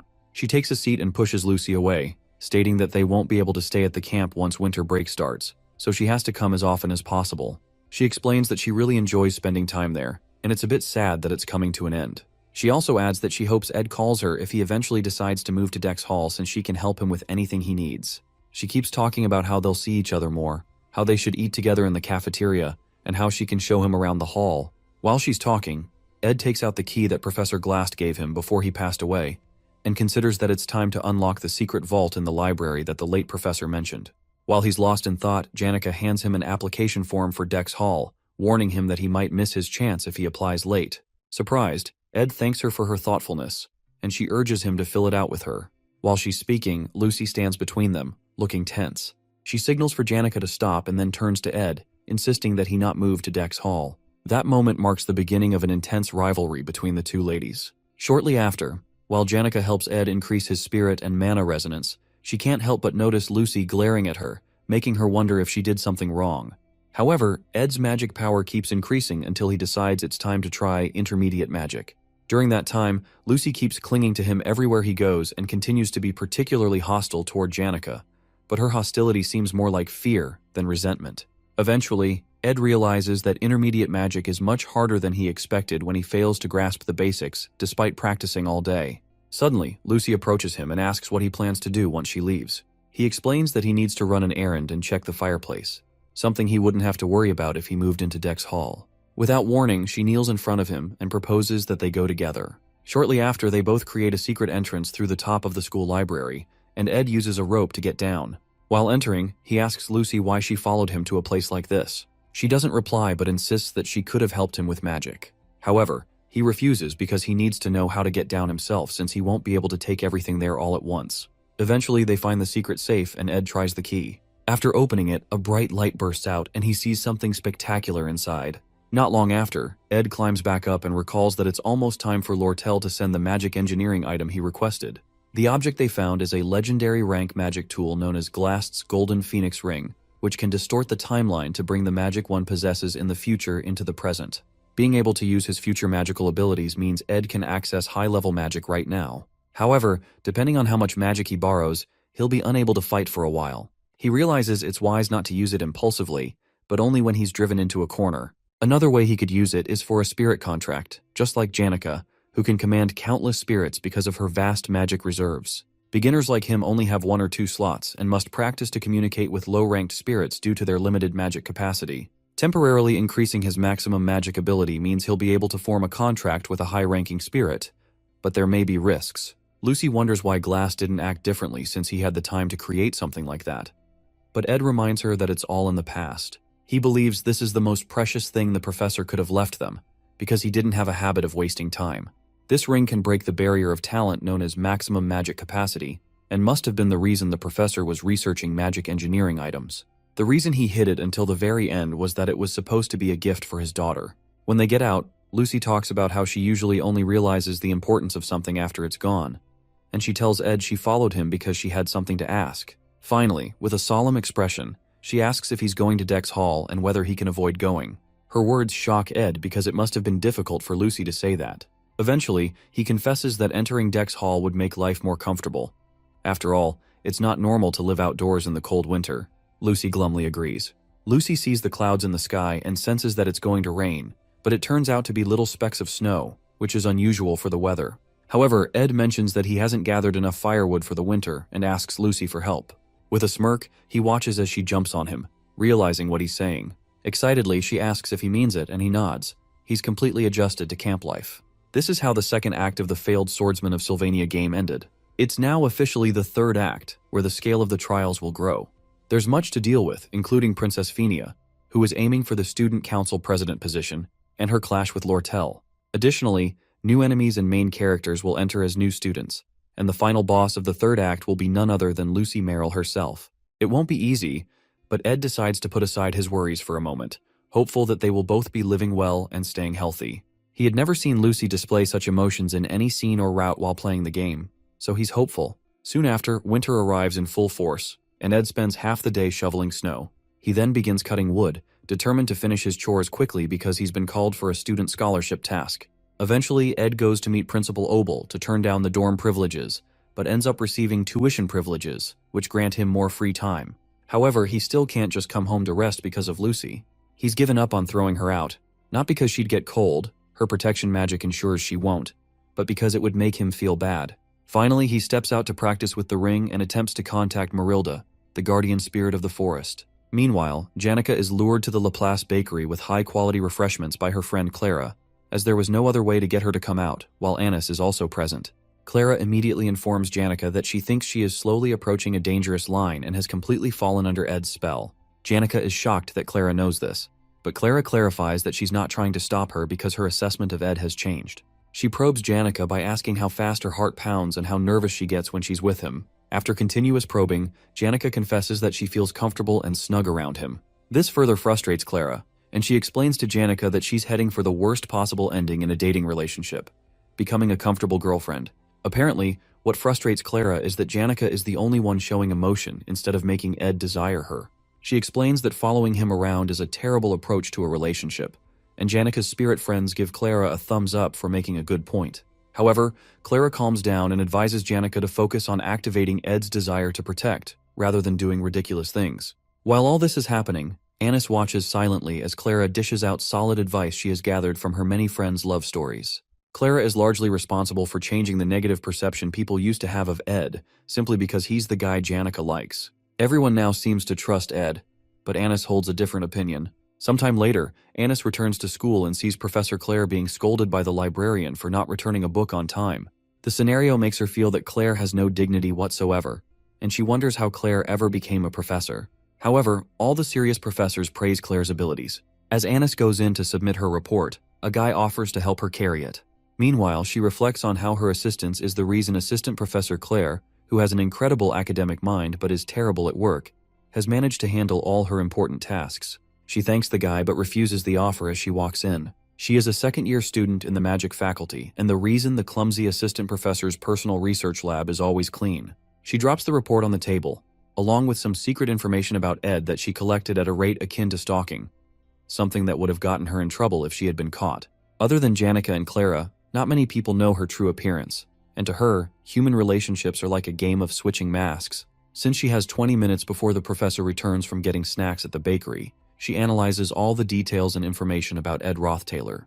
He is from the Roth Taylor family, the strongest family within the Clowell Empire, and is the only son, with 2 sisters. She reads more about Ed's birth and family history. When Anis was admitted, her family was unstable, and she had no choice but to fend for herself by working as a student teaching assistant and a scholarship student. She has great survival skills and even considers Lortell her role model. As she reviews Ed's family history again, she supposes that he must have been indoctrinated with a domineering mindset after growing up in a restrictive environment. She concludes that he is probably the kind of person who avoids responsibility and seeks a woman who will give him positive feedback to help him express himself. He would likely prefer a pretty woman, given that he has been surrounded by luxury all his life. Based on his history, he doesn't seem like someone who would appreciate a proactive woman, so she decides it's necessary for her to remain only adequate. Although he has changed a bit since his excommunication, she reasons that someone who has lived a certain way for dozens of years cannot change so easily. Regardless of whether he has become more hardworking, she believes he is still his arrogant self. After preparing a profile on Ed, she decides to practice embodying the kind of woman he might like, since they will be working together soon. Suddenly, Professor Claire bursts in with some confection she got from the bakery, but accidentally spills the tea that Anis had made for them. Fear grips her, as she expects Anis to react angrily, but instead, Anis asks if she's hurt. Something completely unlike the Anis Claire knows. Not long after, in Lucy's room, Ed thanks the Academy's maid, Belle, for cleaning his uniform. Belle insists that it was nothing but notes that she has found many blonde hairs in Lady Lucy's clothes, and many white hairs in young Master Ed's clothing. She also asks Ed why he keeps speaking to her so formally, but he explains that it feels comfortable, especially since she is the Academy's chief maid and has many people to manage. Nonetheless, she insists that he has even more people to manage, referring to Lucy, Janica, and Lortell. Regardless, Belle offers to always do his laundry, no matter his decisions regarding the 3 ladies, especially since Ophilus Hall has been fully restored. When she mentions that 7 new students will be joining after the break, and one has already requested to move in, Ed realizes she is talking about Tanya Roth Taylor, his younger sister, and instantly dreads the upcoming break. Sometime later, Jix visits the cabin and informs Ed that he will be going to his hometown for the break to spend time with his best friend, Elka. Jix asks if Ed will be staying in camp for the entire break, and Ed replies that he will stay to learn how to use medium magic since he will be a 3rd year soon. However, Ed reminds him not to push himself too hard. When Ed notices that he can't sense any magic from Jix, he checks his temperature and asks if he trained past his limit. Ed, who had secretly used a ring, gives a vague answer. Jix then informs Ed that Aya has been asking about him and mentioned dragging Taylor over to apologize properly. However, Ed asks him to tell her that he doesn't want an apology because he isn't upset. Shortly after, since Jix is quite good at keeping secrets, Ed hands him some money to help hire manpower to organize Professor Glast's basement library. Jix responds that he doesn't need the money, as it's like training for him, and learns that Ed wants to use the library as a workshop. The next day, Anis welcomes the Academy's scholarship students on Assistant Professor Claire's behalf, as Claire has been awake for 2 days doing paperwork. Anis informs them that scholarship students mainly help prepare the class assignment exam for new students and supervise on the day of the exam. While she speaks, Ed recalls that Professor Glast used to handle this exam every year, but now Assistant Professor Claire will be responsible. Anis quickly assigns Clebius the equipment he requested from Trix Hall and hands another student, Onyx, some of Assistant Professor Claire's work. Finally, because she suspects that Ed looks like a player, especially since he is surrounded by so many girls, she decides to test him for Janica and Clara's sake. After conducting her research, She has created the perfect persona he might be attracted to in order to see if he can resist her seduction. She then informs him that he will accompany her to conduct the field survey. Ed and Anis head northwest to Oran Mountain to survey the field for the exam. While working, Anis mentions that she's tired and asks Ed if he is too. He proposes they take a break. In a cute, pretentious manner, she thanks him and commends his stamina and manners, which apparently dispel the misconceptions she had about him. When he asks what she's talking about, she explains that she's close to Janica and was worried Janica was spending time with a bad person, which was why she acted cold toward him. However, Ed replies that it's fine and that he doesn't care about that stuff. He comments that she must be tired from being a student TA and working so hard, but she seductively grabs his arm and replies that it's okay since he's here now. She starts talking about how she feels supported by his presence and shares that she was also excommunicated from her family, but had to support herself through school. Ed respects her strong ability to survive and solve problems that come her way, so he tells her not to be too distressed since she's endured it very well. Excited, she thanks him and remarks that they have a lot in common. However, Ed notes that something seems to have changed about her usual cool-headed and realistic image. Suddenly, she trips over nothing and falls into Ed's embrace. He catches her and asks her to be careful, but is surprised to notice she tripped over nothing. When she becomes more dramatic, he grows confused, so she asks him to wait while she goes to handle something. While alone, Anis notes that he's reliable and trustworthy and wonders if he's putting up an act. She had played her cards right by forming a relatable point of affinity, sharing that she also endured a difficult academy life, displaying her weakness so he'd want to protect her. She also tried creating contact a few times, but that didn't seem to change much. Oddly, she finds herself admiring how muscular his body feels, even though he acts like a nerd, and how he's much better at work than she expected, considering she thought he was a noble family's young master who couldn't do any work. Apart from that, she thinks he looks gorgeous, and it's no wonder Janica fell for him. Suddenly, it occurs to her that this is how Ed makes women fall for him. So she decides to stand her ground because she's different. Meanwhile, Ed waits for her while enjoying the beautiful view from the top of the mountain, which briefly makes him forget all his worries. One of his major concerns is Ed Roth Taylor, a villainous young lady. Tanya is a genius when it comes to politics and trickery, and she is trying to become the first student council president in Sylvanian history. She will soon begin gathering the influential figures in the academy. The reason Tanya is arriving at the dorm earlier than others is to cement her position before the semester starts. She's a villainess, and Ed had thought he'd have time to prepare before her appearance. But the problem is that he doesn't know how Ed Roth Taylor will treat him. In the game, Ed Roth Taylor is a villain who briefly appeared at the beginning before disappearing, and there was nothing much about him in the epilogue, meaning he was really just an extra. This is why he has no idea how to handle this problem. To Ed Roth Taylor, Ed Roth Taylor is garbage. Meanwhile, Tanya arrives at the academy in a coach. To her, Sylvania consists of elites, including Princess Fenia of the Cloel Empire, Lortell, an elite trading company's executive Janica, a spirit sorcery prodigy, Alvira, a great alchemist, Clebius, Nortondale's sword demon, and the coolest one, Lucy, a rare genius mage. This gathering of nobility makes Tanya's heart pound, and she can't help but long to be part of it. She soon arrives, and Belle comes to direct her to her room and help her complete the entrance procedures. Before they do that, Tanya states that she has somewhere to be first. The first thing she plans to do at Sylvania is get rid of Ed Roth Taylor, the trash who disgraced the family name. Not long after reaching the academy, Tanya receives a letter from her father, Creepin, who encourages her ambition, instructing her to show her face around to represent him and strengthen her position. She eagerly promises herself to satisfy her father's expectations. He told her that Sylvania is a land of learning, and as such, she must treat her professors with respect as masters, so as not to commit discourtesies just because she's a noble. He also reminded her to regard everyone a grade higher than her as a senior. Just as her father counseled, she thanks a specific senior for taking the time to speak with her. Tanya talks about Ed, referring to him as a disgrace and blemish on their family. The senior finds her words interesting, so she continues, saying that Ed is full of bluff, a crude person, and was only the heir of their family because of his age. She comments that his pride is so high he never acknowledges his incompetence, and that he barely managed to get into Sylvania.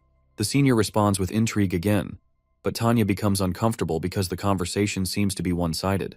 Her father had warned her to be careful when meeting people he introduced her to, so as not to disrespect them, especially when it came to Lortell, as he had met with her regarding the sage's seal grimoire business. She notices Lortell's hostility and stops talking, but Lortell asks her what's wrong and urges her to continue. However, she stammeringly asks if Lortell is upset, but Lortell only smirks and asks what she's talking about.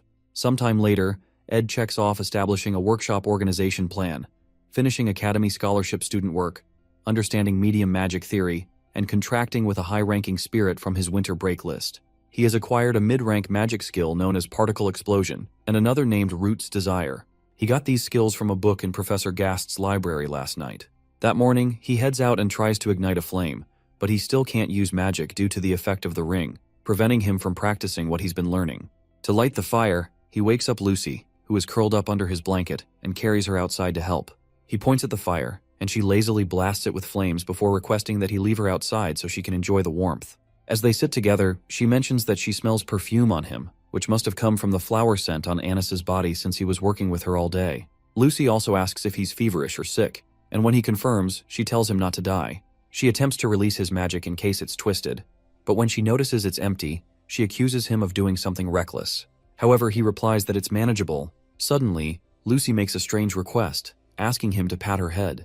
He obliges while reading a book. She rests her head on his legs and enjoys the warmth of his gentle touch. Out of nowhere, Lortell appears and tells Ed it's been a while since she last saw him. He assumes she's here because of the favor he asked her, and wonders why she didn't just call him to the trading company. However, Lortell tensely clarifies that she has other matters to discuss and wanted to ask him something. Meanwhile, Tanya thanks some seniors for listening to her and offers to reward them the best she can if they help her punish Ed. She offers several antiques from the Roth Taylor family storage, which excites Elka, but Jix gives her an intense look, wanting to confirm if she's really Ed's younger sister. The ominous aura he exudes suggests his body is well trained, and Tanya realizes she needs to be wary of him because of the strength of his magic. When Jix confirms she's Ed's younger sister, he smiles at her and announces it to Elka. Excitedly, he hands Tanya a mandatory magic engineering item for new students to help train her magic resonance. Tanya looks confused, but Jix also gives her Elka's copy of Professor Delorf's elemental study notes. After gathering several essentials for her first year, they fill an entire box with useful items. Surprised, Tanya asks if they properly heard her offer, but Jix dismisses it, saying that siblings always have trouble with one another. Soon after, Jix and Elka board a ship to their hometown, and Jix finally introduces himself as a second-year student. He explains that he's Ed's junior and is close to him because they're indebted to each other. He reassures Tanya that she'll do great and pats her on the back, acknowledging her noble lineage. As they depart, Tanya collapses under the weight of the gifts they gave her, annoyed at how things turned out. Meanwhile, in Assistant Professor Claire's office, Anis commends Claire's hard work and mentions that they'll be able to take it easy for the rest of the break if the new student's assignment exam goes well. Claire compliments Anis's stamina, as she has done most of the work assigned to the scholarship students. Most of them struggled with the tasks, except for Ed, who had no flaws in his document processing. He efficiently resolved practical issues at a level rarely seen among high-ranking nobles, which surprises Anis. While working, Claire asks about her experience with Ed and shares a secret. After the Ophelis Hall accident, she tailed him and discovered that he had built a camp bigger than their lab, entirely on his own using tools. She commends his perseverance and work ethic. When she also mentions that Ed contracted with a spirit, an incredibly difficult feat, Anis realizes she may have underestimated his practical abilities, which are vastly different from his noble upbringing. After some thought, Anis, who had investigated Ed due to Janica's interest in him, concludes that he's simply a decent and hard-working man. His appearance is outstanding. He's not arrogant, and even Claire likes him. As she starts thinking about his good physique, pleasant scent, and how well he takes care of himself, Claire notices her spacing out and calls her back to reality. Embarrassed, Anis quickly opens the windows to let in fresh air. Concerned, Claire asks if she's feeling well and suggests she may have overexerted herself. However, Anis realizes she's in big trouble. She recalls Claire mentioning that Ed made a contract with a spirit and suspects that he must have required Janica's help. If that's the case, the spirit he contracted with must be trustworthy and could report everything to Janica, including her attempts to seduce him. Trembling, she rushes out of the office, ignoring Claire's offer to grab a bite. By the way, the Failover family's motto is harmony and coexistence, and Janica Failover's love for everyone always made her shine. She gained many genuine friends, but what currently troubles her is learning about Anis and Ed. Meanwhile, Tanya approaches Janica to introduce herself and talk about Ed, just as she has been doing with others. Tanya came here on Lortell's advice, believing it would help her achieve her goal of ruining Ed. However, as she approaches Janica, the normally peaceful sorcerer rises with a fearsome spirit looming behind her. Lortell had told Tanya that Janica is kind and considerate by nature, but the Janica standing before her now looks ready to rain hail and brimstone upon her. In Ed's camp, Janica informs him that they've finished arranging most of the production materials he requested, but the legendary rank materials are difficult to find during the winter. However, he thanks her for accepting his request despite her schedule, but she tells him not to worry about it. When he asks why she went through all the trouble to come to him, she assures him that she came here to rest. Shortly after, Lortell notices Lucy and asks why she's sleeping here. Caught off guard, Ed replies that it's winter, but Lortell doesn't know how that's an appropriate answer. Eventually, she calms down and informs him that she came to talk to him about something other than engineering items. When he asks what it is, she shows him the sage's sealed grimoire she won, and the letter where he had promised to do anything for her, as long as she bid on the grimoire for him. With a smirk on her face, she informs him she's willing to get her money's worth from him. Tense, he asks her how much she's willing to get from him, so she clarifies that she won't ask him for something that's too much of a burden. Her request is for him to pick her side. It's about time for the third act, and the opposition between Princess Fenia and Lortell will begin. Lortell is getting started on her politics and strategizing. The benevolent Princess Fenia Elias Cloel is Lortell's fated enemy, and according to the storyline, will rise to the position of student council president, control the academy, and gain power. With that power, she is the main character who begins to dig up the darkness of the Roth Taylor family in the fourth act. In the time when people in the academy have to choose sides, Lortell asks Ed to choose her side. However, the winner of this election depends on Taylor, the main character, and not on Ed, so he informs Lortell that his support won't change much. Lortell agrees since he's just a student, but explains that his reputation is improving in the academy. However, she clarifies that she wants him on her side, not for political reasons, but for reasons that are private to her. Upon hearing that, Ed agrees to join her. Oddly, Lortell is always the person who devises plans and is known for having 1,000 faces. But for the first time, he sees her genuinely happy just because he promised to join her. The next morning, Ed wakes up early as usual and asks Lucy to light the fire as usual. During his long conversation with Lortell last night, she had told him about how his little sister had been preparing something. Lortell isn't sure if Tanya really sees him as an enemy of the family or just holds a light grudge against him like all siblings do, but she explains that she introduced her to a few people. That morning, Tanya arrives with some of her workers to meet Ed. She mentions that it's been a while and shows him a present she brought for him. She seems nervous or scared of him, but she's not carrying any ill intentions as he had expected. He wonders why she's scared and recalls that he must have lived a very terrible life in her eyes while at the estate. He realizes he has misjudged Tanya. When he gets up, she shrieks in fear, and he remembers a time when he stepped on a maid who offered him food in Tanya's presence years ago. He recalls how she begged him to stop, but he condescended to her for feeling attachment to maids who were mere tools. In the present day, he thanks her for the present and promises to wear it at the start of the next semester. He also explains that he's been excommunicated and is no longer technically her brother, but he appreciates her gesture.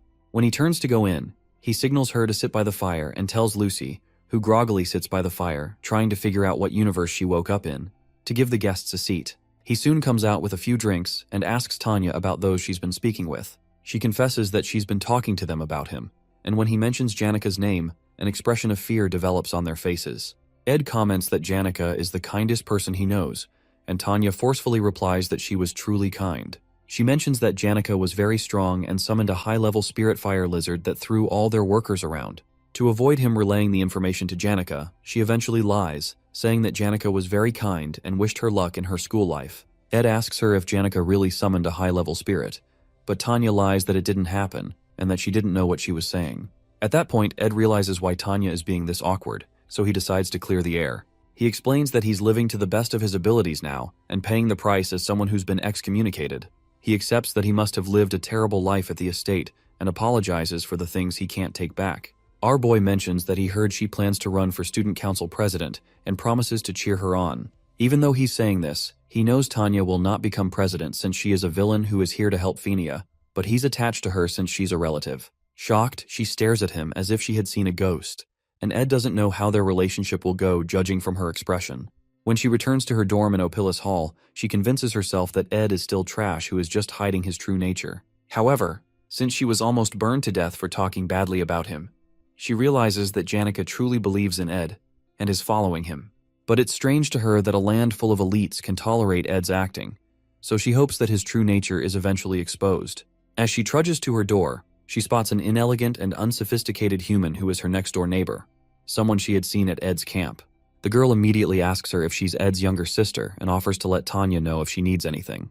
When the lady walks into her room, Tanya notices the golden nameplate on her door, which only the top students have, and is shocked that the person who just spoke to her is the legendary genius mage, Lucy Merrill.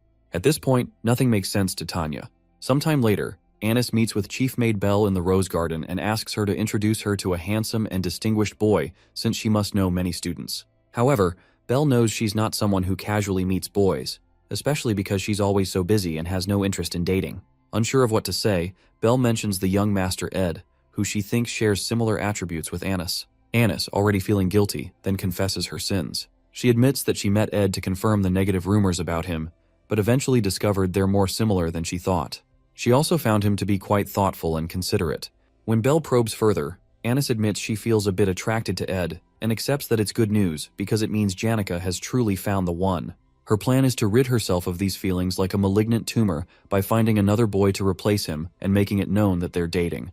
Upon hearing this, Belle asks if Janica has caught on to her feelings, but then corrects her, pointing out that finding another person just to replace Ed is incredibly disrespectful to the new person. Anis recounts how she ran into Janica yesterday, how awkward it was, and the dark expression Janica had. Apparently, she will have to supervise Ed in the next exam, and she feels sorry for hurting Janica. However, Belle reassures her that it may not be as bad as she thinks. After all, it's true that Anis and Clara were simply trying to watch Janica's back, so her goody two-shoes attitude wouldn't lead her into trouble. Belle expresses how grateful she is that Anis opened up to her, and eventually Anis starts to feel better about her guilt.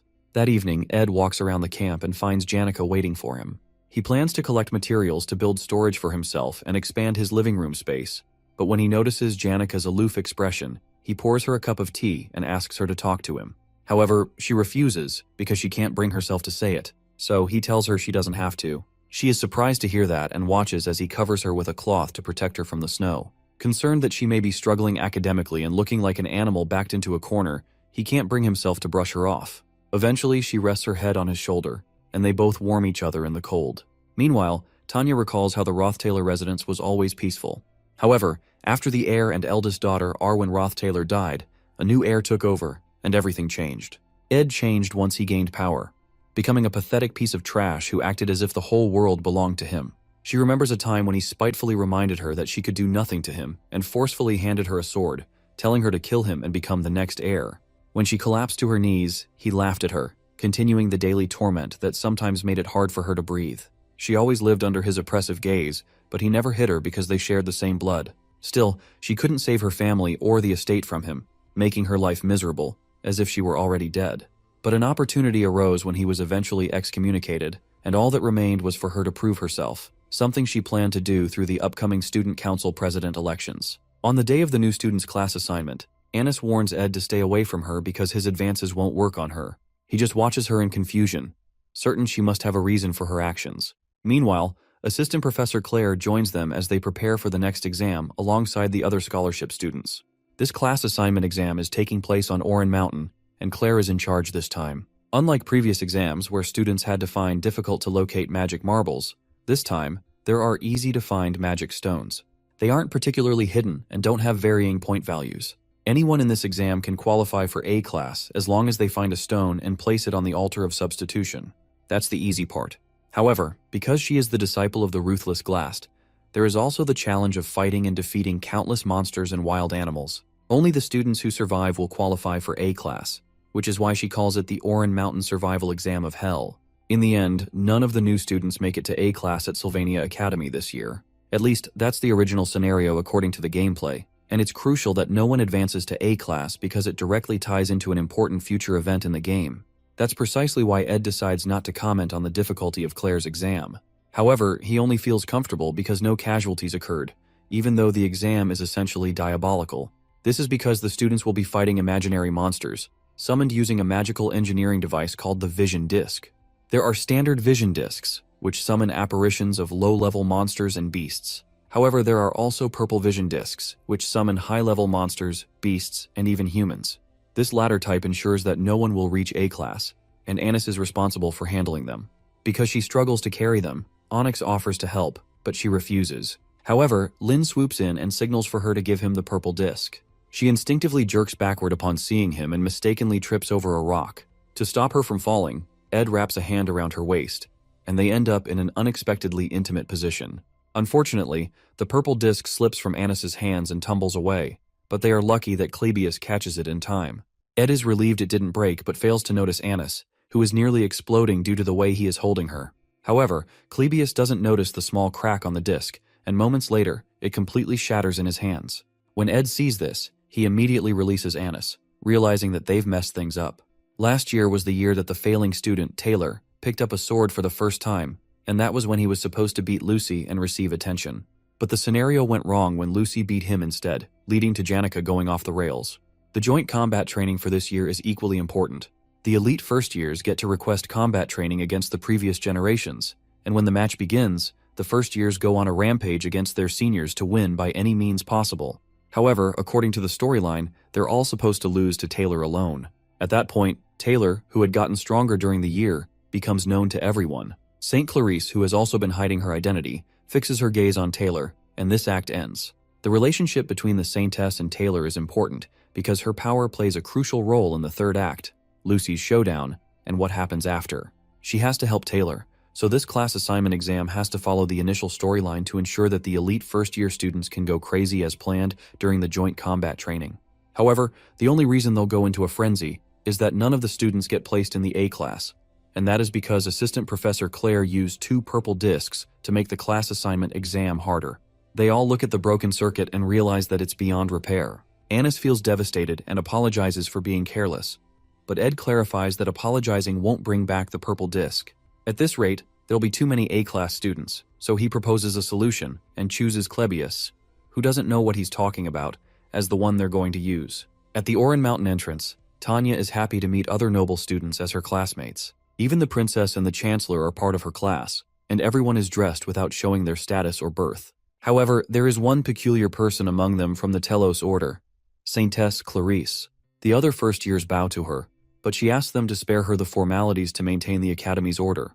While she's speaking, Tanya introduces herself and expresses how much of an honor it is to meet her. The Saintess is happy to hear that Tanya is from the Roth Taylor family, and comments that Crepin, the patriarch, was baptized by her, although she was too young to remember. Regardless, Tanya replies that it was an honor and expresses her hope to be baptized when she becomes an adult. Soon after, an announcement signals the start of the exam, and each faculty member is directed to their assigned area, even though the goal for all of them is to get into A class. Everyone soon sprints toward A class, which affords them free student welfare activities, fame, tuition exemption, and access to Ophelis Hall. One redhead quickly finds a stone and rushes to place it on the altar before anyone else so he can secure A class. While he's talking, another student named Joseph runs past him and reminds him to stop yapping and start running. Meanwhile, Tanya notices that there are too many magic stones on the mountain and figures there must be something else making the exam harder. She decides to conserve her energy, stay on guard, and move slowly. Suddenly, she notices a student taking off her shoes. Initially, she suspects the student slipped, but she is surprised when the girl leaps up cheerfully, explaining that she just wanted to feel the snow on her feet. Tanya is confused as to why she'd do that now of all times, but the girl doesn't see the issue. Tanya then becomes certain that the girl must have hit her head during the exam. Soon after, Tanya introduces herself, and the girl mentions that she heard members of the Roth Taylor family hold high status. Tanya clarifies that not all of them do, as some are scoundrels, referring to Ed. Although Ed seemed reformed when she met him at camp, she believes he's hiding his true nature, which has ingrained deep fear in her over the years.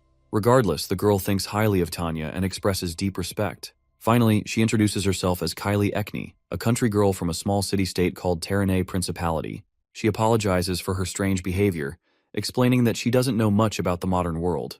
However, Tanya cuts her short and signals that they need to hurry since they're in an exam. Kylie agrees but explains that she's not too concerned about getting into A class because it would draw too much attention to her, which irritates Tanya. However, knowing that Tanya is interested, she excitedly grabs her hand, thrilled to have a friend her own age for the first time, despite Tanya's protests. 30 minutes after the exam begins, the redhead keeps going and is fairly certain he'll secure first place, especially since his stamina is better than Joseph's, whom he calls a bastard. Eventually, he stops to rest due to exhaustion, but doesn't notice Clebius, who is transformed into the sword demon and is aiming a grueling punch at his cheek. The punch knocks him to the ground, and the redhead protests, asking Clebius why he suddenly popped up, saying it's unbecoming of a senior. Meanwhile, Clebius recalls how Ed had earlier explained that he and Anis would block new students from reaching the altar from halfway up, since only the strongest should be worthy of A class. In the present, Anis beats herself up for putting them in this situation and vows to do her best. Meanwhile, Onyx, a master of flight magic, is put in charge of safety, while Claire has to draft documents to report the changes in the exam. Since everyone has their assigned roles, Ed decides to stay back and guard the altar. However, Claire is concerned because Ed still can't properly sense magic, but he assures her that he has something in mind. As Clebius pounds the students, Onyx arrives to retrieve those who have been knocked down. Meanwhile, Ed checks out the purple vision disc and realizes that completely fixing it will be difficult, especially since his magic hasn't returned yet. However, since they have a large stash of high-quality magic stones containing immense magical energy, he decides to offer them on the altar to continuously recharge his magic. When he offers the first one, Mug, the spirit he contracted with, appears and tries to communicate with him, even though he still can't hear what it's saying. While Anis and Clebius stall for time, Ed offers a large number of magic stones to ensure that no one gets past him. After several students are knocked down mercilessly, some try to warn the others to run. Meanwhile, Tanya and Kylie find the unconscious students and spot the sword demon, who menacingly approaches them.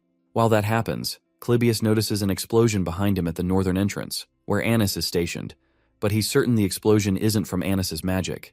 Because he's distracted, the girls use the opportunity to run past him, so he chases after them. Although Anis, the top teacher assistant, is talented enough to be considered a specialist in academic and practical fields, she's just a little above average in combat. She's not an easy opponent for first years, but Joseph Whitefelts is on a completely different level. Unlike his sister, who had to work her ass off to become a top alchemy student, Joseph was the youngest to reach the status of Magic Society researcher and can freely use mid-rank magic, making him a genius. After she tells him to pass, Joseph tells her there's no need to be upset because he's certain she's talented in something other than fighting. However, Anis clarifies that she is upset, but not because she lost to him. She then asks him to go up. He moves forward, and Anis recalls that everything was going perfectly without a flaw, but she made it difficult by breaking the purple vision disc. The worst part is that she was unable to think of an alternative and left it to Ed, who had to lead the situation. She blames herself for losing to a new student and failing to block the northern entrance. But what frustrates her most is that she keeps thinking about Ed, who had calmly taken charge of the situation. Meanwhile, Joseph reaches the altar and runs into Ed, who welcomes him and reminds him that he only needs to place the stone on the altar, even though he won't let him do that.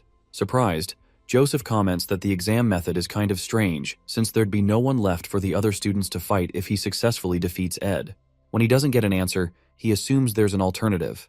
But in truth, he's making small talk to buy time and assess his surroundings.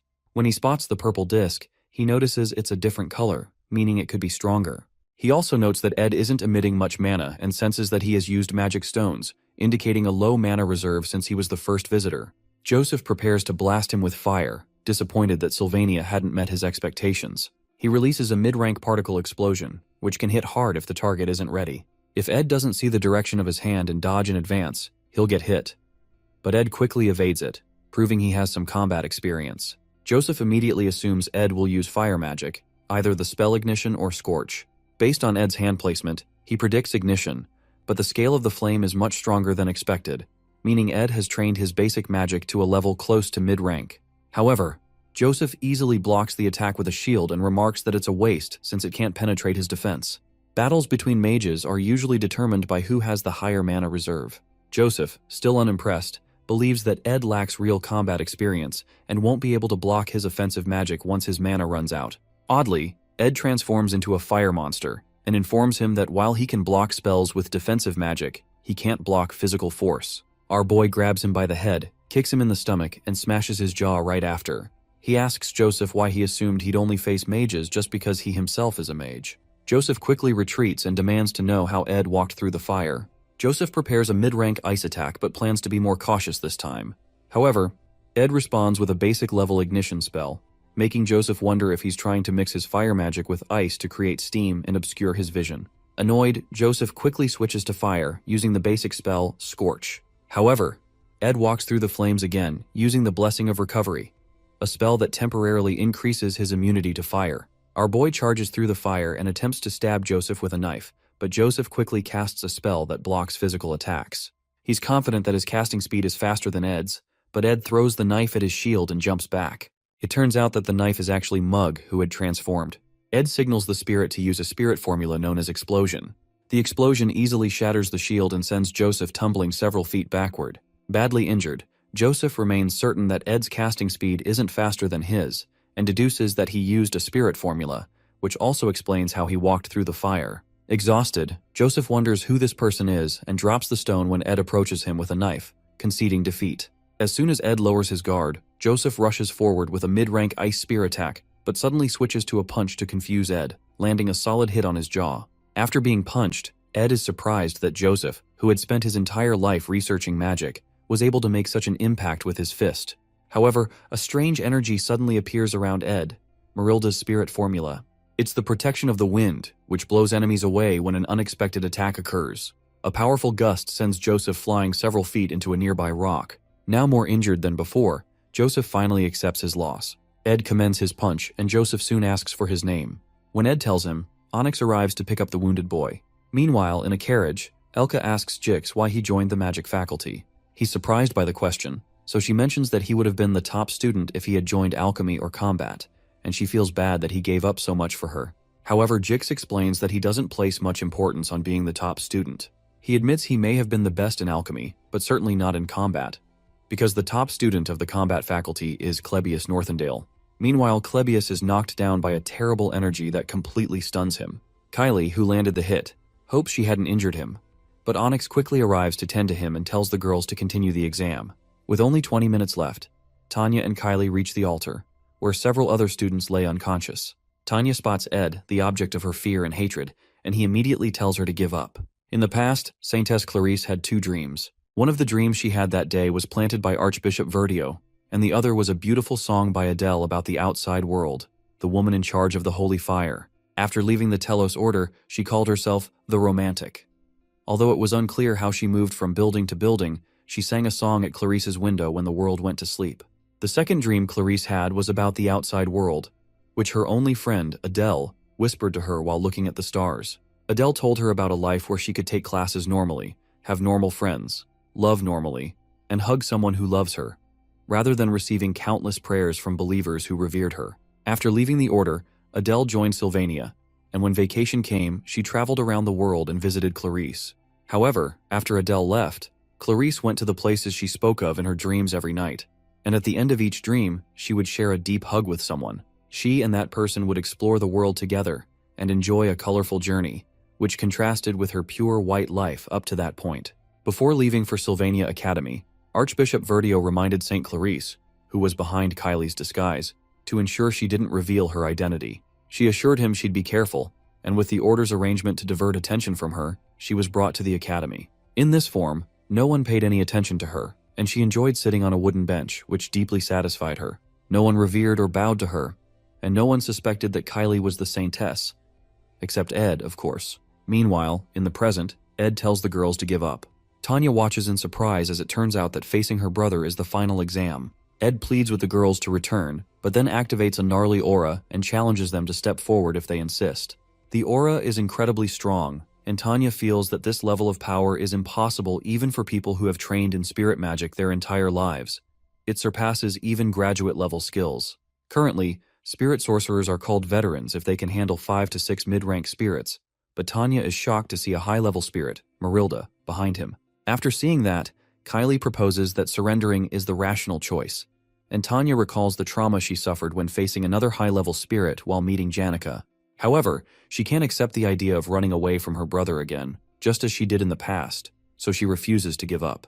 Tanya recalls how Ed was 2 years ago, and wonders how someone who couldn't even use elementary magic could suddenly summon a high-level spirit. She concludes that it must be a fake. She plans to defeat the real spirit behind him, assuming it must be weaker. But as she moves closer, the energy is so overwhelming that she has to accept the reality. She really might be facing a high-level spirit. After a series of attempts, the energy knocks both girls backward, and Kylie is shocked to learn that this person is Tanya's brother. Secretly, Kylie had a fantasy about noblemen, neatly groomed, with charming smiles and graceful manners. However, meeting Ed, she is shocked to see that this is the same person Tanya had spoken of so disdainfully. Eventually, Kylie gets up and signals to Tanya to go for the spirit's main body, as planned, while she acts as bait, since she can't die except in special cases. Tanya worries she'll get injured, but Clarice assures her that she'll do it. After all, Tanya had said Ed was truly a bad person, and Clarice is willing to protect her first friend at Sylvania. Normally, Tanya would have dismissed such absurd words, but she had witnessed Kylie's abilities during their fight with Clebius, and how effortlessly she deflected his attack. She wonders if Kylie possesses a special power as she watches her charge into the storm with tears in her eyes. The sudden action confuses Marilda, who immediately tries to smash Kylie into the ground, but Kylie's holy magic blessing is suddenly activated. The blessing manifests a mid-rank or above power that automatically defends against any hostile force attempting to harm her. The clash between the two forces knocks Kylie backward, though her shield still protects her. Ed asks if she thought she could make him give up, but he soon notices Tanya leaping at him from the side with a basic magic attack known as Emit. The attack knocks him away from the altar and onto the ground, where Tanya spots the purple vision disc lying nearby. As she scans the area for Ed's body, she notices several arrows flying around her and hears Ed's voice telling her to stay still. She is stunned to see that the same person who once couldn't wield a sword properly now skillfully wields a bow. He reminds her that the first shot was a warning, and as Tanya observes the arrows made of magic, she wonders if the person standing before her is truly Ed Roth Taylor. Realizing that nothing has changed since childhood, when he used to oppress her, tears fill her eyes because no matter how hard she tries, she still feels powerless. However, Ed acknowledges her efforts, commends her for working so hard, and apologizes for putting up such a fight. He explains that there is a reason behind his actions, and adds that she wouldn't have enjoyed the challenge if he hadn't resisted. As she listens, he praises her incredible performance, admitting that he would have given up if he were in her position. When she notices him wearing the gift she gave him, she realizes that something truly has changed about him. Ed reminds her that she should be proud that she fought till the end, even though it was an illusion caused by the purple disc vision. As she cries, he tells her she's impressive, but that doesn't seem to help as she keeps crying because she didn't get into Class A. Suddenly, Kyle hugs Tanya and cautions Ed to step back so she doesn't attack him. Suddenly, Claire calls out to Ed for help because Klebius is completely knocked out and the exam is over. However, Kylia notices that her voice is beginning to revert to its original tone, meaning her transformation magic is being undone. This must have happened when she pushed back and dropped the magic engineering item Verdio told her to carry. She begins to panic that her identity will be revealed and her school life will end, but Mug suddenly shows up with the magic item. Ed hands it to her and almost calls her by her title but quickly corrects himself. She looks at him in shock as he walks away to meet Claire. The class assignment exam ended, and Ed was able to return everything to the original storyline, except for one thing. One change that was created, even though it was quite meaningless, is that the Saintess's eyes, which were supposed to focus on Taylor, are now focused on Ed because she noticed he almost referred to her by her title. While Ed lies on the ground, Matilda speaks to him about beauty that transcends generations and values, such as what is seen in the setting's nonsense. Ed, however, interjects that she's talking nonsense, so she protests that humans are unable to appreciate the moment, even though they live short lives. It turns out that Matilda wasn't just a vision, she was really there. But Ed didn't want to tell his sister. Matilda reminds him that he needs to learn how to appreciate small things, and Ed realizes she's a chatterbox, just like Janica told him. However, Matilda chastises him for always being thorough about everything and not paying attention to his well-being. Eventually, she spells it out for him. He needs to date someone who can help his well-being. To gain some credibility, she asks Mug if she's right. Mug agrees and even tells Ed to listen to Matilda and at least pretend to agree. When Matilda asks what he means by pretend, the little guy apologizes for misspeaking and attempts to repent by offering up his death. Ed, tired of their yapping, throws Mug away and asks Matilda why Janica looked unhappy the last time he saw her. She asks him if he's worried but states that she can't tell him since Janica didn't want to tell him herself. However, she reminds him not to worry too much because even Janica needs to go through difficult seasons and grow from them, especially since the world isn't a fairy tale. Soon after, Matilda hurries them along so she doesn't consume all of his mana. She explains that she's an expensive spirit, and the only reason he was able to handle summoning her, apart from the mana stones he consumed recently, is because someone else was handling part of the mana load. She clarifies that a spirit like herself wouldn't contract with just one person, and Ed realizes he truly can't summon a high-level spirit for long. As he wonders whose mana it was, the answer becomes clear. Climbing to the top of a nearby structure, he finds Lucy and teases her about coming up here to take a nap. However, she clarifies that she didn't come here to sleep. She just didn't want to stay in the hut alone, so she took a walk that led her to the altar of substitution. The thing is, Ed knows that her coming here marks the final stage of the third act. Soon, the distrustful Saintess will begin to suspect the Order after she realizes the darkness of the Holy City. Then, Telos' apostles will come to Arkan Island to condemn Clarice, and the characters in the Academy will decide to follow the Archbishop's orders since they don't know the whole story. In the end, everyone's swords will be pointed at the one girl trying to protect Arkan Island, Lucy, who is following her master's final will. Regardless of their insults, Lucy will not complain and will remain firm until she finally awakens. When that time comes, she will defeat all the main characters at Arkan Island and take down more than half of the raid party by herself. But in the end, her stamina will run out, and she will be defeated by Taylor, who has learned the final swordsman form. After the truth is revealed, everyone will learn why Lucy was trying to kill the god's apostles and realize she wasn't a villain after all. However, at that point, it will be too late to change anything. Perhaps it's her innate nature or because she felt they wouldn't have listened, but Lucy will keep everything to herself until the very end. Back in the present, Ed still plans to stop her. He can't handle sacrificing her just to keep the storyline intact. In a flashback to the past, the old man Glock explains to a younger Lucy that Sylvania will be able to overcome most trials on its own, but a time will come when a trial arrives that they cannot overcome. He pleads with her to lend them her strength, even if only for his sake. He told her of the events to come before they happened, and it felt terrible for her to lose her master and only family. Suddenly, she leans over and places her head on Ed's legs. She tells him that she recently realized she gets lonely, so Ed decides to always inform her in advance whenever he plans to leave the hut. The next day, Clara returns from her trip home and reunites with her family. She gives Belle a gift she got for her. Clara, who is from a very wealthy noble family, ached to return and quickly heads out to see her friends, Anis and Janica, for a tea party since she hasn't seen them in a long time. Eventually, when she finds Anis and Janica, the table is awfully silent, and Clara wonders if the two had a fight. In all the years of their friendship, she's never seen this kind of tense atmosphere and wonders what she should say to lighten the mood. Before she can say anything, Janica finally asks Anis about the hug she received from Ed. Meanwhile, Ed Roth Taylor builds a wooden wind-blocking wall and realizes that working on such low-rated items no longer raises his stats or production proficiency, so he considers looking for something new.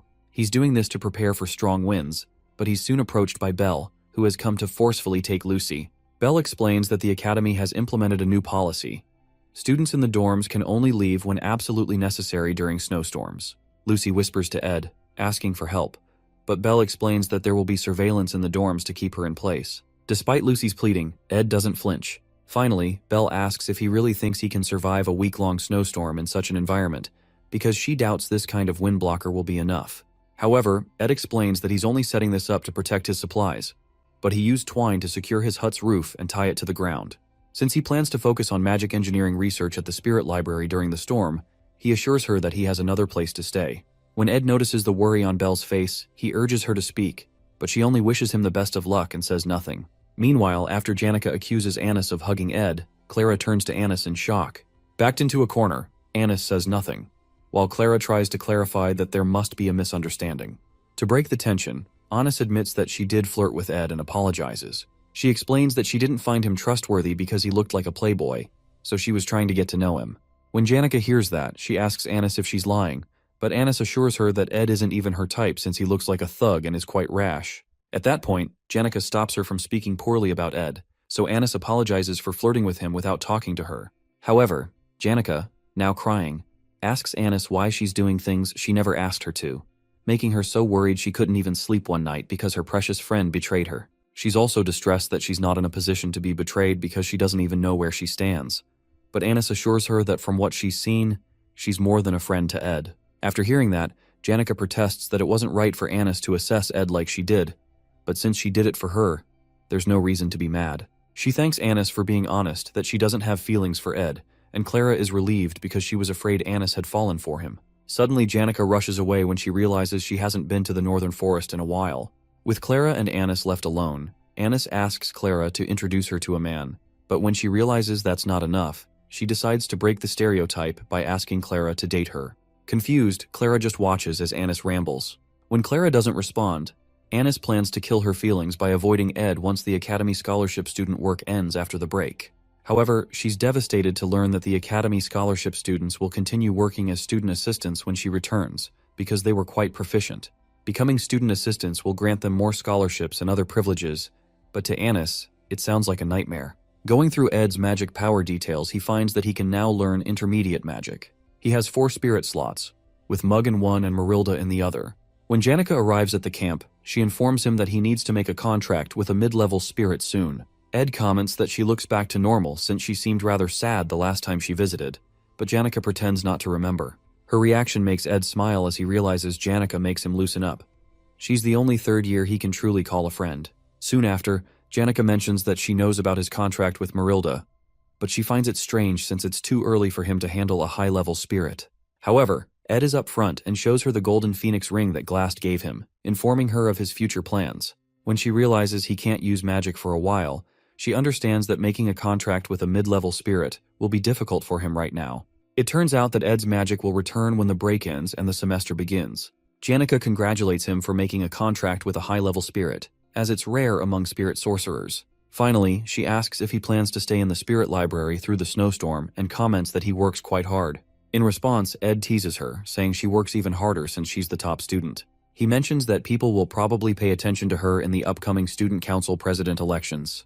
Regardless, Janica responds that she intends to stay neutral during the elections. She asks if Tanya is also running and whether he's close to his sister. Ed admits he can't say so confidently since he's been excommunicated, but that doesn't change the fact that they're related, and he plans to maintain a good relationship with her because he cares about her. Hearing that, Janica concludes that Tanya's reaction was just sibling rivalry. Suddenly, she grabs his hand, and with tears in her eyes, she asks if there's something Tanya would like as a gift or food she enjoys. At that moment, Ed realizes Janica must have done something wrong to Tanya and is trying to make up for it. However, Janica insists she didn't do anything. Ed just keeps staring at her, knowing she's a terrible liar, and soon, the guilt overwhelms her into confessing. However, Ed doesn't think it's such a serious issue. Meanwhile, Kylie is informed that the storm will begin in the morning, and that leaving the dorms will not be allowed except for special reasons. As she hears this, she can't help but recall the terrifying sight of Ed, the third-year student she saw a few days ago. But more than that, she feels uncomfortable, especially when he almost called her by her honorifics, making her wonder if he knows her secret. Now, in her true form, she places the form-changing magic engineering item by her side, worrying about how hard she worked to lead a normal academy life. If even one outsider discovers her identity, her academy life will end. It wasn't hard for her to gather information on Ed because she overheard Joseph scolding the red-haired boy about failing to get close to the altar. Joseph mentioned that Ed isn't human at all and that he heard Ed built a hut in the northern forest where he lives. The only problem is that she can't go there since students won't be allowed to leave once the storm begins. And once the snowstorm ends and spring arrives, the new semester will begin, leaving her with no chance to seal his lips or do anything else. She soon opens her window, but fear grips her. The fear of Ed, the darkness, and the bitter cold. Living surrounded by pure white walls and ceilings has deteriorated her ability to appreciate the world's beauty, but she decides she must experience it for herself. So, she jumps out the window with the form-changing item in her hands. Landing on the ground, determined not to lose the freedom she fought for, she heads to meet Ed to ensure he isn't planning anything. Meanwhile, in the academic building, Klebius recalls how his eyes have long adapted to the dark, because darkness is all he's ever known. The most vivid memory he has is of his brother, who stayed by his side even when everyone in the household avoided him, especially the memory of when he stabbed him through the heart. After the break ends, Claire asks him if he doesn't want to be a student assistant. He explains that he felt like a burden to them last time, even though he liked the good treatment. From the way he's talking, Claire suspects that another lab is trying to scout him, but she soon gets him to agree to take the job as a student assistant. Meanwhile, Ed feels like he is trained to the limits of what he can handle. During the break, he was able to concentrate on training and increase his stats in the advanced crafting skill slot for spirit formula infusion and magic engineering. He has improved both advanced skills enough to be considered his specialties, and he plans to spend the remaining week working on them in the library to use them more effectively. As he climbs out, he recalls that he gave Jix some money to clean up the mess in the library with a bit of magic, but Jix had even helped organize the books by theme and title. For that to happen, it seems he got some help from Elka, even though he had told him it was a secret. He'll have to find a way to repay them later. He picks a book from the shelf and decides to focus on a few formulas instead of trying to learn hundreds, aiming to create at least one legendary magic engineering item. After that, he plans to craft a few more to raise his magic engineering skills, and then make other rare items once he masters the basics. While working on his plans, he reaches into his bag but doesn't find the items he needs. It seems he left them in the hut, so he's forced to return in the storm to retrieve them. Meanwhile, Kylie pushes through the painful storm, and eventually finds the river in the northern forest that Joseph mentioned. She checks the map she brought and tries to pinpoint the hut's location. At this point, she feels like she's on an adventure. Clarice is not weak. She's more talented than most mages, and her holy magic is even stronger than others. The holy magic's blessing ensures that anyone who attempts to harm her will have the damage returned twofold. So even if she encounters a wild animal or a robber, she won't be harmed. Regardless, she feels a certain fear when it comes to Ed, especially because he may have been baptized by the Telos Order since he was the successor to the Roth Taylor household. The issue is that the holy magic's blessing does not harm those who have been baptized by the Order. However, there should be no reason for him to harm her. She just needs to be certain that he doesn't know who she is. Soon after, she reaches his door and tries to push it open, but it won't budge. When she forces it open, she notices a small pot filled with blood placed behind it, and her force spills its contents onto the ground. She stands there, confused, but soon becomes afraid when she sees a wild boar tied nearby. There's blood everywhere, and fear grips her. Has she entered hell? As if that's not enough, she soon hears footsteps and quickly hides. Moments later, someone steps through the open door and notices the blood on the ground. Meanwhile, Kylie hides, trembling, as the person approaches her hiding spot and pulls out a huge knife from one of the drawers. Trying to muffle her whimpering, she accidentally hiccups, and the person turns toward her, asking who she is. While she stammers, Ed recognizes her and calls her name in confusion. Surprised, he asks what she's doing here and why she's shaking. However, Kylie, overcome with fear, releases a divine holy magic explosion toward him, an attack that nullifies most of the opponent's magic while inflicting physical damage. The blast hits Ed, launching him backward and sending him crashing through a bookshelf. When she sees that he's been severely injured, she falls to her knees, trembling, realizing she didn't mean to kill him. In tears, she prays to Telos, believing she has committed a grave sin. She was supposed to live a life of purity, but now she is stained with sin. Pledging to burn in the depths of hell to atone, her prayer is abruptly interrupted by an angry Ed, who walks up to her and asks if she's kidding him. Shocked to her bones, the spirit within her seems to leave her, and she faints on the spot. Meanwhile, in Ophilis Hall, the chief maid is summoned when it is discovered that Kylie is missing. Belle is one of the few people aware of Kylie's true identity, as the order decided the person in charge should know what's going on. The nation would be in an uproar if they knew the Saintess had disappeared into a snowstorm. But Belle stays calm, determined to handle the situation discreetly, especially since the Saintess possesses the holy magic's blessing. To avoid reducing the staff required to maintain the hall, Belle decides to search for the Saintess alone. Before heading out, a maid informs her that a witness last saw Kylie heading toward the northern forest. Hearing this, Belle realizes that Kylie is heading toward Ed's territory, the same Ed who is strangely blessed with women. Worse, it's a snowstorm, and a man and a woman left alone together, forced to rely on each other until rescued, doesn't sound like a good situation.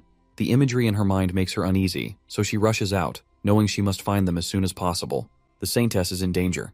There is a suspicious man in the forest who walks around carrying the bloodied corpses of beasts. These were the rumors among the students, but Belle knew the truth. She knows he's a pretty considerate person, and he faithfully carries out his duties despite the many women who approach him, which makes him worth trusting.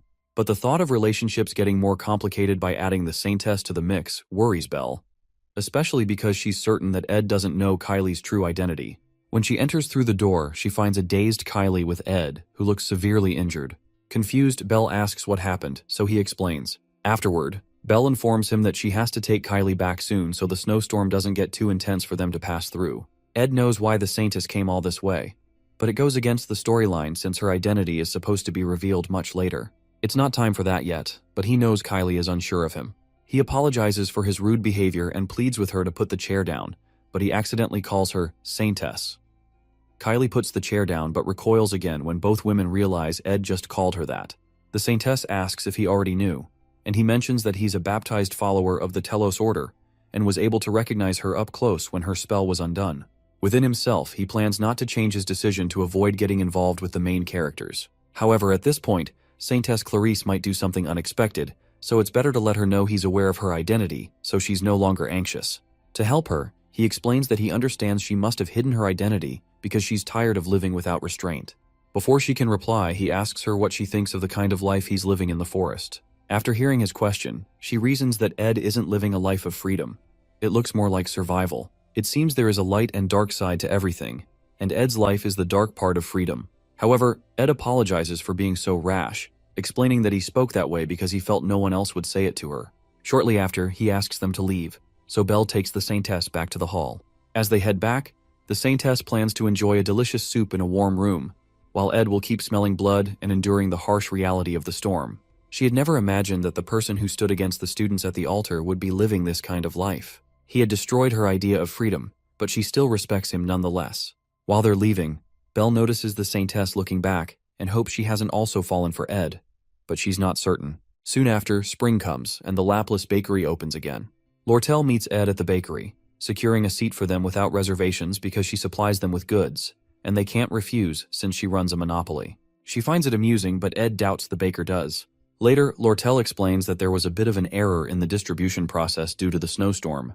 The bakery had ordered a bunch of supplies they didn't need beforehand, but canceled all their orders when the storm got closer. It was unethical for them to monopolize food that could have gone to other businesses by placing fake orders, so Lortell had to handle it. While they chat, the baker returns to beg Lortell to change her colleagues' minds about limiting orders, as it will affect the bakery. However, Lortell ignores him and simply asks Ed if he'd like to walk her to her afternoon class. Ed notices Lortell's cold attitude toward the bakery. She explains that she doesn't want to be harsh, but the snowstorm cut off their main distribution base, and funds are tight at the moment. Ed accepts her explanation, so she reassures him that she's an expert in managing money and will ensure the company's funds aren't wasted because that's what it takes to run a business. Suddenly, she notices he isn't carrying his textbook, so he explains that he'll have to run to the library to borrow one, but running is good for his health. That surprises her since the textbook isn't expensive, so she asks why he doesn't just buy one.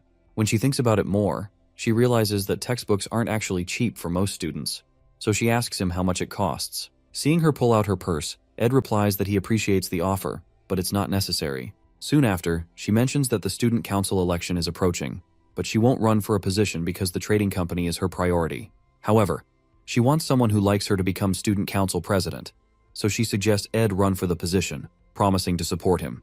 Ed refuses, so Lortell asks if his sister is running, especially since she doesn't want to suck up to Princess Fenia if she becomes president. However, it will be hard for Tanya to win, even if all the top students support her, because the gap between her and the princess is too large. Hearing that, Ed realizes Lortell is right. It makes more sense for the princess to become president. Tanya, on the other hand, does almost anything to get votes, no matter how desperate, but she can't close the gap and will eventually lose by an overwhelming margin. Suddenly, Lortell asks if Ed supports the princess. He confesses that he leans more toward Tanya. That answer makes Lortell happy, because most people admire Princess Fenia, and she was worried he might be the same. Lowering her head, she asks if he knows she likes him, admitting that she almost got jealous. In a vulnerable moment, she places her hand on his chest, but isn't sure if her attempt works, since Ed doesn't say anything. Regardless, she rests her head against his chest and suggests checking his heartbeat. Immediately, Ed pushes her away. Lortell protests, asking if she did something wrong. Ed responds that she didn't, but he doesn't plan to date anyone until he graduates. Hearing that, Lortell asks if he plans to date after graduation, but he doesn't reply. Happy that she's gained some insight, she rejoices. Graduation isn't too far off, and she's eager to see if he can keep rejecting her. While she talks, Ed remains silent, thinking about how graduating safely isn't an easy goal. The main character must defeat the final boss at the end of the story to restore peace, allowing him to graduate. Clarice, the symbol of the Order, and Fenia, the symbol of the royal family, need to support the protagonist in order for him to defeat the final boss, the Sacred Lance Dragon. In other words, Taylor must grow as the storyline intends and make allies. The class placements went as planned, and Clarice seems to be hiding her identity well. Even though he feels bad for Tanya, Fenia will become the council president, allowing the storyline to return to normal so he can rest easy. However, despite Ed's expectations, the scenario is already breaking down, because Princess Fenia suddenly wakes up one day and decides she doesn't want to run for council president after all. Meanwhile, Clebius freaks out because a first-year student had sent him a duel request form and wonders why they didn't pick someone else. He's the first person the student sent the form to, and he begins to curse about his damned life and why it has to be him that this person wants to duel. While that is going on, this first-year student also goes to inform Jix that he'd like to duel with him. When Jix asks why, the guy says he'd like to learn from him, but Jix tells him not to give some shallow reason like that. When the guy hears that, he comes out plain that he'd like to prove his worth. Jix asks him why he needs the duel since he's already claimed the position of top student in his year, but the boy protests that being top student doesn't mean much since he's just a first year. However, since Janica is the top student of all the third years, Drake is the top student of the Faculty of Combat, and Ed is popular among the first-year Faculty of Magic, he plans to duel against them all. But, to follow the proper order of things, he sent a request to Clebius, the top student of the second-year Faculty of Combat, but it seems like he's avoiding it.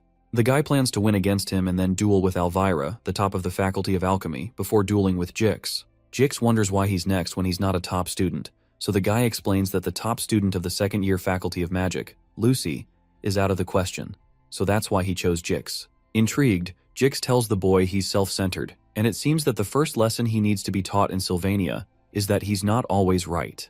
The guy informs Jix that he doesn't think it'll be easy to defeat him, but Jix responds that what he means is that he won't even get to fight him, Janica, or Ed, because he won't even be able to defeat Klebius. That statement annoys the first-year student, but Jix tells him to learn to perceive reality properly if he wants to defeat him. Shortly after, Jix steps out and runs into Ed, who thanks him for his help in the library. Jix soon informs him about Wade, the first-year student who's sending out duel requests to all the top students. Interestingly, Ed already knows that Wade Callermore's challenges will go on from Act 3, Episode 3 to Episode 5. In the third episode, Wade, who is a skilled swordsman and the son of the commander of the Northern Border Territories, was able to easily become the top student in his year. Unsatisfied, he goes on to challenge his seniors, and in the end, he defeats them all with ease, even Jix. Jix had already been exhausted going into the fight, so it was kind of unfair, but it still ended in a loss. Wade's rampage, which seemed like it wouldn't end, was eventually stopped by Taylor, who had improved over the year.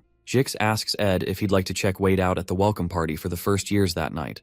But Ed turns down the offer because he already knows what Wade looks like. As he walks away, he notices that the refreshing atmosphere of the school is giving him more energy. Meanwhile, Jix wonders if he should have told him about something else he's noticed. Since he's in the same grade as Fenia and sees her often, he's noticed she's been looking rather down recently. But whenever he's talking to someone and Ed is brought up, she always listens. Sometime later, Jix intentionally calls the name Edward, but focuses on the Ed part, and he notices how the princess jolts back to look at him.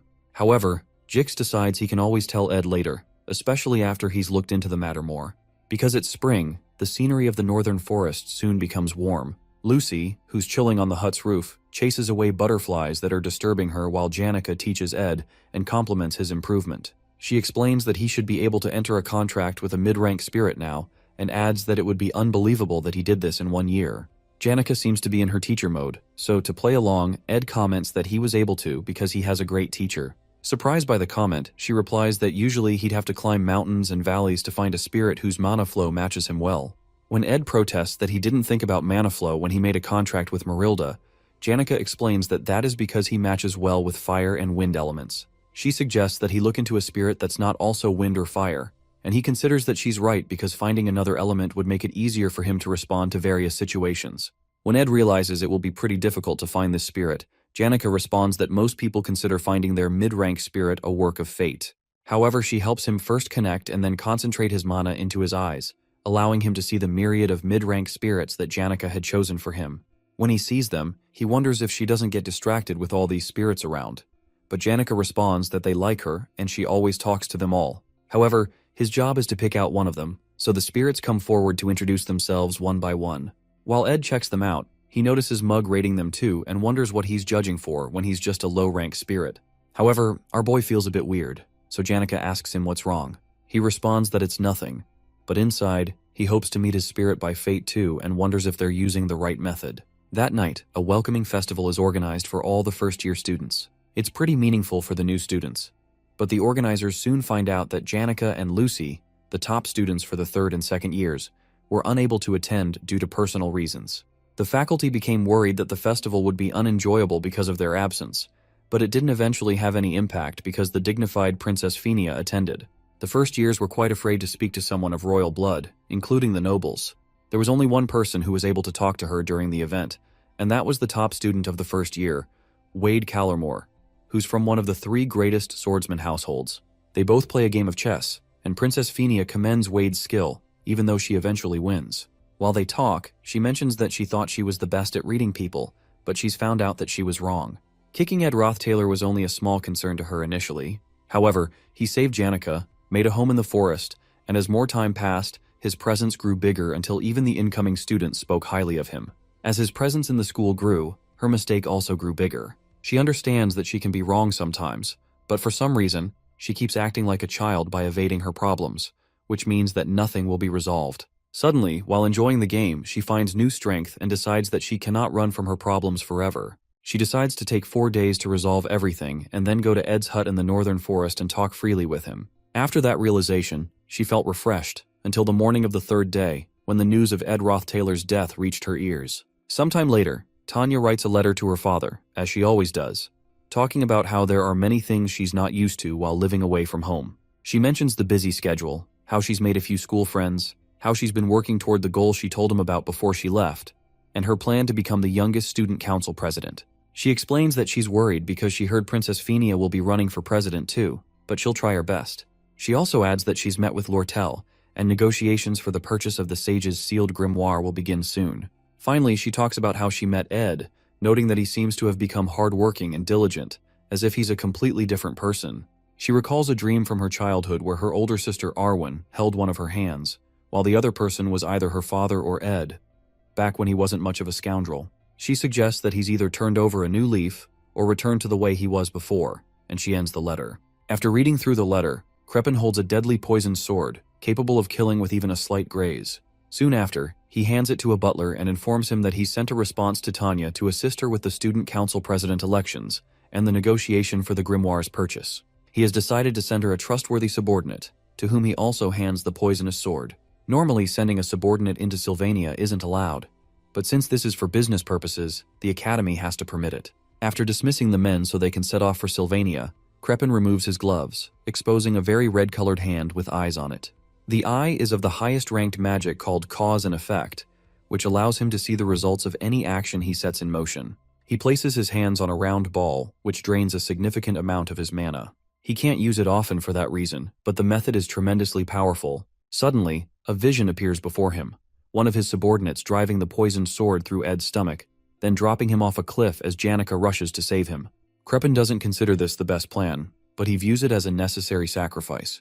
3 days before Ed's death, Tanya considers how popular Princess Fenia is, and realizes her chances of winning against her are nearly zero. As she thinks about giving up, Jix walks past and asks if she's heard of elemental studies training. Noticing her expression, he asks what's bothering her and suggests they have tea with Elka later. Meanwhile, the other girls in their class fawn over Jix, whom they consider the strongest person in the academy, impressed that he's talking to Tanya. Later, Lortell shows up in Tanya's classroom to set a time for their negotiation meeting. Her classmates are also impressed that she just spoke with an executive from the elite trading company. Shortly after, Lucy Merrill, known as the academy's greatest genius, greets Tanya while passing by. The other students are amazed by Tanya's high-profile connections, noting how she never boasts about them. Tanya overhears her classmates' chatter and uses it to motivate them, encouraging everyone to work hard to become exceptional students. As she steps out, she realizes her status within the academy has risen drastically in the past few days, even though she hasn't done anything. The only reason she's receiving this treatment is that she's Ed's younger sister. She had always thought of him as trash, but now she feels like the trashy one. The overwhelming realization unsettles her, but she's soon distracted when two of her father's subordinates, Kadek and Nox, arrive to greet her after a long time. She's glad to see them and appreciates her father's thoughtfulness. Kadek informs her that he'll be gathering information on the grimoire's market price and the trading company's funding to facilitate negotiations. Meanwhile, Nox explains that he's here to assist with the student council president election. When he suggests gathering intel on Fenia, Tanya stops him, revealing that they've received news that Princess Fenia will no longer be running for president. Meanwhile, elsewhere, Janica and Ed have a drink together when she mentions hearing an announcement that the princess is withdrawing from the election. The news surprises him, so he asks if the announcement is final or still subject to change. The final boss of Act 4 is Ed Roth Taylor, known to the world as the benevolent patriarch of the Roth Taylor family. However, only Princess Fenia recognizes his true darkness. With her influence in the imperial family and the academy, she is the only ally who can lead the fight against Crepin. Her withdrawal from the election is a major problem. Suddenly, Janica walks up to Ed and tells him she has a feeling he's about to do something reckless again. She protests that she can't bear the thought of him getting hurt and bleeding on his own while she remains unaware. To avoid making things harder for himself, she offers to help him. In response, he admits that he believes it would be better if Princess Fenia became student council president. Janica finds this odd, considering that the princess has always been mean to him and that Tanya is his sister. As they talk, Jix approaches and jokingly remarks that they're being scandalous in broad daylight because of how Janica is holding Ed. Apologizing for interrupting their quality time, he mentions that he thinks he knows why Princess Fenia withdrew from the election. Embarrassed, Janica quickly lets go of Ed, but Jix pays her no mind and explains that Fenia is like an alpha wolf that has lost her pack. Because she made the wrong decision, her pack died, and now she has lost her confidence and is incapable of acting. Before leaving, he casually mentions that it's going to rain tomorrow, so they should prepare accordingly. After Jix leaves, Ed reflects on how Jix's animal-like instincts often surpass human senses. The worst possibility he considers is that Princess Fenia has lost all hostility toward the Roth Taylor family. He wonders what he should do. While he's deep in thought, Janica remarks that the rain will be perfect for training the water spirits, and suggests they head to the northern cliff tomorrow to train a mid-rank spirit. Her words make Ed smile, and he decides to focus on what they can handle for now. Meanwhile, Lucy, lounging on a rooftop as usual, wonders if it's really going to rain. Suddenly, something occurs to her, so she jumps down to light a fire. Later, Ed returns home, reasoning that the rain will make it harder to go out, so he hopes it passes quickly. Shortly after, the rain begins, extinguishing Lucy's fire. The next day, the rain continues as Ed and Janica head to the northern cliff to train a water spirit. Mug, snuggled in Ed's coat, is excited to visit the coast, even though it's desolate and far out. Mug thinks it was an excellent choice to contract with the mid-ranking water spirit Leisha. As they talk, two men approach them. Ed immediately aims his mana arrow at them, but Caddick greets the young master, claiming that it's an honor to see him again. These two are the mid-bosses of Act 4's final chapter, subordinates responsible for the darkness within the Roth Taylor family. They're veterans who have been part of the Roth Taylor family's history all their lives, and they're Crepin's right-hand men. Although Ed should be happy to see them, he doesn't feel quite excited for some reason. When Caddick calls him young master, Ed replies that he's thankful he still calls him that despite his excommunication. Furthermore, Caddick mentions that they've come under Master Crepin's order to assassinate him, but they've decided to repent. As they kneel down, Caddick explains that the family's vassals harbor great hatred toward him, which is why they plan to assassinate him. However, after investigating his new life, they've discovered that he has changed and returned to his true self as the heir. While kneeling, Knox declares that they'll explain everything to Crepin and plead for Ed to become the heir of the Roth Taylor family once again, to restore the family's glory to the world. Suddenly, Ed tells them to stop with the bullshit. Both men smirk when they realize Ed has seen through their plan. Caddick commends Ed's growth, rushes at him with a poisoned dagger, and sends sword strikes of wind ahead of himself. However, Ed, who knows his fighting style, quickly dodges the wind sword strike, but he's soon ambushed by Knight Knox, who wields a flaming mace. Quickly, Ed rolls out of the way to avoid the flames and strikes at the men with a water attack, which Caddick easily blocks with his daggers. While they're fighting, Knox asks Ed if he remembers someone named Meliana, the poor child who lost vision in one of her eyes for his amusement. Meliana turns out to be Knox's daughter, and he is clearly fighting with the rage from that experience. Deeply angry, he blasts Ed with fire, but is shocked when Ed completely protects himself with a shield. Our boy doesn't flinch and admits to what he did, but reminds Knox that revenge is useless. He explains that only emptiness lies at the end of vengeance, but Knox, enraged, smashes his shield, unwilling to hear it from someone like him. As Ed moves backward, Caddick retorts that even though Ed has grown, it'll be impossible to block Knox's magic-infused mace. He's dodging well, but he'll die the moment he gets hit, especially since the bow he's carrying is hindering him. The struggle continues as Ed desperately avoids Knox's attacks. Seeing that Ed's movements are becoming sloppy, Knox charges at him with his mace, sensing he has nowhere left to run. As Knox is about to land the final blow, Ed agrees that he's out of options, but Knox is suddenly stabbed in the back by a dagger. The attacker turns out to be Mug. Shocked, Caddick wonders if Ed has used telekinesis or spirit formula, but he soon realizes that Ed had only been using basic magic to force them into attacking while he prepared a counter. Suddenly, Ed tells Mug to trigger the divine explosion, and he does, spilling Knox's blood everywhere. While the explosion is still happening, Ed quickly fires 2 mana arrows at Caddick, who can't comprehend how the boy is still attacking inside an explosion. Soon after, our boy emerges through the blast, using his blessing of recovery that grants him immunity to flames. Surprised, Caddick asks how a scoundrel like Ed has grown so strong in such a short time, but reminds him to aim for vital points next time. Suddenly, Caddick unleashes a barrage of wind attacks that knock Ed backwards several feet toward Knox's body. It seems Knox had used his own body as a shield to protect his vital points from the explosion. Enraged, Caddick charges in to end the fight. While he's still in the air, the water spirit Lesia ambushes Caddick from behind, completely enveloping his head in water to make him choke. The attack forces Caddick to drop his dagger, and he struggles to breathe. Suddenly, Knox, who seemed to be dead, grabs the poisoned dagger and leaps toward Ed from behind. Normally, burns and stab wounds like his would easily render most unconscious.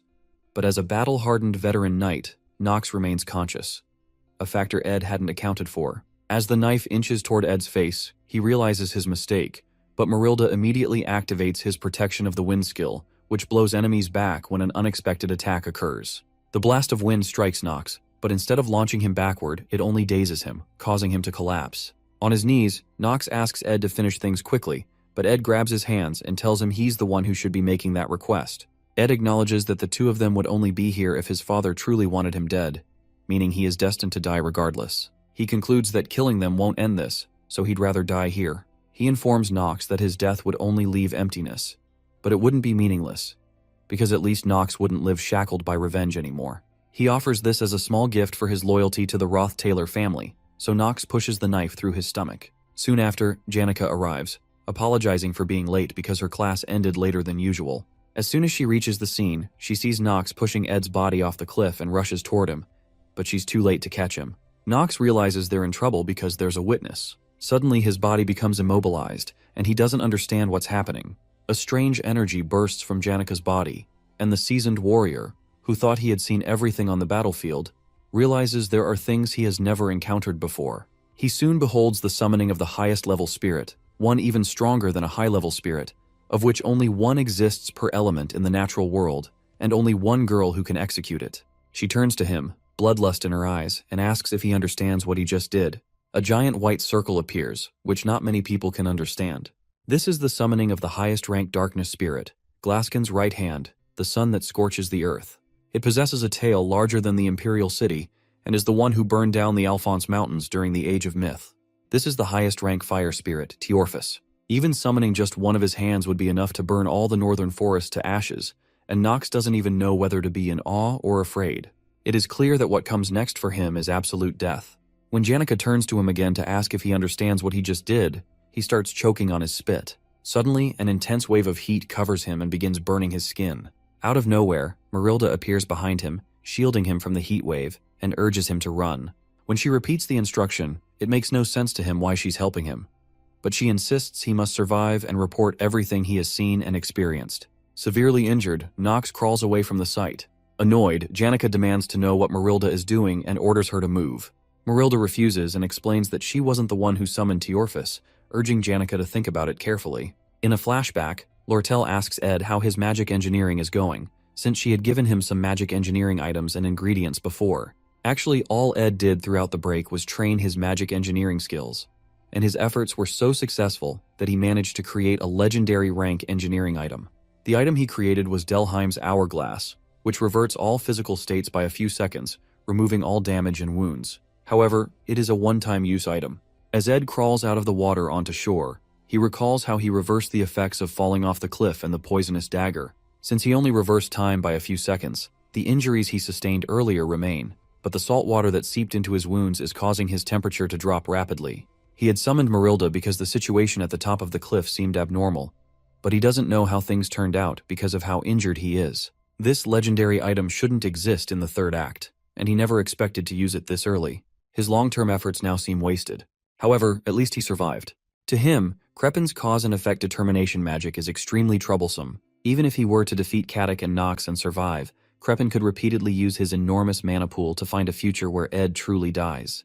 That's why he needed to die once. So Crepin would lose interest in him for a while, believing him to be dead. He figures that the only reason the Academy would allow the subordinates inside would be to help Tanya with her election and purchase the grimoire. After that, they would have to leave. In the meantime, he'll have to live like a dead man. He can survive, but the issue is that his body isn't moving well. While lying on the ground, a fire spirit belonging to Janica finds Ed, which brings him relief. Before he can say anything, Janica jumps on him, hugging him tightly and pushing him to the ground. Happy, Ed apologizes to Janica for always making her worry and hugs her back. Later, he explains to her that it's better for him to stay hidden until the election ends. To help, Janica promises to bring him essential supplies and daily tools. When he mentions that his injuries hurt, she quickly removes her hands from around his neck and apologizes for hugging him so tightly. Meanwhile, Lucy hides under the hut's covering, watching the falling rain. Although it seems like she's doing nothing, she's practicing the art of waiting. Normally, Ed would walk through the forest grass, and once he confirmed the fire had gone out, he'd kick the wooden reinforcements to ensure they were sturdy. Then, he'd put away all the clothes drying on the line, place rust-prone tools under the tent, greet Lucy, and sit at his desk to read a magic engineering book. Meanwhile, Lucy would always sit near the fire and sleep while listening to the rain and the sound of Ed flipping through his books. Suddenly, she detects mana laced with the scent of blood but chooses to ignore it.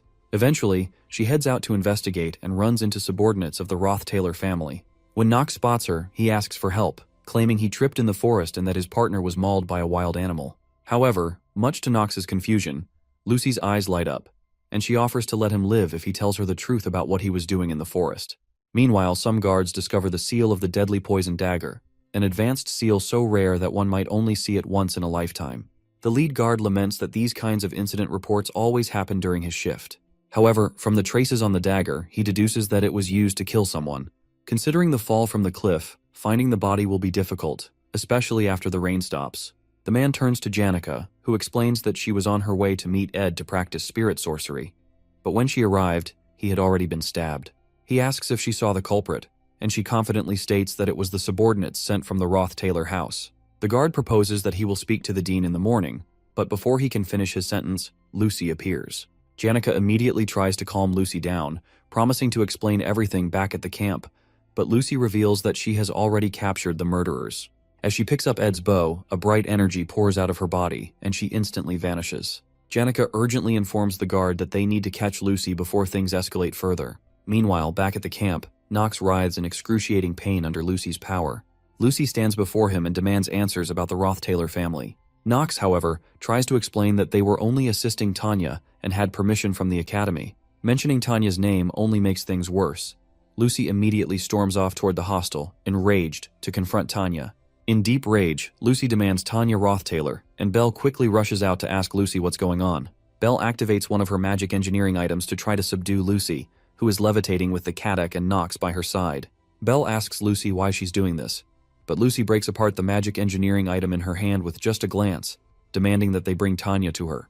Meanwhile, another huge explosion occurs somewhere else, and Wade commends Elvira for putting up a good fight, even though he beat her. She accuses him of arrogance for beating the second years, but Wade explains that he still has to beat Jix to complete his plan of defeating all the second years. Jix, who is standing nearby, is surprised that Wade was able to beat Elvira, the top alchemy student, even though his specialty is one-on-one battles. Wade is the heir of the renowned swordsman family of Callermore, and some onlookers gossip that he might really beat Jix after all. Before they begin their fight, an explosion shakes the building. It turns out to be Lucy, who is in a fit of rage. They quickly rush toward the noise to investigate, but when they arrive, Jix realizes they're too late. He sees Belle and the others turn to stone. In reality, they are all frozen in a time prison using time-type aspectual magic, and Lucy is likely the only genius who can witness aspectual magic, which someone spent their entire life researching, and copy it after one look.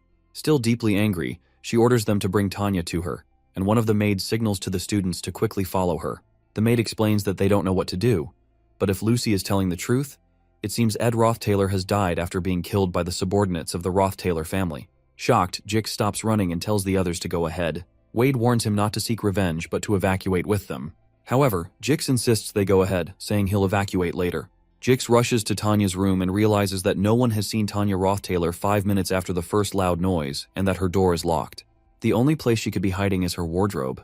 He opens it and finds her trembling in fear, wondering why any of this is happening. All the evidence points to Tanya, but Jix doesn't understand, especially since Tanya's reputation was improving due to Ed's influence. Although she had some ill feelings toward Ed, orchestrating an assassination seems strange. Immediately, he calls her attention and asks truthfully if she had Ed assassinated. Trembling, Tanya swears she didn't. Even though he can't be sure, Jix decides to protect her because he knows Lucy will eventually kill her. Though he feels desolate hearing about Ed's death, there are too many things he doesn't understand. He decides to get the details later and tells her to stay in the room for now. If she steps into the square, she'll die. He must stop Lucy because he knows Ed wouldn't have wanted her to get blood on her hands. Suddenly, Wade appears and informs Jix that he has to achieve his goal, even by force, so he demands that Jix hand over Tanya. Meanwhile, Lucy continues destroying the hostel, and Clybius, who jumps into the square, stumbles upon another frozen statue. Dorothy, a top third-year alchemy student. Shocked that even a top student has fallen victim, he notices Lucy spotting him from above. He quickly runs for his life, lamenting that there is no peace in his life and that he didn't come to Sylvania to die. Suddenly, he trips over a stone, falls on his face, and curses once more about how much he hates this. While he's on the ground, Elvira approaches him and asks what he's doing. She informs him that only the top students can stop Lucy for now, and they need to hold out for 30 minutes until the academy workers arrive. She then walks away and tells him to escape to the academy building once his legs have recovered. He watches as she heads toward Lucy, preparing to subdue her until the academy workers arrive, knowing that she is also a top student. Meanwhile, Lucy rushes to Ed's cave with Teorphus and informs him that the situation is bad. The academy workers are on their way. She explains that Lucy found out before she could explain everything, so she doesn't know what might happen. When Ed asks about Lucy's whereabouts, she replies that Lucy has gone to the hall to find Tanya. Upon hearing this, he immediately gets up, realizing he must go himself. In a flashback, Lucy recalls how Glock had attended to her while she was sick, and how he warned that she'd get sick like this again if she kept rolling around in the rain. In a funny manner, he reminds her to remember this feeling because, slowly, the number of times she will get injured or sick will reduce. He informs her that she will meet weak people who could spend their entire lives just barely managing to do the things she does easily. In the present, several academy workers fire different attacks at Lucy, but they don't affect her at all. When she realizes they're not going to bring Tanya to her, she tells them it's fine because it won't be long before she finds Tanya herself. Glock had told her that she would become such a powerful mage that no one would rival her, and life might get tedious because of her innate talent, even seeming meaningless. Meanwhile, as Lucy walks toward the workers, all of them become stone as they're frozen in the time prison. She recalls that Glock had told her that everything, including pain, would eventually become a distant memory to her, but she believes he's a lying old man because she's certainly in pain right now. As she takes a step forward, she steps on a trap that triggers a huge explosion. After the smoke clears, Lucy appears unscathed, and Elvira, who had thought the trap was a good plan, laments that Lucy's casting speed is abnormally high. With one wave of her hand, Lucy commands Elvira to move, and a huge power envelops and throws away the poor girl. As she's being thrown away, she realizes that Lucy was able to cast so fast not because of a specific type of magic, but because of the level of mana she was emitting. So, in the end, the problem was mana, because a mage is only as strong as the level of their mana. However, Elvira informs her that alchemists can understand mana and transform it into something that isn't magic, like magic engineering items or reagents. Lucy's eyes widen as Elvira pours something called a red quartz reagent onto the ground, onto all the magic engineering items she had positioned, to use the power of the reagent to channel Lucy's mana to activate the items. Elvira explains that if she activates all of these items with an increased output at the same time, all the mana in the area will evaporate. Even though all the magic engineering items she's spent her entire life making will get ruined, she plans to do it to help all the students and the maids evacuate. Suddenly, Elvira activates them all, but Lucy doesn't move an inch while she's doing that. Suddenly, Elvira receives an overload message that the amount of mana has surpassed the limit of the tool. Shocked, she watches as each of the engineering items explodes around Lucy. Calculating the amount of mana it takes to overload all magic engineering items is theoretically possible, but no one does it because it's not academically valuable, and no one has that amount of mana. If someone like that existed, it would be impossible to stop such a person in the first place.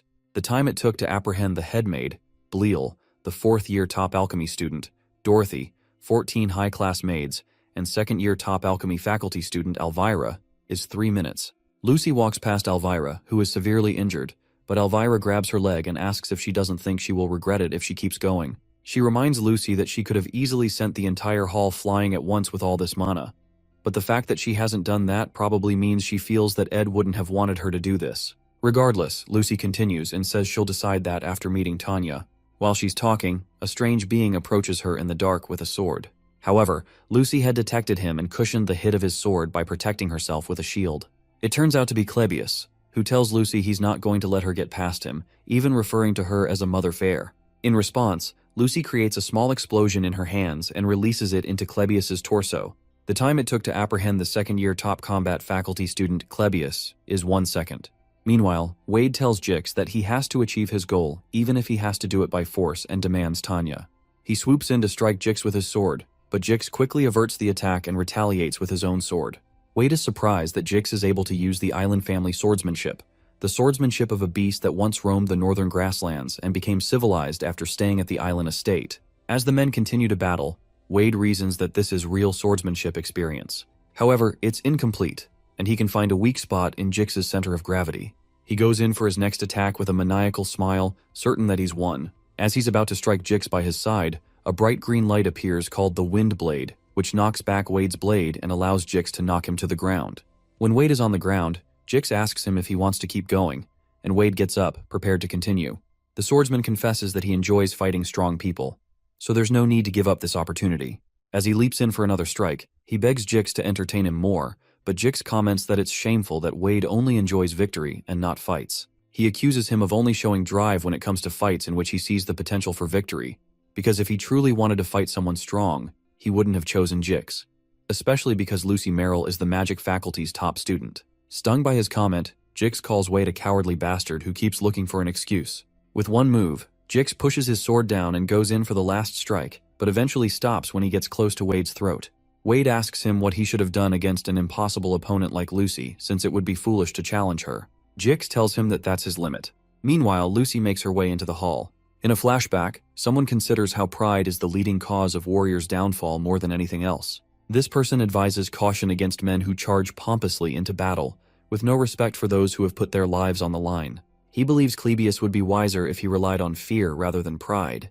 Behind Lucy, Clebius still follows after her, despite the fact that he's literally oozing blood. In the flashback, the person tells Clebius that if he lives with fear in mind, there will come a day when he will not be able to move his feet off the floor, and he will be able to escape. But as his body trembles, his hand will be firm and steady on his sword, and he will know loss is inevitable. That will be his conviction. Suddenly, a crimson energy surrounds Clebius's body, and he transforms into the sword demon. Elvira, who is still watching nearby, is shocked by the beast Clebius has transformed into. However, Lucy isn't fazed and uses Ed's bow to fire a fire arrow using a mid-rank fire magic called Flame Pillar, then multiplies it by 100, causing a huge explosion. As she does that, she keeps in mind that she promised not to kill anyone. The reason she can do that despite making a promise is because she's confident that she cannot kill that monster with just this much. Her eyes widen when she realizes the arrows didn't touch him, and that he has gotten faster. She looks back and notices him charging toward her with his sword. Before he can hit her, her protection of the wind is activated, since she has a contract with Marilda, and the wind blows Clebius backward.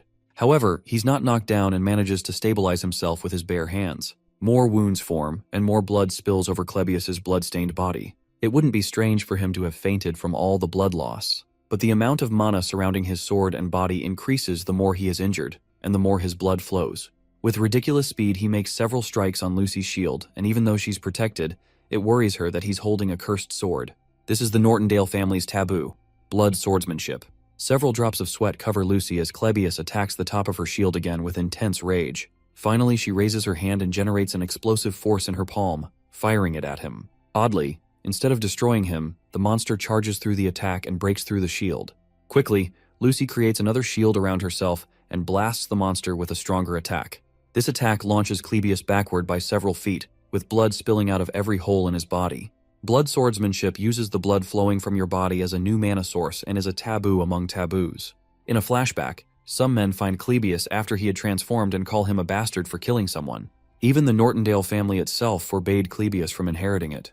While the men shout at him, Clebius's brother walks up to him and reminds him that he's not a monster. In the present, while blood oozes from his body, Clebius wakes up again and gets back on his feet. He's the monster who learned blood swordsmanship on his own, and after many years, he had to acknowledge that he's a monster.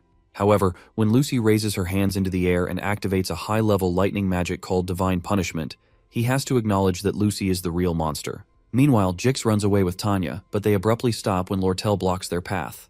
Lortell tells Jix that he can escape if he goes through the door at the end of the hallway, but Jix stops Tanya from moving forward because he senses that something is off. Regardless, Lortell comments that Tanya is lucky to have Jix helping her. Jix, still cautious, asks Lortell if she's heard about Ed, but she replies that she's not sure. Jix asks her what she was going to do if it was just Tanya by herself, so Lortell replies that she would have ripped her to shreds. However, Jix reminds her that would be rash, so she agrees that instead of killing her, she should start with her fingernails to make her confess. When Tanya hears that, she pleads with Lortell, insisting she wasn't the one, but Lortell asks them to go ahead, especially since she can't beat Jix in a battle anyway. When Jix hears that, his body instinctively freezes. As everyone in Sylvania knew, making an enemy of Lortell was a foolish choice. The moment this girl began to show hostility toward you, you could never know what was waiting for you behind the door. Unsure of what to do, Jix freezes, deep in thought. But he hasn't caught on yet because, at this point, they shouldn't be safe. It shouldn't be possible for him to spend this time frozen in thought. Meanwhile, Lucy asks Clebius how many times he plans to get hit by her high-level magic before giving up. In a flashback to the past, Clebius's brother told him not to blame himself too much because it was the fault of those who wanted to test his powers, not his. His brother asked him to lift his head because this wasn't a curse. He told the young Clebius that the power he had was from a hero who charged forward to hold the line against an enemy bearing down on him like a mountain, and this was the power their progenitor, Belkis Nortendale, used to protect their family. He informed Clebius that he could also become a hero just like Belkis with this power. In the present, Clebius curses and tells himself that his brother was wrong. As he charges toward Lucy one more time, he believes he's just a demon who bathes his surroundings in blood once he loses his rationality. At that point, concepts like rationality don't apply to a monster like him, As Lucy blasts divine punishment lightning once more, Clebius leaps into the air to avoid the trajectory of the lightning, inching closer to tearing her in half. As he comes in close, Lucy intensifies the power of the lightning around her to stop him, but is shocked when Clebius manages to charge through it and point his sword at her neck. Clebius remembers how his brother told him he could become a hero with this power, until he finally killed him. After Clebius stabbed his brother told him it was a relief that he was the one who got killed this time and not someone else because he could at least forgive him. His brother's last words were to not blame himself too much, as he bled out against the wall.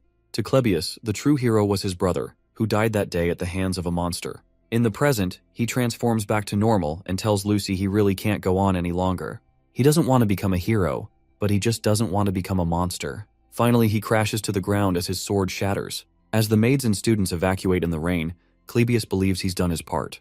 In blood swordsmanship, the amount of mana surrounding your body and sword increases the more your blood flows. Ironically, the closer you are to death, the more powerful you become. But even that great power is insignificant in the face of Lucy. Yet perhaps due to her complacency or his determination, a moment occurred that could never be repeated. She definitely could have died. Lucy, who had lived her entire life as the strong, could never get used to that feeling. The fear of death she experienced for the first time made her determined that she had to kill the weak who no longer had the ability or will to fight. As she generates great power to bear down on Clebius, she notices a drop of spirit water that draws her attention. When she looks to her side, she sees a hooded person who fired this spirit water arrow. Clebius spots the person who fired the arrow, and he angrily confirms that this mother fear, as he puts it, is alive, just as he suspected. Meanwhile, Jix doesn't know what to do, and he realizes he has to hurry up and make a decision. Suddenly, while he's looking at Lortell, the glass window close to Lortell breaks, and Janica leaps into the room, jumping on Lortell. Surprised, Janica helps Lortell up and turns to Tanya, relieved to have found her. Lortell notices that Janica seems fine even after hearing the news about Ed and wonders if she's gone crazy. Janica turns to Marilda and asks if she's misinterpreting the situation, but Marilda, who had probably told her about it, assures her that she arrived just in time. Out in the square, Ed is shocked to see Clebius in such a battered state. Clebius retorts that he knew all that fighting was for nothing, and that he'd never be able to reach Lucy's toes even if he put his life on the line. However, he didn't run away because of everyone else who fought, even though they knew they would be unable to stop her. He even mentions Elvira, who sacrificed everything she had worked on her entire life without hesitation. In a flashback to a time with his brother mentions that their progenitor, Belkis, could have given up like the others, but Belkis believed he could become something like a hero. As Elvira helps Clebius up, he curses again, wondering why his brother didn't just let him run away, only for him to end up losing anyway. As Clebius laments that it's all so meaningless, Ed places a hand on his shoulder and thanks both of them because their efforts weren't meaningless. Regardless, Clebius doesn't take the compliment and beats himself up for being an insect piece of shit until he collapses due to blood loss. To Ed, none of what he said was flattery. He has a full understanding of all the main characters in the academy, but he never thought anyone would have the ability to stop Lucy, including himself. It took at least 10 minutes to evacuate everyone and for Ed to arrive, and Clebius stood his ground that entire time. Clebius, the failed swordsman of Sylvania and the third act's final boss, went against the awakened one, Lucy Merrill. This whole time Lucy doesn't say anything and just stands there. Ed apologizes for not telling her beforehand, but informs her that he was in a situation where he had to die. But his life was also in danger, so he couldn't prepare a way to tell her in advance. While he's talking, she runs to hug him, and with tears streaming down her face, she tells him she thought he was dead. Ed places a hand on her shoulder, reminding her that he's still here, and then puts his arms around her. Meanwhile, Jix reasons that he was certain nothing would cause him to feel fear again after entering civilization. In front of him are the high-level spirit, Marilda, and now Janica, who proclaims that she's been looking for Tanya all along. He believes that the two ladies aren't in their right minds due to the news of Ed's death. But as Jix prepares to react, Janica tries to stop him and confesses that she has something to say about Ed.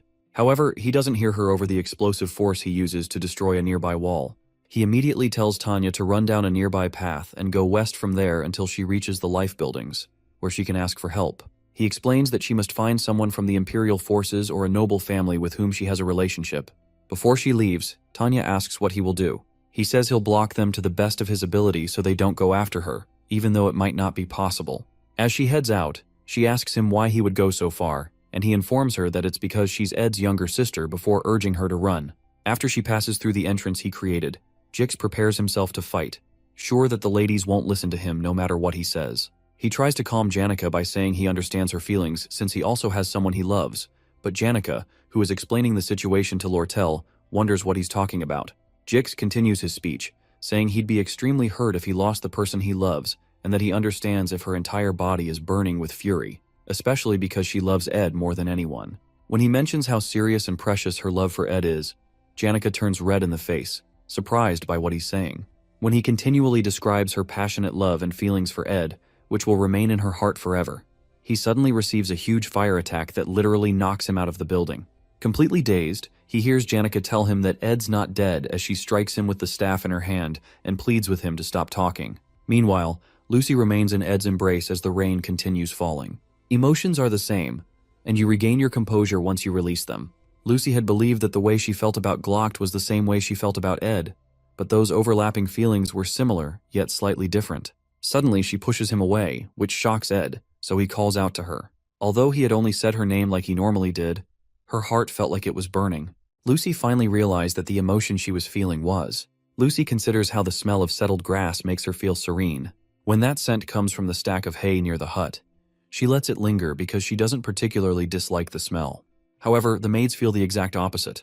While Ed speaks, she detects that familiar scent of grass on him that makes her feel serene. Ed informs her that those from the academy will arrive soon, and he'd have to explain his circumstances. He proposes that they go see the others since the rain has stopped, but Lucy, whose face is as red as a tomato and has just been staring at his face all along, asks him what he said. Ed chides her for not listening and explains again that she'd probably have to face a disciplinary committee and apologize to Elvira and Klebius because they got really hurt, and Elvira lost all of her engineering items. Lucy is surprised by that because, according to her, Elvira came at her first, and Klebius cut himself to lose all that blood.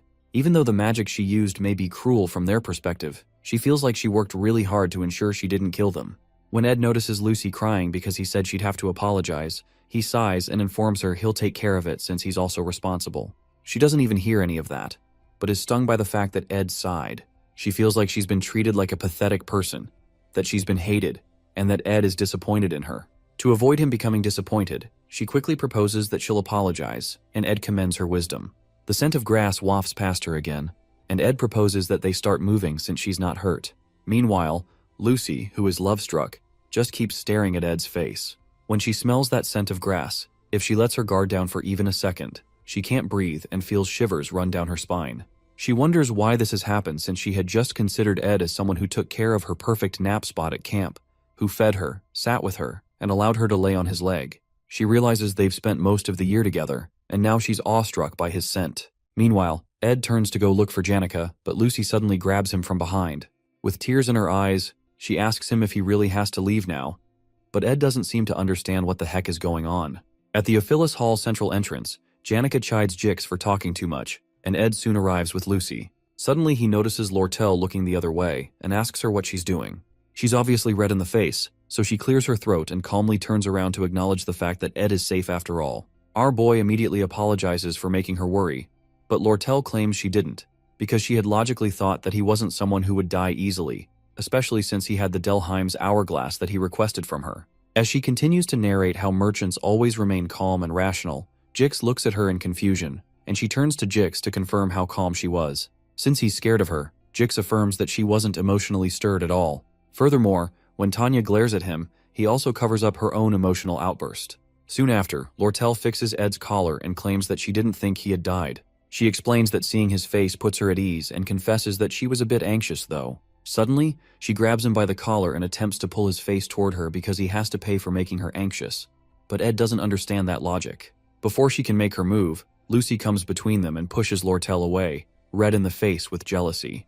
For a moment, everyone remains silent, and Jix just looks at them all in confusion. At this point, Lortell becomes extremely angry that Lucy just blocked her chance. Worried, Ed places a hand on Lucy's head and asks her what's wrong. He explains that Lortell was just saying she was worried and that there's no need to push her away. However, he doesn't notice that Lucy is about to burst because of the way he's touching her and is literally oozing out smoke from her head. Suddenly, Janica yanks Lucy out of Ed's reach and protests that they're both standing too close, but Lucy aggressively pushes her away too. At this point, all three women face each other defensively, and for some reason, Ed feels like there's an emergency. He stands there in shock as he watches the face-off, and Jix watches from behind with keen interest. All three women glare at one another in an intense staring competition, and Jix watches excitedly, hoping for some action. However, the emotions are doused when Elvira reminds them that they don't have enough time to be doing this. Ed quickly agrees with her because the Academy people will arrive soon, so he informs them that he plans to hide the fact that he's alive, and he explains why he's doing that. Eventually, Lucy apologizes to Clebius and Elvira and decides to help Tanya, who had run away. Jix suddenly regrets letting Tanya run away, and they eventually agree on a story about what happened before Lucy turns everyone back from their frozen state. Meanwhile, Nox and Caddick remain tied in the middle of the square, while Ed disappears from the Academy before anyone discovers that he's alive. Shortly after, Clebius is shocked that all his injuries have been healed, and he wonders what happened. When he looks up, he sees Elvira, and he starts to panic because he thinks he's dead since he was certain that he was bleeding profusely just a moment ago. Elvira soon stops his yapping and informs him that the Academy workers are coming soon, and he has to testify that he stopped Lucy. Moments before, Lucy bowed her head to apologize and healed Clebius's injuries. Lortell promised to provide secret maintenance funds for Ed, and Elvira still can't wrap her head around the unexpected things that Ed said to Clebius while he beat himself up. After Elvira drags him down to rest, Clebius concludes that it must have been Ed who blocked Lucy and beats himself up for not being able to beat Ed again. While he talks, Elvira considers how the most intriguing thing she's discovered from this experience is Clebius. When he laments that life is shitty and expects her to yell at him, she affirms that life is truly shitty, and they both look up to watch the night sky for a while. Meanwhile, Tanya, who had been frantically running through the woods, slips over some mud, and she quickly gets up, urging her legs to move. She urges herself to move because she's certain Lucy would be after her. Unfortunately, no one is chasing Tanya, but her plan is to get to a safe place and find out the truth about how Ed died to clear her name. With tears in her eyes, she runs through the woods so she doesn't get caught, but there's no one to stop her. Sometime later, the guard who was summoned to the site of Ed's murder reports that the investigation into Ed's death is nearly concluded.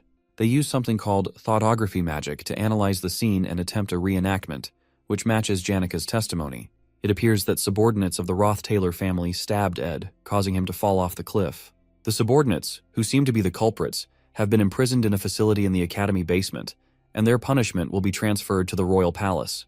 The principal, Obel, listens to the guard's report and confirms that Ed's death has been essentially verified. He proposes organizing the facts properly for an official report to the royal palace, aiding in the conclusion of the investigation. The influence of a student's death seems greater than expected.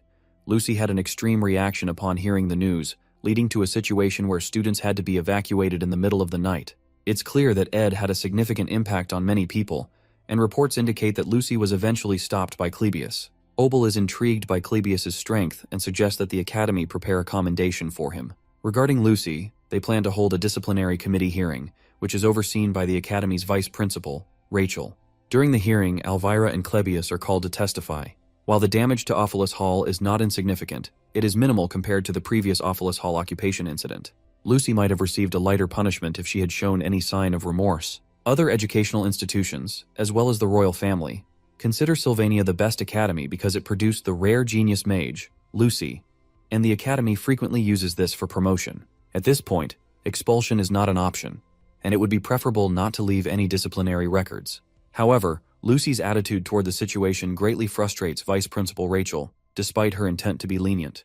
Eventually, Rachel revokes Lucy's scholarship eligibility, suspends her for 10 days, restricts her access to student facilities for 70 days, lowers her practical exam score by 2 ranks, and revokes her eligibility to stay in Ophelis Hall. Although the punishment seems harsh, the scholarship means little to Lucy since the Glocked Scholarship Association has already covered her tuition. Even with a 2-rank grade reduction, the gap between her and Jix, who ranks second, remains vast. She also rarely uses the school's facilities, so the restrictions do not affect her significantly. Lucy is about to sign the punishment agreement when Belle interrupts the proceedings. As a witness, Belle suggests that forcing Lucy out of Ophelis Hall is not an effective punishment and won't make her truly reflect on her actions. When Belle starts speaking, Lucy frantically urges the vice principal to hand her the document so she can sign it quickly. But Belle argues that expelling Lucy from Ophelis Hall is a reward rather than a punishment. Instead, Belle suggests restricting her movements within the dormitory for a probationary period. Lucy pleads with the vice principal to just suspend her from school entirely, but Belle assures Rachel that the maids will stand guard 24/7 to ensure Lucy doesn't leave. In the end, Rachel grants a 30-day probation. Upon hearing this, Lucy bursts into tears, finally beginning to reflect on her actions. As she begs, Belle reassures her that she will personally make sure Lucy is unable to step outside. Sometime later, Janica visits a cave to inform Ed that Lucy is under probation. Ed considers the punishment lenient, though he knows Lucy must feel like she's dying inside. Meanwhile, Janica prepares her favorite beef stew, which piques Ed's interest. He is surprised that she insists on doing his laundry, helping him with spirit classes, school lessons, and cooking. The student council president elections are approaching, but 3 concerns trouble Ed. First, Fenia has seemingly lost the will to run for president. Second, Tanya, who was supposed to be Fenia's rival, is currently missing. Third, the Roth Taylor subordinates Caddick and Knox remain imprisoned at the academy. Ed staged his own death so that Crep and Roth Taylor would hear about it and stop searching for him. However, since things have taken an unexpected turn, Caddick and Knox have been arrested at the academy, and Ed now needs to find a way to free them so Crepin truly believes he is dead. Only then can he safely come out of hiding. Suddenly Janica comments that Ed, a noble young master from a duke's family, keeps getting involved in various troubles despite being excommunicated. As a simple farm girl, she doesn't understand his struggles or how to properly comfort him. Ed assures her that she doesn't need to overthink it, especially since she has already done so much for him. However, she explains that she doesn't want him to keep suffering and wishes he would stop having such a hard time. Her words surprise Ed, and for a moment they share an awkward silence before abruptly looking away from each other. Shortly after, Ed thanks Janica, acknowledging that she is the only one who worries about him this much. She laughs, embarrassed by her own words. Anyway, their top priority now is finding Tanya. Ed mentions that he has a hunch about where she might be. In the failed Swordsman of Sylvania game, Tanya Roth Taylor was always portrayed as a proud, fearless, and strong girl. Since he has witnessed her strength firsthand, he is certain that Tanya is fine and is somewhere, confidently planning for the future as always.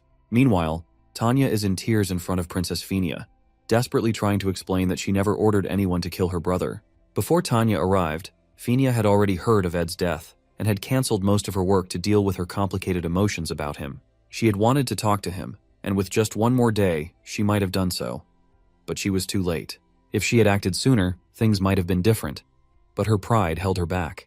The goal she had pursued since enrolling, the presidency of the student council, now seems out of reach. Although the position holds little power compared to the royal family, it would have given her authority within Sylvania, ensuring she didn't end up like the third prince, who relied solely on royal influence. She wanted to win the presidency on her own merit, to challenge the darkness within the Roth Taylor family. However, now she wonders if she even deserves power. As she cries, Claire knocks on the door and brings in Tanya, who had been on the run. Although Fenia doesn't yet know the full story, the Academy's initial investigation suggests a strong possibility that Ed was assassinated by Roth Taylor subordinates. With Ed gone, Tanya is now the only remaining Roth Taylor family member on Arkan Island. Uncertain whether the princess will believe her, Tanya tearfully insists that she did not kill her brother. In response, Fenia hugs her, sympathizing with her suffering. Realizing she must learn from past mistakes, Fenia asks Tanya to explain everything, so she doesn't jump to conclusions about the Roth Taylor family. After hearing Tanya's account, Fenia decides to believe her and promises to help her hide until the situation clears up. Overwhelmed with gratitude, Tanya profusely thanks her. Fenia, in turn, reflects on Tanya's gentle nature.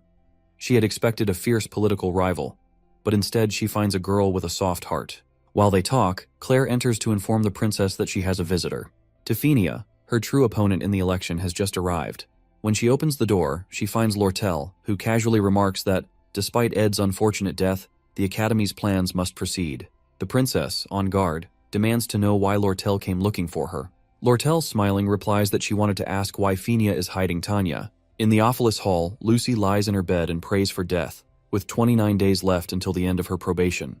This is 3 hours before Lortell and Princess Fenia meet. Meanwhile, Leisha and Ed spar.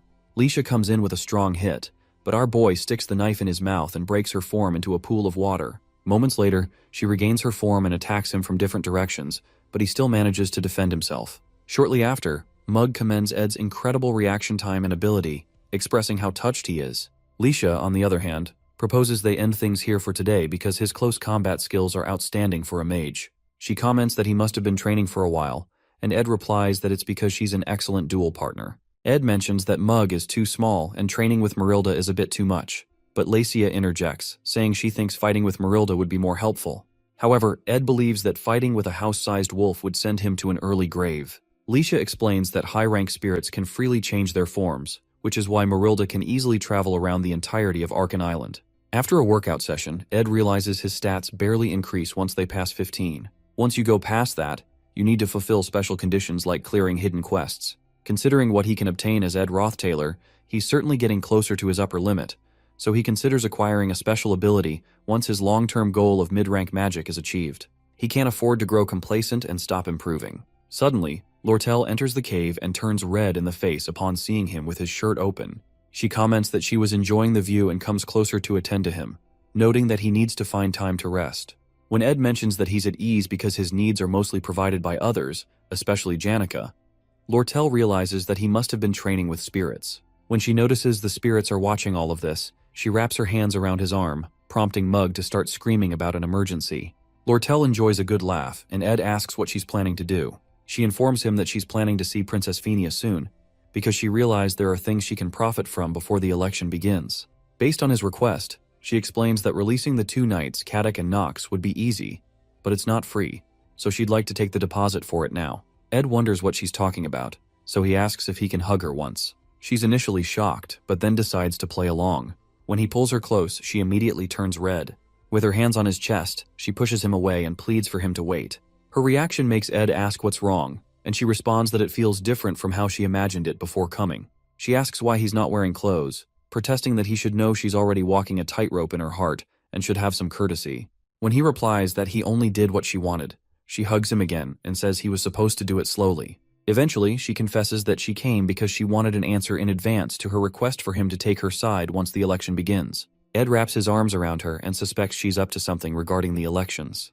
With her head still on his chest, she explains that she thinks she'll have many enemies soon, but if the entire school turns against her, she at least wants him to remain her ally. Later on, at the royal dorm, which is exclusive to Princess Fenia, Lortell informs her that she's come to find out why she's hiding Tanya. Lortell had overheard Jix telling Tanya to run to the imperial or royal family for help, so she deduced that Tanya would most likely be here. The princess asks why Lortell is even looking for Tanya in the first place, and Lortell explains that she has business with her. She states that Tanya acts weak to those she can't dare touch, but cruel to those weaker than her. In response, the princess mentions that the Roth Taylor family holds enough power to make the royal family cautious, so Lortell realizes that getting Tanya will be difficult since the princess is on her side. In preparation for something like this, Lortell declares that she's going to run for student council president because becoming both the student council president and association leader will force Tanya to come to her. After Lortell leaves, Fenia tells Tanya that this isn't a situation where she can keep hiding. The Roth Taylor Knights have been arrested, and all the routes off Arkan Island are in Lortell's hands. Because of Lortell's evident feelings for Ed, she mentions that Lortell must believe Tanya is the culprit, which is a dangerous situation. Suddenly, Princess Fenia asks Tanya who she thinks may have killed Ed since she didn't. Finally, Tanya confesses that she was the one who killed Ed, shocking Fenia. The girl explains that Caddock and Knox came to Sylvania under the pretext of assisting her, and the one who gave the order was their patriarch, Crepin Roth Taylor, who didn't care about Ed. She suspects he did it because she mentioned Ed in her letter, making her believe she was the one who caused Ed's dreadful fate. Princess Fenia assures Tanya that she didn't commit any crimes and asks what her plans are. Tanya recalls how Ed never gave up and showed her how much a person can change, so she proposes that the only way to survive and uncover the truth behind his murder is to run for student council president. The princess reminds her that it won't be easy since she's currently a murder suspect, but Tanya considers Ed and those who have helped her. Since she's been backed into a corner, she refuses to remain intimidated. Upon hearing this, Fenia informs Tanya that she will publicly support her. Those words shock Tanya, and when she asks Fenia why she would go that far, the princess confesses that she's not sure but has a debt she couldn't repay to Ed Roth Taylor. Sometime later, Lortell's secretary, Liena, gathers several related documents to help Lortell run in the upcoming elections. Liena reveals that she has obtained information that Tanya will also be running with Princess Fenia's support, but she doubts Tanya will gain much support since she's a suspect in a crime. Liena also protests that Lortell is doing all the work herself, losing sleep, and questions whether the council president position is truly achievable. When Lortell asks her to only ask necessary questions, Liena quickly apologizes and heads to the academy to submit the documents. After Liena leaves, Lortell wonders why she's asking such useless questions and determines to show her soon. Meanwhile, Lucy, who is severely bored, rejoices because she manages to make her pillow stand on its own. Eventually, the pillow slumps, and so does her excitement.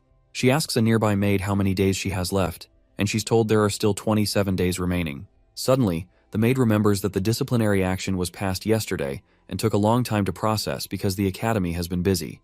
Because of that, they have to restart the count, meaning she now has 29 days left again, nearly giving Lucy a stroke. Meanwhile, in the academy prison, Caddick considers how Duke Crepin was correct because Ed was able to react with incredible battle proficiency, even though he wasn't fully technically developed. This means he'll be a future threat to the Roth Taylor family. Knox agrees, adding that it's not just Ed's abilities that are impressive, but also the spirit sorcerer, who summoned a spirit with the resolve to burn through all her mana, and the mage who resolved to take revenge in a moment. Since Ed was able to build relationships with such people, his potential could not be calculated. Although they were aware that Ed, the delinquent heir of the Roth Taylor family, was a terrible person, Caddick and Knox still weren't sure why Crepin ordered them to assassinate him. But after completing the mission, they suspect that Ed, with this much power in his grasp, had thoughts of opposing the Patriarch and pretended to be a lunatic after being named heir in order to run away to Sylvania. Knox worries that Ed may have been raising forces here, but that's not their main concern now. Their main concern is leaving this prison and reporting the events that have occurred to the Patriarch. Suddenly, the guard watching them approaches the gate, opens it, and informs them that there are those who would benefit from the confusion of their escape. He introduces himself as Dune, the decoy of the trading company. Sometime later, Lucy lies on her bed, thinking about Ed and the hut. When Belle informs her that she has 24 days and 3 hours left, Lucy asks her to kill her. Meanwhile, a beautiful lady walks around the academy, receiving glances from everyone who passes her. She's quite pretty and has a fascinating aura, but she suddenly disappears, only to reappear in front of Kylie, who had been admiring her. Surprised, Kylie wonders who she is, and the woman pledges to learn all she can about this place and live her life to the fullest. Her excitement is soon doused when she opens the academy newsletter and sees Tanya, whom she had hoped to see after the incident, still in seclusion. She is surprised to hear that Tanya is running for student council president, but is quite glad that she's safe. The more shocking news is that the third-year student, Ed, is dead. She recognizes that the subordinates of the Roth Taylor family are the likely culprits, and she still remembers what she saw at Ed's hut and the things he said. The painful part is that Tanya, her first friend, is said to have a hand in the murder. Although Kylie believes in Tanya, public opinion about her in the academy is worsening, especially after news of the Roth Taylor Knight's escape. Also, the air around the academy after Ed's death is quite dark and gloomy. Meanwhile, Principal Obel realizes that the paperwork concerning Ed's death is massive, so he is pleased to assign it to a professor who has interacted with the people involved in the incident. When Obel asks if there's anyone like that, the work, as usual, gets assigned to Assistant Professor Claire. While doing the grueling paperwork, she comments on Ed's death, saying that one never knows what will happen in the future, and Klebius gives a short reply. Claire notices that Annis has also stopped talking. Annis, staring at the profile she made of Ed, feels tears fill her eyes and pain swell in her heart. She comforts herself, telling herself she'll be fine, and recalls that it was Janica who testified about the event in court. She considers that Janica must be having an even worse time than she is. She goes to check on Janica, who excitedly declares that she's going to try using curry to cook today. When she asks Annis for advice on cooking a new dish, Annis suddenly hugs her out of nowhere, surprising her. Annis, believing that Janica must be hiding her emotions, tells her to wake up and advises her to accept that Ed is dead, with tears in her eyes. Janica, who doesn't know what to say, simply remains in her embrace and silences Driss, who has returned from picking up groceries, so he doesn't ruin the moment. Sometime later, Ed receives a copy of the Academy's newsletter from Janica, who also informs him that Tanya has returned to the Academy on her own after leaving the royal dorms, where she had been hiding. Apparently, Tanya has been actively cooperating with the investigation to prove her innocence, and the princess has chosen to publicly support her, even though more people support Lortell. Suddenly, Janica asks what happened when Lortell came to the cave, surprising Ed. She pretends it's none of her business, as girls do, but Jix soon interrupts by saying that Lortell will become student council president. Jix believes it doesn't matter if Lortell becomes president, but is worried that the knight's escape has strengthened the rumors about Tanya's involvement in the murder. He mentions that he went to the royal dorms after Princess Fenia called him and noticed that Tanya is in really bad shape. Initially, Tanya received attention from the top students because she was Ed's younger sister, but now she is being framed for murder and suspected by all the students in the academy. After the candidate registration period ends, she'll have to stand in front of everyone, and it doesn't seem like she'll be able to handle it. Jix hints that Ed should do something about it. Right now, it's Act 3, Scene 2, right before the election. According to Ed's memories, this act doesn't have a single fight scene. It is meant to clearly show all the relationships the protagonist, Taylor, has built so far. Normally, Taylor would actively support Princess Fenia since she was the one who chased Ed Roth Taylor out at the beginning and saved him. Because the top students in each year have a large influence on the students, Taylor would go convince the top students he has a relationship with. However, Lucy, who doesn't vote because she's lazy, Janica, who wants to give everyone a vote, Wade, who is on the princess's side, and fourth-year Dorothy, who supports Tanya, cannot be convinced. The ones who can be convinced are Joseph, a first year in the magic faculty, Claude, a first year in the alchemy faculty, Clebius, a second year in the combat faculty, Alvira, a second year in alchemy, Drake, a third year in combat, Adelante, a third year in alchemy, Deke, a third year in alchemy, and Traciana, a fourth year in the magic faculty. These top students make a total of 8 people. In the elections, as long as you can get 5 of these 8 on your side, you can win. With this method, the princess would win the election, and Taylor would obtain the royal family's support, which is the biggest force backing him until the end. In the 4th act, he especially needs the royal family's power to go against Crepin and the final boss. Maintaining the flow of the scenario is a matter of life and death because it's the most assured way of guaranteeing survival in future trials. Although small aspects have changed, Ed considers that he needs to ensure the major parts of the storyline continue and that the princess becomes student council president. If he continues to hide, opinions about Tanya will worsen, and to prevent Lortell from becoming president, Princess Fenia might decide to run. It might be better for him to let the princess know he's alive so he can convince her to run and persuade the top students he knows to sway things in her favor. However, until the registration period is over, there are still many ways to turn Princess Fenia into a candidate. Another issue is Tanya, who was supposed to be a one-time villain that would disappear later, is now being accused of murder. She's experiencing a great ordeal that was never in the storyline, and Ed must choose between Tanya and the storyline. While he's thinking, Jix notices his concern and asks if he'd like to cancel their plans for today. But Ed assures him he's fine and proposes they begin. Our boy plans to confirm the results of all the training he's been doing and find something to distract him. Jix thanks him for the opportunity, as he hasn't had a proper opponent in a while and has been itching to sweat. With a maniacal look in both boys' eyes, they prepare for their light sparring. Meanwhile, Tanya thinks about old memories of her time with Arwen and Ed when she was much younger. She tries to recall every scene of how they walked hand in hand to the hill covered in blooming flowers. Perhaps that was her last happy memory, and her life has been filled with great responsibility and heavy pressures since then. Looking out the window, she hears the chants of several students protesting that she stepped down since she's a murderer, and she wonders how things ended up like this. Meanwhile, because Tanya, who has been driven into a corner, will have a heavy influence on the storyline, Ed hesitates a bit before taking action. They soon begin their sparring, and Ed considers how Jix, the strongest second year other than Lucy, who was a comrade to Taylor until the end and should have lost his fight to Wade due to exhaustion, charges towards him. Jix lands the first strike on the ground using a skill called the First Sword. Although it's a small detail that Jix didn't lose the fight to Wade, it still bothers Ed. As he blocks the attack, he wants to check how much Jix has improved, and how much he himself has improved, since he's the one who has changed the most from the original scenario. He uses basic defensive magic to create a shield around himself to block the attack that shatters the ground before him. The moment the dust clears, he's surprised to see Jix leap right at him, realizing he's fast. He wonders how Jix is moving so quickly, but he considers that it may also be difficult for him to dodge because of the speed. He throws his burning dagger, crafted from Mug, at Jix but misses. Jix stares at the dagger on the ground, and in an instant Ed calls out to Mug, triggering a huge explosion of the sword. As the fire clears, Ed is surprised that Jix has phased backward and blocked the flames. He wonders about Jix's unnatural movements, and as he picks up the dagger to slash at Jix, who also slides backward without moving his legs, Ed realizes he's using telekinesis magic to move his body during battle. No matter how much control Jix has over his magic and physical abilities, those movements aren't ones that can be replicated because they require a battle sense that surpasses simple theory. Suddenly, Jix uses mid-rank magic, Ice Spear, and blasts Ed, who realizes Jix is fighting with no mercy. He wonders if Jix assumes he'll dodge it, but in reality, he's just barely managing to. It's clear to him that this move was a diversion to activate greater magic. Ed comments that he thought this was supposed to be a light spar, and Jix agrees, saying he thought the same but changed his mind. Suddenly, Jix activates high-rank magic called Advanced Mana Armament. With a smirk, Jix explains that practice should feel like the real thing, so he delivers an explosion so great that Janica, who is cooking far away, gets worried. She also wonders if Ed will be okay with the curry she put in the food and decides to hurry up.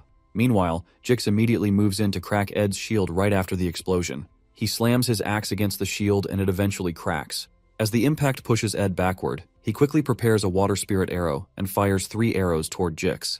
However, the arrows are stopped by an energy field around Jix because the mana armament move creates equipment around the user using their mana. Most mages don't have a reason to arm themselves in such a way, so there's usually no need for such high-rank magic.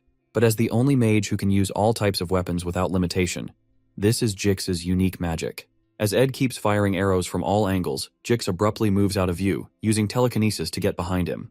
As he wields two of his weapons toward Ed, our boy turns around in shock, realizing that these telekinetic movements can't be predicted. As Jix comes in to strike, Ed's Blessing of Wind activates due to his contract with Marilda, knocking Jix backward and cutting him enough to draw blood. Eventually, Jix lands on his feet, but he's surprised to see he has landed on one of Ed's water arrows. He immediately wonders when Ed managed to fire the arrow, but our boy quickly activates a spirit formula known as Manifest Waterhead. The move causes the water droplet on the ground to transform into Leisha's form, and Leisha immediately jumps at Jix, who quickly slices the first form with his blade.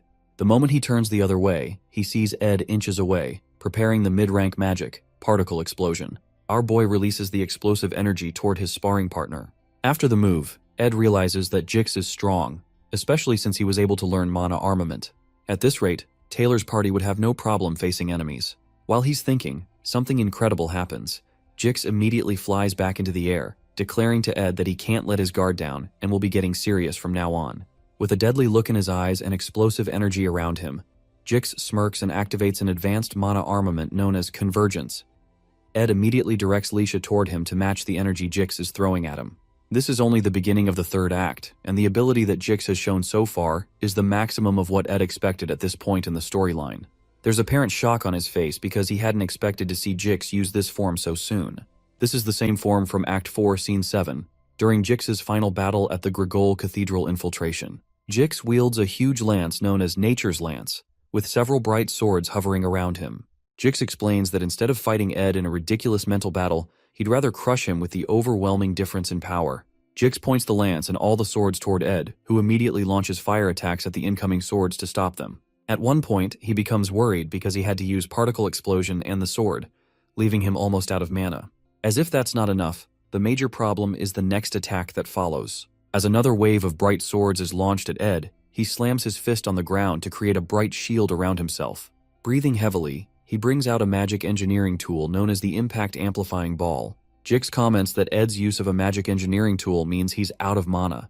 Excited, Jix moves in for the final attack and tells Ed that this is the end. As he moves in to impale Ed with the lance, he's shocked when Ed suddenly triggers something resembling wind magic. He wonders how Ed is able to do that since he's out of mana, but Ed replies that he needs to go all out since Jix is prepared to do the same.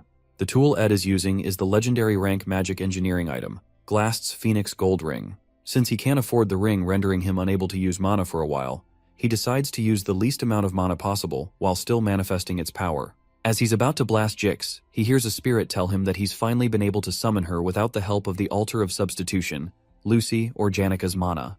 The spirit commends him for being able to make a great strike, and it turns out to be Marilda's human form, which was previously impossible to summon due to the drastic mana pull. Days later, at the academy, Lortell gives her candidacy speech, and the crowd goes wild with excitement.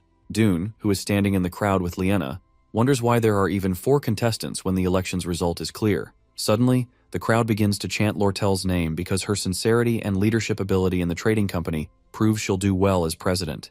Liena asks Dune what he will do if Lortell becomes president, and he affirms that this means nobody within Sylvania Academy will be able to stop the company leader. As Lortell proudly walks off the stage, she runs into Tanya, who looks tense, and makes a snide remark to mock her. As she walks past Tanya, she asks what's wrong because she seems nervous, but Tanya musters up the courage to say she did not kill her elder brother. Tanya then bravely steps onto the podium and prepares to give her speech to a crowd that doesn't seem interested in listening. She clears her throat, introduces herself, and declares her intent to run for student council president. The air in the crowd grows cold, but Tanya continues to deliver her heartfelt speech. While that's happening, Lortell notices that Tanya is putting on a mask, pretending nothing is wrong. However, no one has reacted to her words since her speech began 10 minutes ago. The moment Tanya ends her speech, several people in the crowd call her a murderer and start throwing things at her. They demand she explain the murder charges brought against her and whether they stem from internal conflicts within the Roth Taylor family. As they continue throwing stones, she struggles to turn her face away and still thanks them for listening to her speech. Suddenly, she slips on a plastic bottle and laughter erupts from the crowd. Immediately, Tanya falls to her knees and wonders if it was foolish to step onto the podium. She reasons that she should have run away, and as she beholds the menacing crowd seeking to devour her, she decides to flee. Suddenly, a bright light erupts in front of Tanya, pushing away the hateful students. It turns out to be Marilda, who has arrived with Ed on her back. As Marilda scares the students away, Ed stretches his hand toward the now crying Tanya and informs her that while he has much to explain, he needs to resolve this situation first. Several days before Ed appeared on the podium, Marilda visited Ed in her human form. She commends his improved magic power efficiency, but notes that it still isn't enough. Marilda then activates a spirit formula called Updraft, which lifts everything around into the air and restricts movement. Immediately, Jix is thrown into the air. Ed assumes that Jix's growth at this point in the plot has maxed out. He also considers that he hasn't used a large amount of magic power with the ring, yet he has completely exhausted his reserves. Having used every possible magic technique available to him, combined with Marilda's cheat-level secret technique, it seems he will win. While Marilda complains about being summoned in this form, with a small mouth, no fur, and no tail, she suddenly detects Jix behind her. However, because movement is difficult in this form, she is unable to stop him before Jix gets his sword right in front of Ed's neck. Quickly, Ed accepts his defeat, and Jix disintegrates his sword. Jix is impressed that Ed has trained himself so much in just 1 year. Ed realizes Jix has grown stronger than he did in the original plot and wonders how that happened. When Ed mentions this, Jix explains that watching Ed grow stronger daily pushed him forward as well. As they both lie down to rest, Ed reflects on how he has done everything he could to keep the plot on track, partially to maintain his knowledge of the future, but also to ensure Taylor's victory in the final act. He once believed the plot was the only answer, always managing to steer it back on course. He feared factors beyond his control, and after hearing of the knight's escape, he hesitated to save Tanya. Now, what little remained of the original plot seems to have slipped from his hands. Still, he decides to focus on what he can do. Jix, who will be Taylor's ally in the final act, must grow stronger. Just in case, Ed has also trained himself and built reliable comrades. Although it may be naive, he considers that deviating from the original plot doesn't mean they are doomed to a bad end. On the day of the candidacy speech, all the students run for safety, and Joseph tries to calm them down because he has seen the high-ranking spirit before. Right in front of them, Ed removes his hood, and they realize he's alive. He walks to the microphone, introduces himself, and proclaims that he wasn't murdered by Tanya, whom he supports more than anyone else. As he speaks, Lortell walks away with a smirk on her face. Since Tanya already has the support of Janica, Lucy, and Princess Fenia, they still need the votes of Clebius, Elvira, Jix, Joseph, and Wade.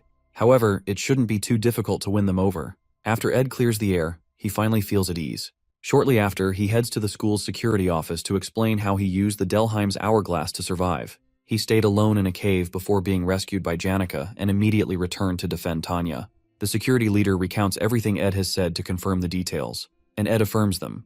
By this point, he already has dark circles under his eyes from being interrogated by nearly 20 people. He hopes the investigation is over but begins to think otherwise when he is called to meet with the principal. Ed enters the principal's office, and Principal Obel comments that he must have had a hard time after reading all the investigation reports. He apologizes to Ed for the lack of security at an academy level, but Ed replies that the enemy was meticulous, and it would have been hard to detect this with regular security measures.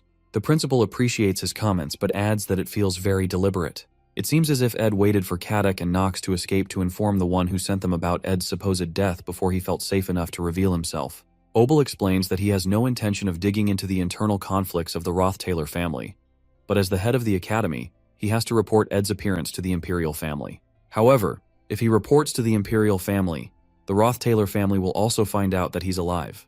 When Ed suggests postponing the report, Obel asks why. Ed explains that his death was ordered by Crepin, his father, who is the real power behind the Imperial family, but Obel comments that he has no interest in matters outside the academy. When Ed continues to plead for a postponement, Principal Obel mentions that his grades are rising rapidly, and his reputation among the students is increasing. To Obel, it's as if Ed has become a completely different person, and because Sylvania always stands with its students, Obel assures him he'll keep his secret. Later that evening, Kylie stops a boy from approaching Tanya because her schedule is over for the day, and she doesn't accept inappropriate gifts. Meanwhile, Tanya approaches Ed, whom she had been expecting, and Ed congratulates her because he heard her election is almost certain. However, Tanya explains that she can't let her guard down just yet. Tanya's innocence has been proven, and she eventually received an overwhelming number of votes. But the major reason Tanya could receive these votes is because of Lortell's downfall. Lortell persistently framed the election as a one-on-one battle between herself and Tanya, making everyone forget the other minor candidates.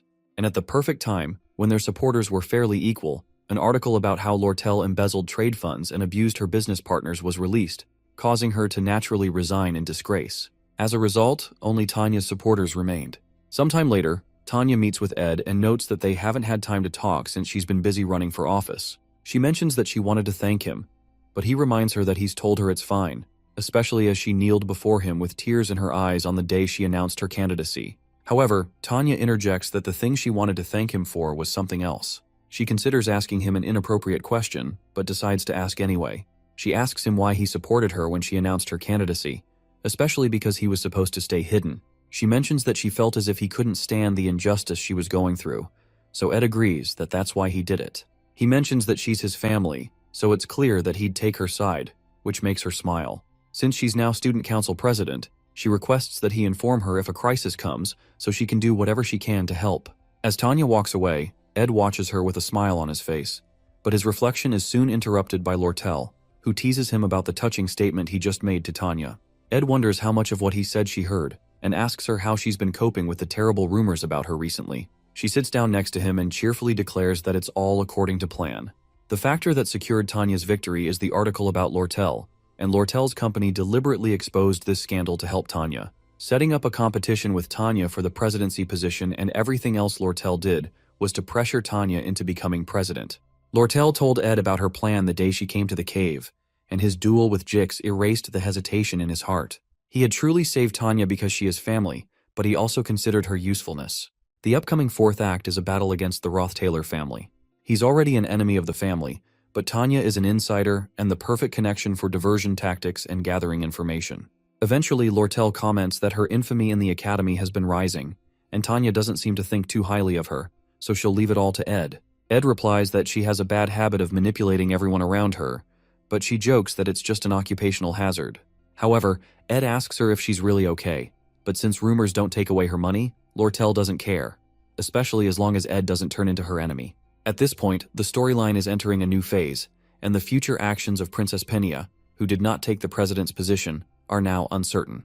The power struggle between the Roth Taylor family and the Imperial family is also uncertain. All Ed can do is watch and see how the remaining part of the third act will unfold. Soon after, he returns to his hut after almost a month. There are many things to do, but when he enters, he finds Lucy sleeping on his bed, which makes him smile. He immediately goes to his usual spot to read his books, but he eventually falls asleep due to fatigue. The news of Tanya's election as student council president came 3 days later. Meanwhile, Janica goes to meet the senior professor of spirit studies, Melina, who offers her a grading job for extra bonus points. Melina is offering her this because she's already at the highest level, even among active spiritists. Janica still wonders why Melina chose her, so Melina advises her to establish her dignity as a senior in the next joint combat training. Janica, however, doesn't seem interested in doing that, so Melina mentions that she's the top student in her year, the best spiritist in the academy, yet she's always smiling like the happiest person in the world, with her head floating in the clouds. Melina mentions that it's obvious she's dating Ed, but she looks like she's lost her mind from an outsider's perspective. Janica immediately turns red and wonders why Melina would say she's dating Ed. Melina clarifies that they're always together, and that Janica is always grinning and spacing out in classes, which is typical of a kid who just started dating. Janica begins to stutter and tries to stop the professor from speaking in front of the other students. But Melina loudly declares that everyone already knows she's dating Ed, which makes Janica feel like disappearing. In the southern mountain range of the eastern Sparta region, there's a land of farming known as Pulin. Deep into the ridge, there's a small farming village called Torin. There, we see a young Janica failover, who would bring light to this village. Suddenly, she meets a young male boy who speaks to her formally. However, the boy's manner of formal speech was quite unfamiliar to her. Regardless, the boy eventually became comfortable with her and started to tell her about the Imperial Holy City. Janica remained cheerful and loved by everyone. Eventually, the male boy comes to confess his feelings for her. The young girl didn't know how to reject people, but she rejected the boy's heart. After that, the male boy ran away and didn't visit the village for a long time. Later on, he brings her a letter of admission from Sylvania and bids her farewell with his formal speech. She then opens the letter to read its contents. 3 years later, Janica is still scared of rejections and uncomfortable with formal speech. She gets startled when the administrative officer asks if she has any questions. The lady promises to quickly deal with any issue if it's an administrative task. However, Janica is short of words as she stares at the leave request from Trick's dorms. Regardless, the lady still tells her that a lot of people will help her if she just asks. Despite having a lot of people in the past, Janica finds the attention to be a burden. After that, she meets up with Anise, who realizes that Ed was alive all along. Anise sees that her friend must have had her reasons, but she wonders what's worrying Janica now. Janica then mentions how she finds it hard to reject other people's requests. Anise then calls her out for always cooking for Ed and acting like his maid, but Janica says she did those things because she wanted to. However, due to how close they are, she finds it hard to request things from the MC sometimes. Anise then suggests that Janica should put some distance between her and Ed. Since they're so conscious of each other, she feels this would help. Nevertheless, Anise is worried that they might become too distant because of this. On the other hand, Janica thanks her friend for the advice and takes her leave. Anise tries to stop her, but it's too late. In the end, the girl worries that she might have just done something horrible. Meanwhile, our MC has been able to unlock a lot of crafting formulas. The one he wants the most is the thunderstruck 1,000-year-old wooden cane. The formula is quite simple, but the cane still has a very high force rank. Ed needs a branch from a tree that's over 1,000 years old and has been struck by thunder. He can easily find a tree that's old in the northern forest, but the issue is finding thunder. His attention suddenly moves to Lucy, and he decides to wake her up. As she opens her eyes and sees his face, she quickly runs to the top of a tree. The protagonist then asks her why she's acting so surprised. Lucy tells him to talk, but he decides to postpone what he wants to tell her. Later on, Janica pops up at the camp. Ed notices that she's late, but she tells him that she has no particular reason to be late. He then asks if she wants tea, and she accepts while wondering how she's supposed to put distance between them. Later that evening, she commends how good he has gotten with handling spirits, especially Mug. Our MC suddenly stops as he sees Belle, who tells him that Rachel has requested for Lucy. He apologizes for making her worry due to the news of his death, but she's glad to see that he's fine. As the two of them lock eyes, the protagonist lets the maid know that he'll continue to speak formally to her. She tries to persuade him, but Ed refuses. Janica, on the other hand, is shocked to see Belle acting so frustrated. This suddenly reminds her of the male boy from back then. The maid then mentions that she's glad to see that Janica is doing well too. As she heads off with Lucy, Janica bids her farewell. After that, our hero's lover asks if they can speak to each other formally. She tries to explain how it's better to talk in a manner where they show respect towards each other. After she tugs on his shirt, the MC nervously agrees to her request. After that, Janica addresses our protagonist as Sir Ed. This catches him off guard, and he finds himself short of words. At the same time, Janica is feeling embarrassed as well. 3 minutes later, they try to have a conversation around the campfire, but Janica brushes it off. The air is really awkward and Ed has no idea what to do. While she remains quiet, he tries to think of a way to get rid of the awkward atmosphere. Suddenly, she gets up and remembers that her curfew is almost over. Janica thanks the MC and quickly runs back to her dormitory, leaving our boy completely speechless. A chilling fear runs over Ed's body as he realizes that he has to keep up this formal speech with Janica. Later on, we see Ed reading a book in the middle of the forest.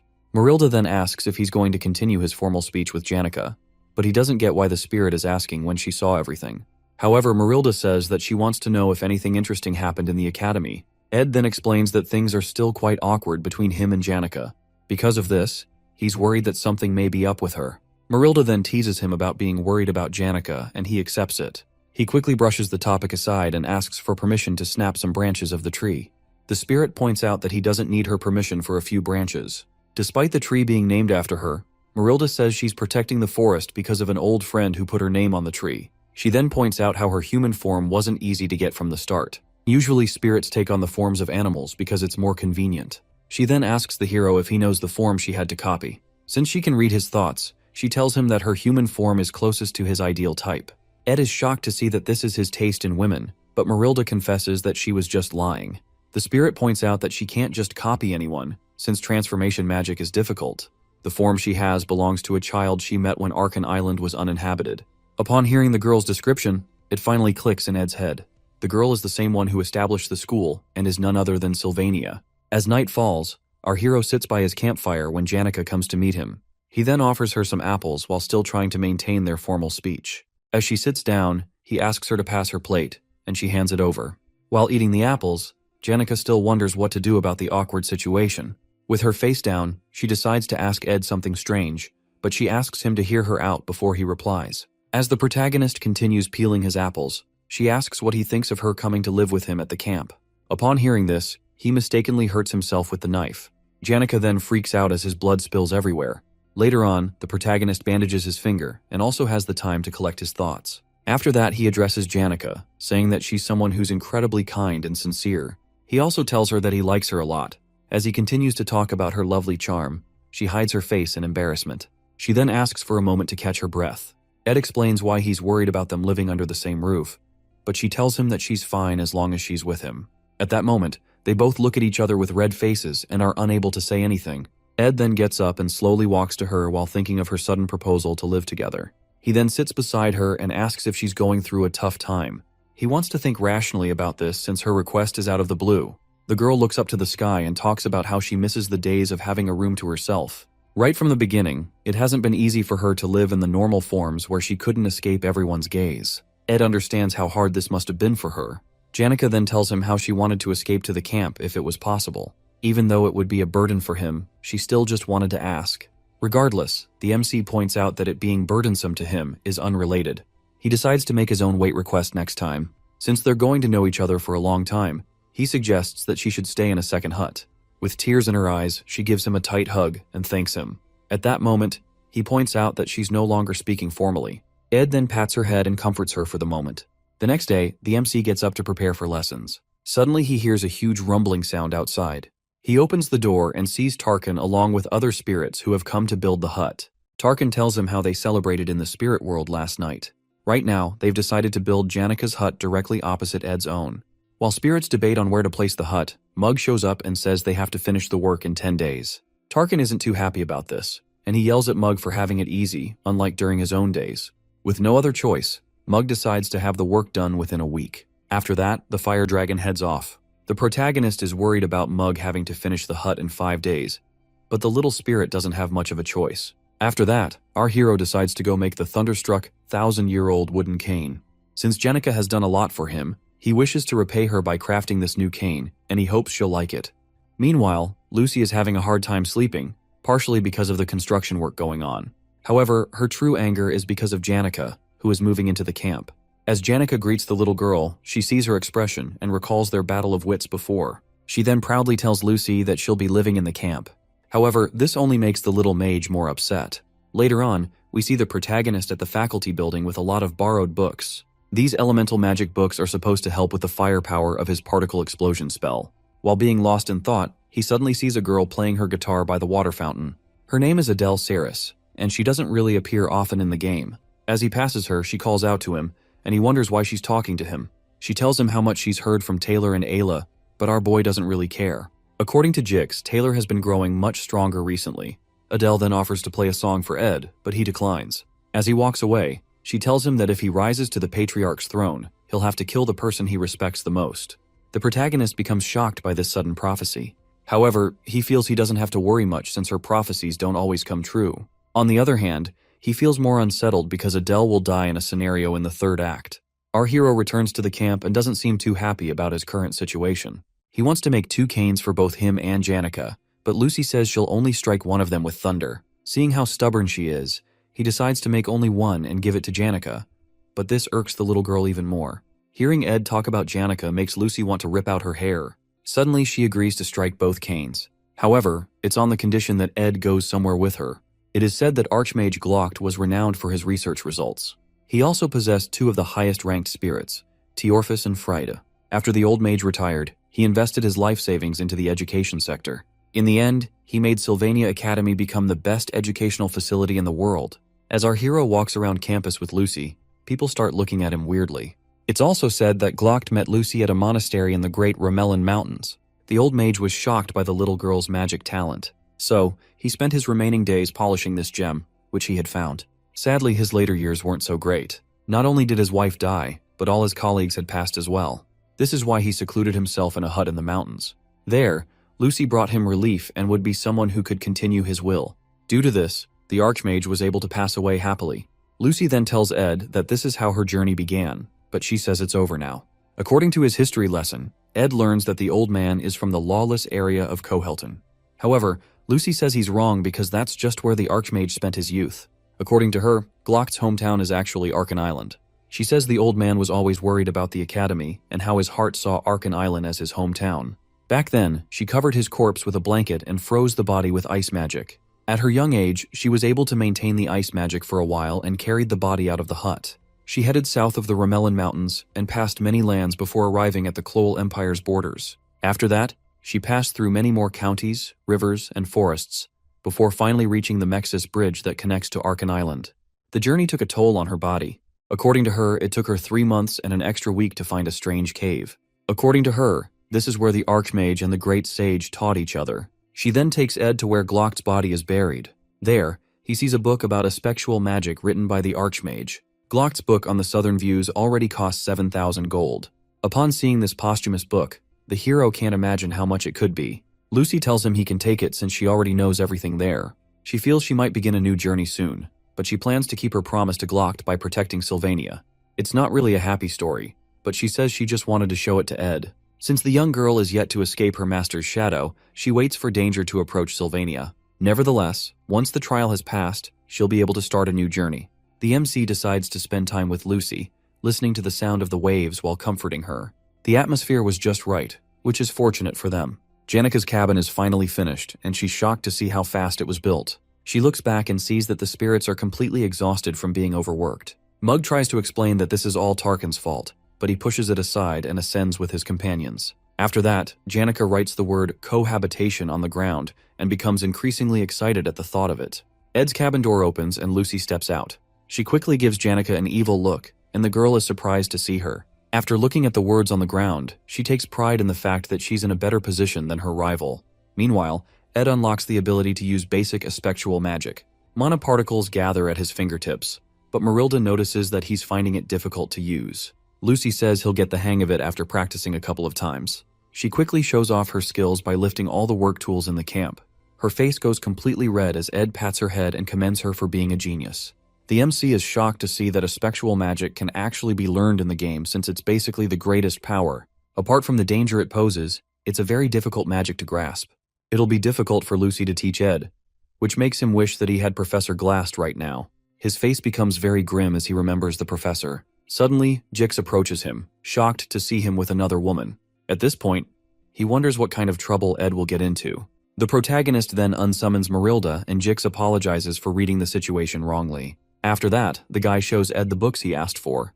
The protagonist decides to repay him, and Jix asks for assistance with his student council work. He is concerned about the request due to the last issue with Tanya, but Jix tells him that the council president wants people she can trust. The council president has already gathered some top students and plans to recruit more, including Ed. Jix feels that the protagonist will reject the offer because he already has a lot going on. However, Ed is shocked to see that he expected it.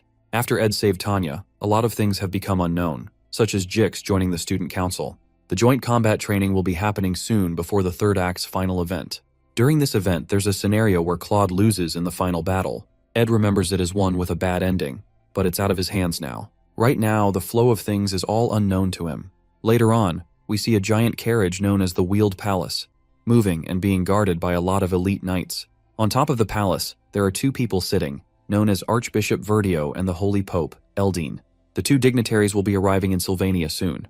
With Verdio and Eldane visiting, Tanya is pressured to make sure that preparations go as planned. We also see other students helping her to sort out some paperwork. She sees that the dignitaries are worried about Saintess Clarice and that the Holy Pope also wants to meet Adele. Meanwhile, the real Saintess is getting ready to show up for the first time in front of the students. Sadly, the Pope's visit overlaps with the combat training, which she was hoping to attend. Clarice will rather much remain a student than return to the Holy Imperial capital. Also, she hasn't been able to meet Adele because the girl is usually in and out of places. Not only that, but the Saintess has had some nice adventures and now has stories of her own to tell. Of course, she can't tell the Archbishop about the incident with Lucy and Ed as well because Verdio will make her leave the academy. She finds it hard to refuse the Archbishop's words because he's always been like a teacher to her. Belle then tells her to eat comfortably after seeing how nervous she is. Clarice just needs to make sure that no one finds out her real identity, but she suddenly remembers that the protagonist knows who she is. Because of this, she fears what would happen if Ed and Verdio were to meet. As she shudders in fear, Belle offers to make tea for her, but she refuses and asks her to help with preparations to go out and meet Ed. The Saintess tells the maid that she needs to meet the MC quickly. On the other hand, Belle didn't want Ed and the Saintess to meet. The students gather to look at the matchups for the joint combat training. Meanwhile, Janica is feeling bad about not having any challengers for the training. Just like last year's exam, the results reflect in the grades of the students, and lower grades fight with higher grades as well. The only difference this year is the rule that you can challenge an opponent through a duel request. Currently, there are no first years in Class A, which makes them eager to win against a second-year student. These matches between the first and second years will be worth watching too. On the other hand, not many people are interested in the third and fourth-year matches. Aside from when Janica beat Lortell, no one else was able to beat their junior. Janica notices that Ed is reading the book Lucy gave him, and he says it's important. She starts feeling jealous and he wonders why she's making such a face. Suddenly, the knights clear the way for the Saintess to come through. The protagonist becomes nervous when he sees the chariot because it's weird for Clarice to be there. As she steps out, he starts wondering if the Pope's visit was delayed. He and Janica are shocked as Clarice steps up to our boy, saying that she wanted to hurry and meet him. After greeting him, the Saintess requests to have a short conversation with the MC. On the other hand, Janica nervously introduces herself to the Saintess. Ed figures her reaction is normal since the Saintess isn't a regular person. However, he can't believe that the girl in front of him is the same as Kylie Ekney. Clarice then tells him that Eldine is currently visiting Trix Hall. This makes Ed more wary as to why Clarice came to see him. She then mentions how Verdio is really smart and could make someone wonder if he could read minds. She explains that there are rumors stating that the Archbishop can read one's thoughts. As Ed listens to her, he finally realizes why she must have come to see him. This is because she's worried that Verdio will find out that Ed knows her identity. He then tells her that there's no way the Archbishop will meet him. Since he'll be partaking in the joint combat training, he'll most likely never meet Verdio. Upon hearing this, the Saintess is relieved. Suddenly, Janica asks her if she just came there to see Ed. She then starts to give Clarice a deadly look. The Saintess tries to explain herself but only makes things worse. In the end, she admits that she wanted to see our boy. After getting embarrassed, she runs back to her carriage. As the carriage zooms off, all eyes suddenly focus on our hero. Ed also admits that Clarice is a hard person to spend time with. Later on, we see students cheering as the combat training takes place. Rumors are also flying around about Ed being just strong among the third-year weaklings. One of the combatants, Kordek, brings out an upgraded weapon and says he'll show why the upper grades are different. The other students become nervous and scared as they see the guy's blunt weapon. The professor then signals the start of the match between Ed and Kordek. In a split second, the fourth-year brute appears in Ed's face and tells him that it's not too late to run if he's scared. However, our boy blocks his opponent's strike with his magic and blasts the guy. Kordek lies on the ground, wondering how a third-year student is so strong. The protagonist then sends his spirits after the guy and finishes him with a huge explosion. The other students are left speechless as Kordek lies like a roasted chicken on the ground. Ed commends his opponent, but his mind was focused on other things during the fight. After Clarice's visit, he escorted Janica to the stadium. On his way to the other stadium, he suddenly meets Adele. The girl feels that their meeting is by fate, but Ed is confused by her words. As she leaves for the hall, Ed thinks about the consequences of influencing the scenarios. After recalling Glast's death, he finds it hard to just let things pass. He then calls out to Adele and tells her that she'll die soon. Shockingly, she tells him that she already knows with a wide smile on her face. Upon hearing this, Ed bursts out of the room and runs fast to search for Taylor. Suddenly, the ground starts rumbling as if there's an earthquake. He looks outside the window and sees that what's happening now is far more than he imagined. His eyes grow wide with fear as he sees a creature thought to have gone extinct. The sacred lance dragon awakens, wreaking havoc in the whole vicinity. In the original story, Taylor crushes the strongest freshman and takes down Claude, who drank the evil god's blood. As he exits the room, he hears of Adele's death. This incident causes Clarice to lose trust in the Order and become a different person. Due to this, players named her the Faithless Servant. As the Order dispatched troops to deal with Clarice, an awakened Lucy completely wipes them out. However, this is changed with the appearance of the sacred dragon, Wellbrock, which is supposed to appear towards the end of the main story. Ed wonders just what the hell is going on. Meanwhile, the dragon is causing so much destruction with just its foot. As it takes a step forward, the shockwave is too much for him to handle. Students run for their lives, trying to escape the explosions as well. As the protagonist staggers to get back up, he sees that half of the dormitory has been reduced to ashes. After that, he dashes forward and breaks out of the window. He then powers up his magic ring, knowing that he might never be able to use magic again. He uses all the power he can muster to summon Marilda and tells her to run quickly. Over in Trix Hall, the knights try to get the Saintess to safety. She tells them to gather the others as they offer to take her back to her carriage. In the blink of an eye, the knights are impaled by sharp objects that burst through the window. Clarice shields herself, and as the dust settles, you can see the frightened look on her face. She sees the scales, and as she walks out, she wonders who could have created such a horrid creature. The surviving knight tells Marv to prepare the carriage. The guy tells them the carriage has been destroyed and offers them a horse instead. Clarice is then told that the horse will take her outside Arkan Island. With tears in her eyes, she says she can't ride a horse, but the knight urges her to hold onto it tightly. With his remaining strength, he taps the horse, and it sets off with the Saintess. As Clarice looks at the horrible scene before her, she recalls the stories that the Archbishop once told her. Wellbrock rages out, and she rides to safety. With its magic breath that resembled the sun, it completely destroys everything beneath him.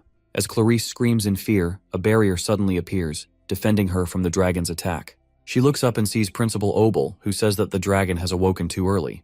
Wellbrock raises its foot to crush Obel as the man prepares a spell. As things look grim for him, suddenly, purple chains sprout out and hold down the beast, thanks to Lucy.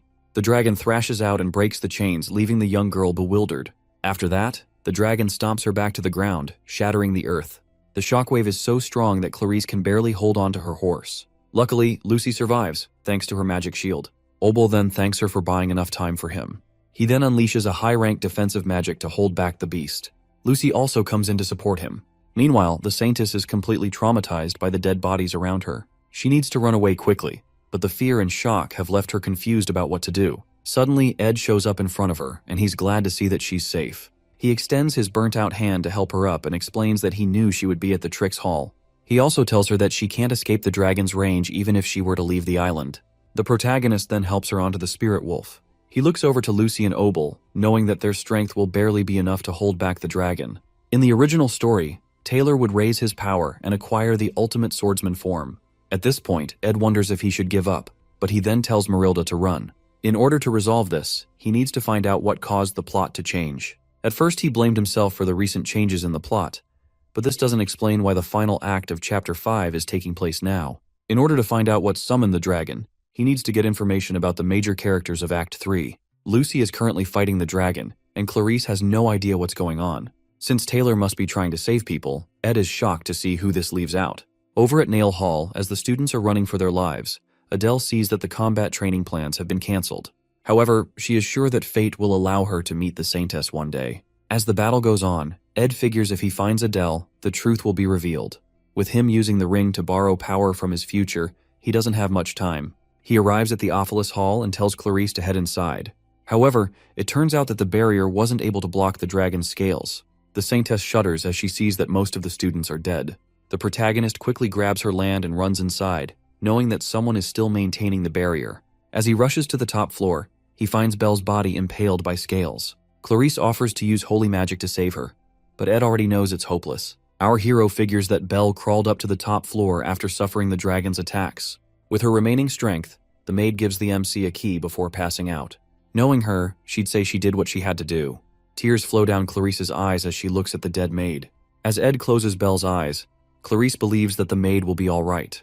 However, the protagonist grits his teeth in anger and runs out of the room with the Saintess. He opens the door to Clarice's room and tells her to keep a strong heart while he heads out. The Saintess tells him it's too dangerous, but as he tries to explain how things are outside, his words get cut off when he sees a huge gathering of mana particles in the air. He notices that it's aspectual magic and begins to search through all the books in the room. He feels the book he's looking for has to be there. Eventually, he comes across Glock's introduction to aspectual magic. As he assesses the situation, he notes the method of aspectual magic being used is nothing like he's seen before. Meanwhile, the Sacred Lance Dragon blows down fire on Obel's shield, and he can barely hold on any longer. As the flames head for where Ed is, he finally figures out why things are so weird. When Clarice asks if he has figured out something, the dragon's flames burst through the window, causing a blinding light to shine in the room. The entire room is destroyed in a huge explosion, and as the dust clears, there's barely anything left of the building. The Saintess then opens her eyes to see Ed standing over her with an iron rod through his body. While barely holding on, he tells her to ask for help if she needs it. Tears fill her eyes as she looks at him. He suddenly starts calling out some numbers, but the Saintess tells him to save his strength as she tries to heal him. Sadly, her efforts aren't enough. Our boy then dies and falls on her shoulder. The aspectual magic outside starts to grow bigger. Meanwhile, Clarice cries out, wondering why everyone had to die like this. She holds on tightly to Ed, begging and apologizing for all that has happened. Suddenly, her eyes open, and she sees herself back when she met with Ed and Janica. The students around are wondering why Clarice came to meet the protagonist. With the confusion, Ed asks the Saintess why she came to meet him. She suddenly dashes over the table and rips his shirt open, embarrassing our boy in the process. She doesn't see any wounds on his body and wonders how this is possible. Janica quickly calls her out for her actions. Clarice sits back down, breathing heavily, and wondering if everything she just experienced was a dream or a hallucination. She doubts the possibility after seeing the blood marks on her hand, and she realizes that she must have come back to the past. The Saintess recalls how she came to warn Ed about Vertio. After that, she went to Trix Hall to wait for the Holy Pope. While waiting for the Pope, the Sacred Lance Dragon attacked, and a lot of people died.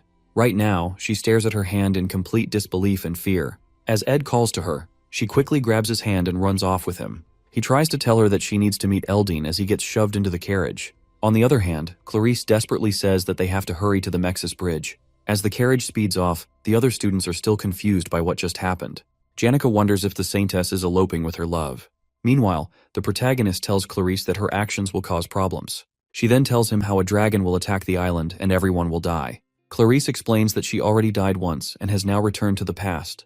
Back then, Ed was about to tell her something before being crushed by the rubble. However, she reminds him that he told her to come to him for help no matter what. Upon hearing this, our hero has no idea how to respond. As they get to the bridge, they have to wait for the inspection personnel. Ed tells her that it's better to go back and meet the Pope, but she starts reciting the numbers that he said back then. Upon hearing this, Ed is completely shocked.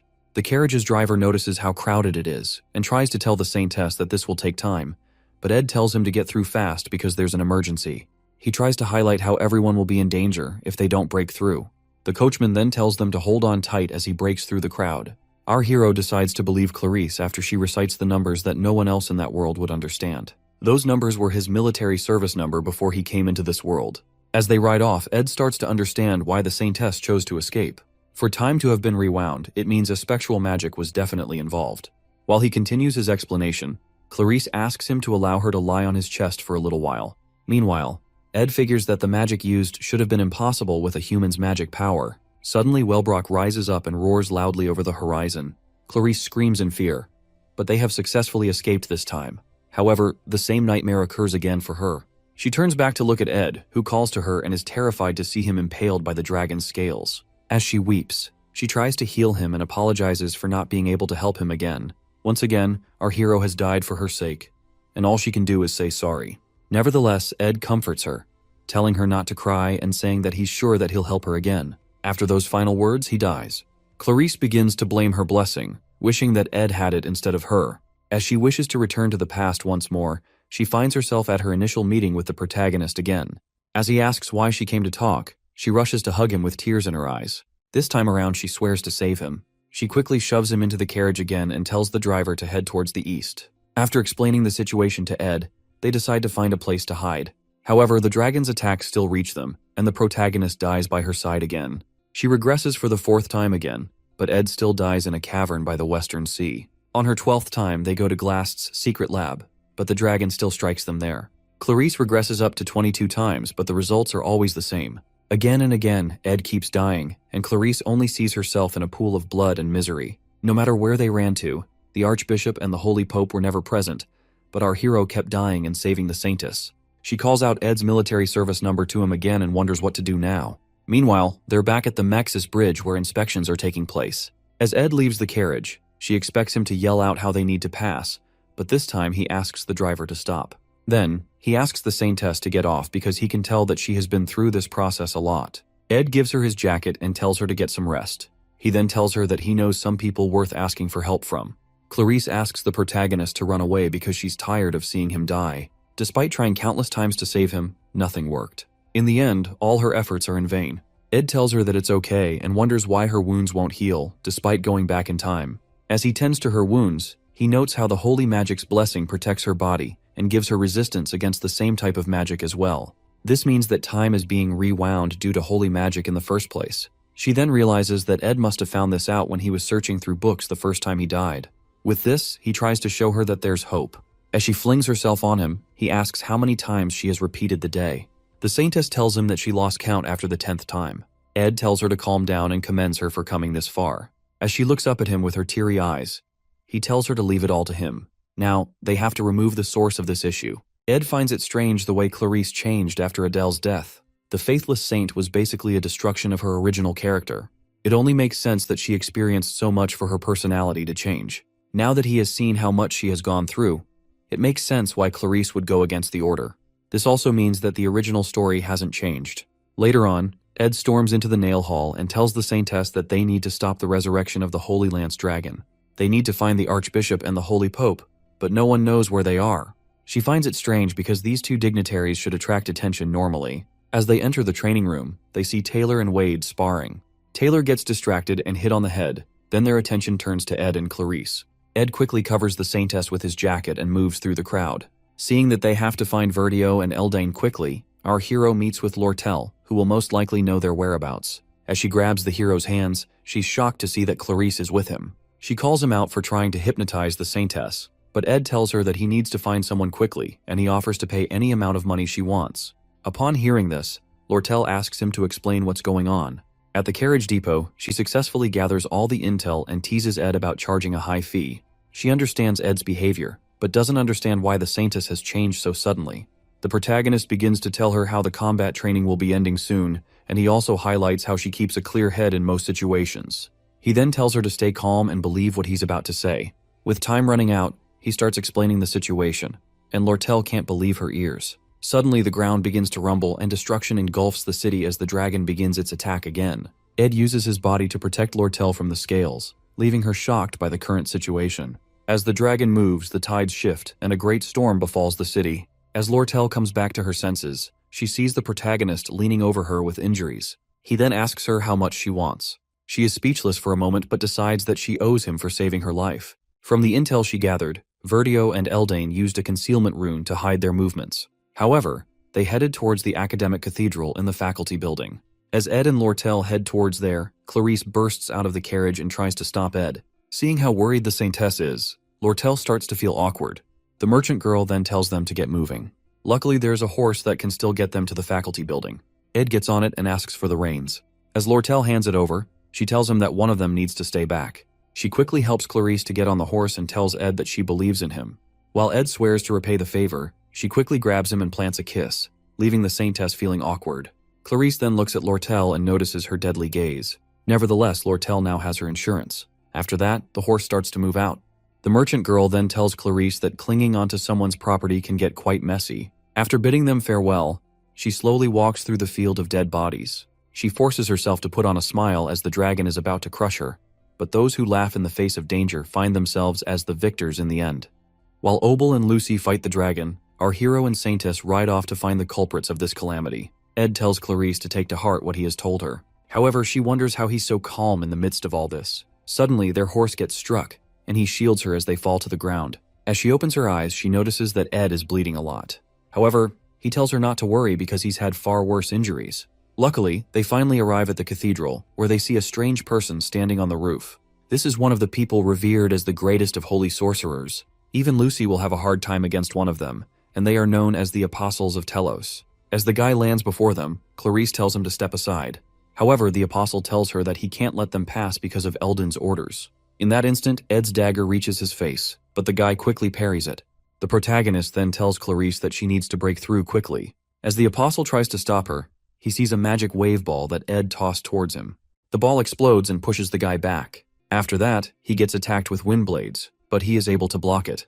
However, the Saintess uses the chance to enter the building. The Apostle of Telos then wonders who Ed is. Seeing that he has lost a lot of blood, he tells the MC to give up. Suddenly, the ground begins to rumble as Ed charges his mana and gets ready to fire a magic arrow. The Apostle goes ahead to fortify his body with high-rank magic. As the protagonist fires the arrows, his opponent quickly evades them and introduces himself as Lightspeed Taldarak. The guy dives toward Ed and impales him with his spear. The scene then flashes back to when our hero told the Saintess not to give up. As she runs through the building, she recalls his words, telling her to break through and come to an understanding of what's going on.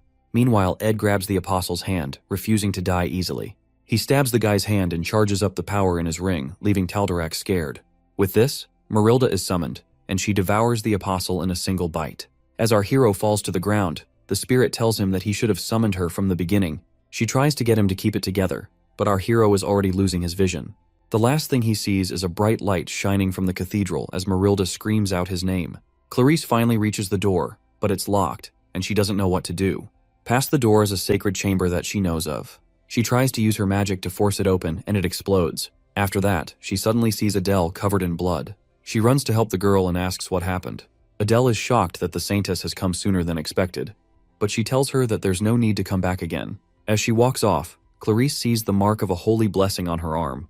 For that one mark, the holy dignitaries must be gathered, and there is only one person who can have this blessing inscribed on their body. This is none other than the Saintess. So seeing this on Adele makes no sense to Clarice. However, the girl tells the Saintess to wait a bit longer because it'll all be over soon. As Clarice reaches out for her, Adele's body bursts out with magic, and the Saintess regresses to the same day again. With the anger in her, she gets up and decides to tell Ed about everything immediately. The first memory Adele recalls is seeing seagulls flying above the harbor. There, 2 kids are running around and playing. She then tells them to be careful and watch where they're going. Her parents ran away from their homelands to the trade city of Oldek to seek refuge from the war. Sadly, they were still used and scammed and could barely afford a piece of bread for the day. One day, while she's enjoying a nice meal, her dad tells her he'll be back soon after taking care of something. As the man walks away, he occasionally takes a look back at his daughter. Meanwhile, the wonderful sandwich Adele had tasted like nothing at all to her. After that moment, she became an orphan. She then goes to Deldaros Orphanage, where she worked together with the other children. Luckily, they were able to rest occasionally and receive support from the Telos Order. She also learned to play the lute, which made her spend more time at the church. One day, Archbishop Verdio gets congratulated on his entry into the Holy Imperial Capital. While Verdio thanks everyone, his robe suddenly catches fire. As the fire begins to spread, it is quickly doused with a bucket of water. The Archbishop is shocked to see Adele with buckets of water. He then asks her how she knew it would happen. She tells him that she has dreams about the future, but she can't see her own future. Upon hearing this, Verdio grabs her hand and calls her the Saintess of Telos. Just overnight, Adele saw herself at a table with luxurious meals and the respect of high-ranking clergymen.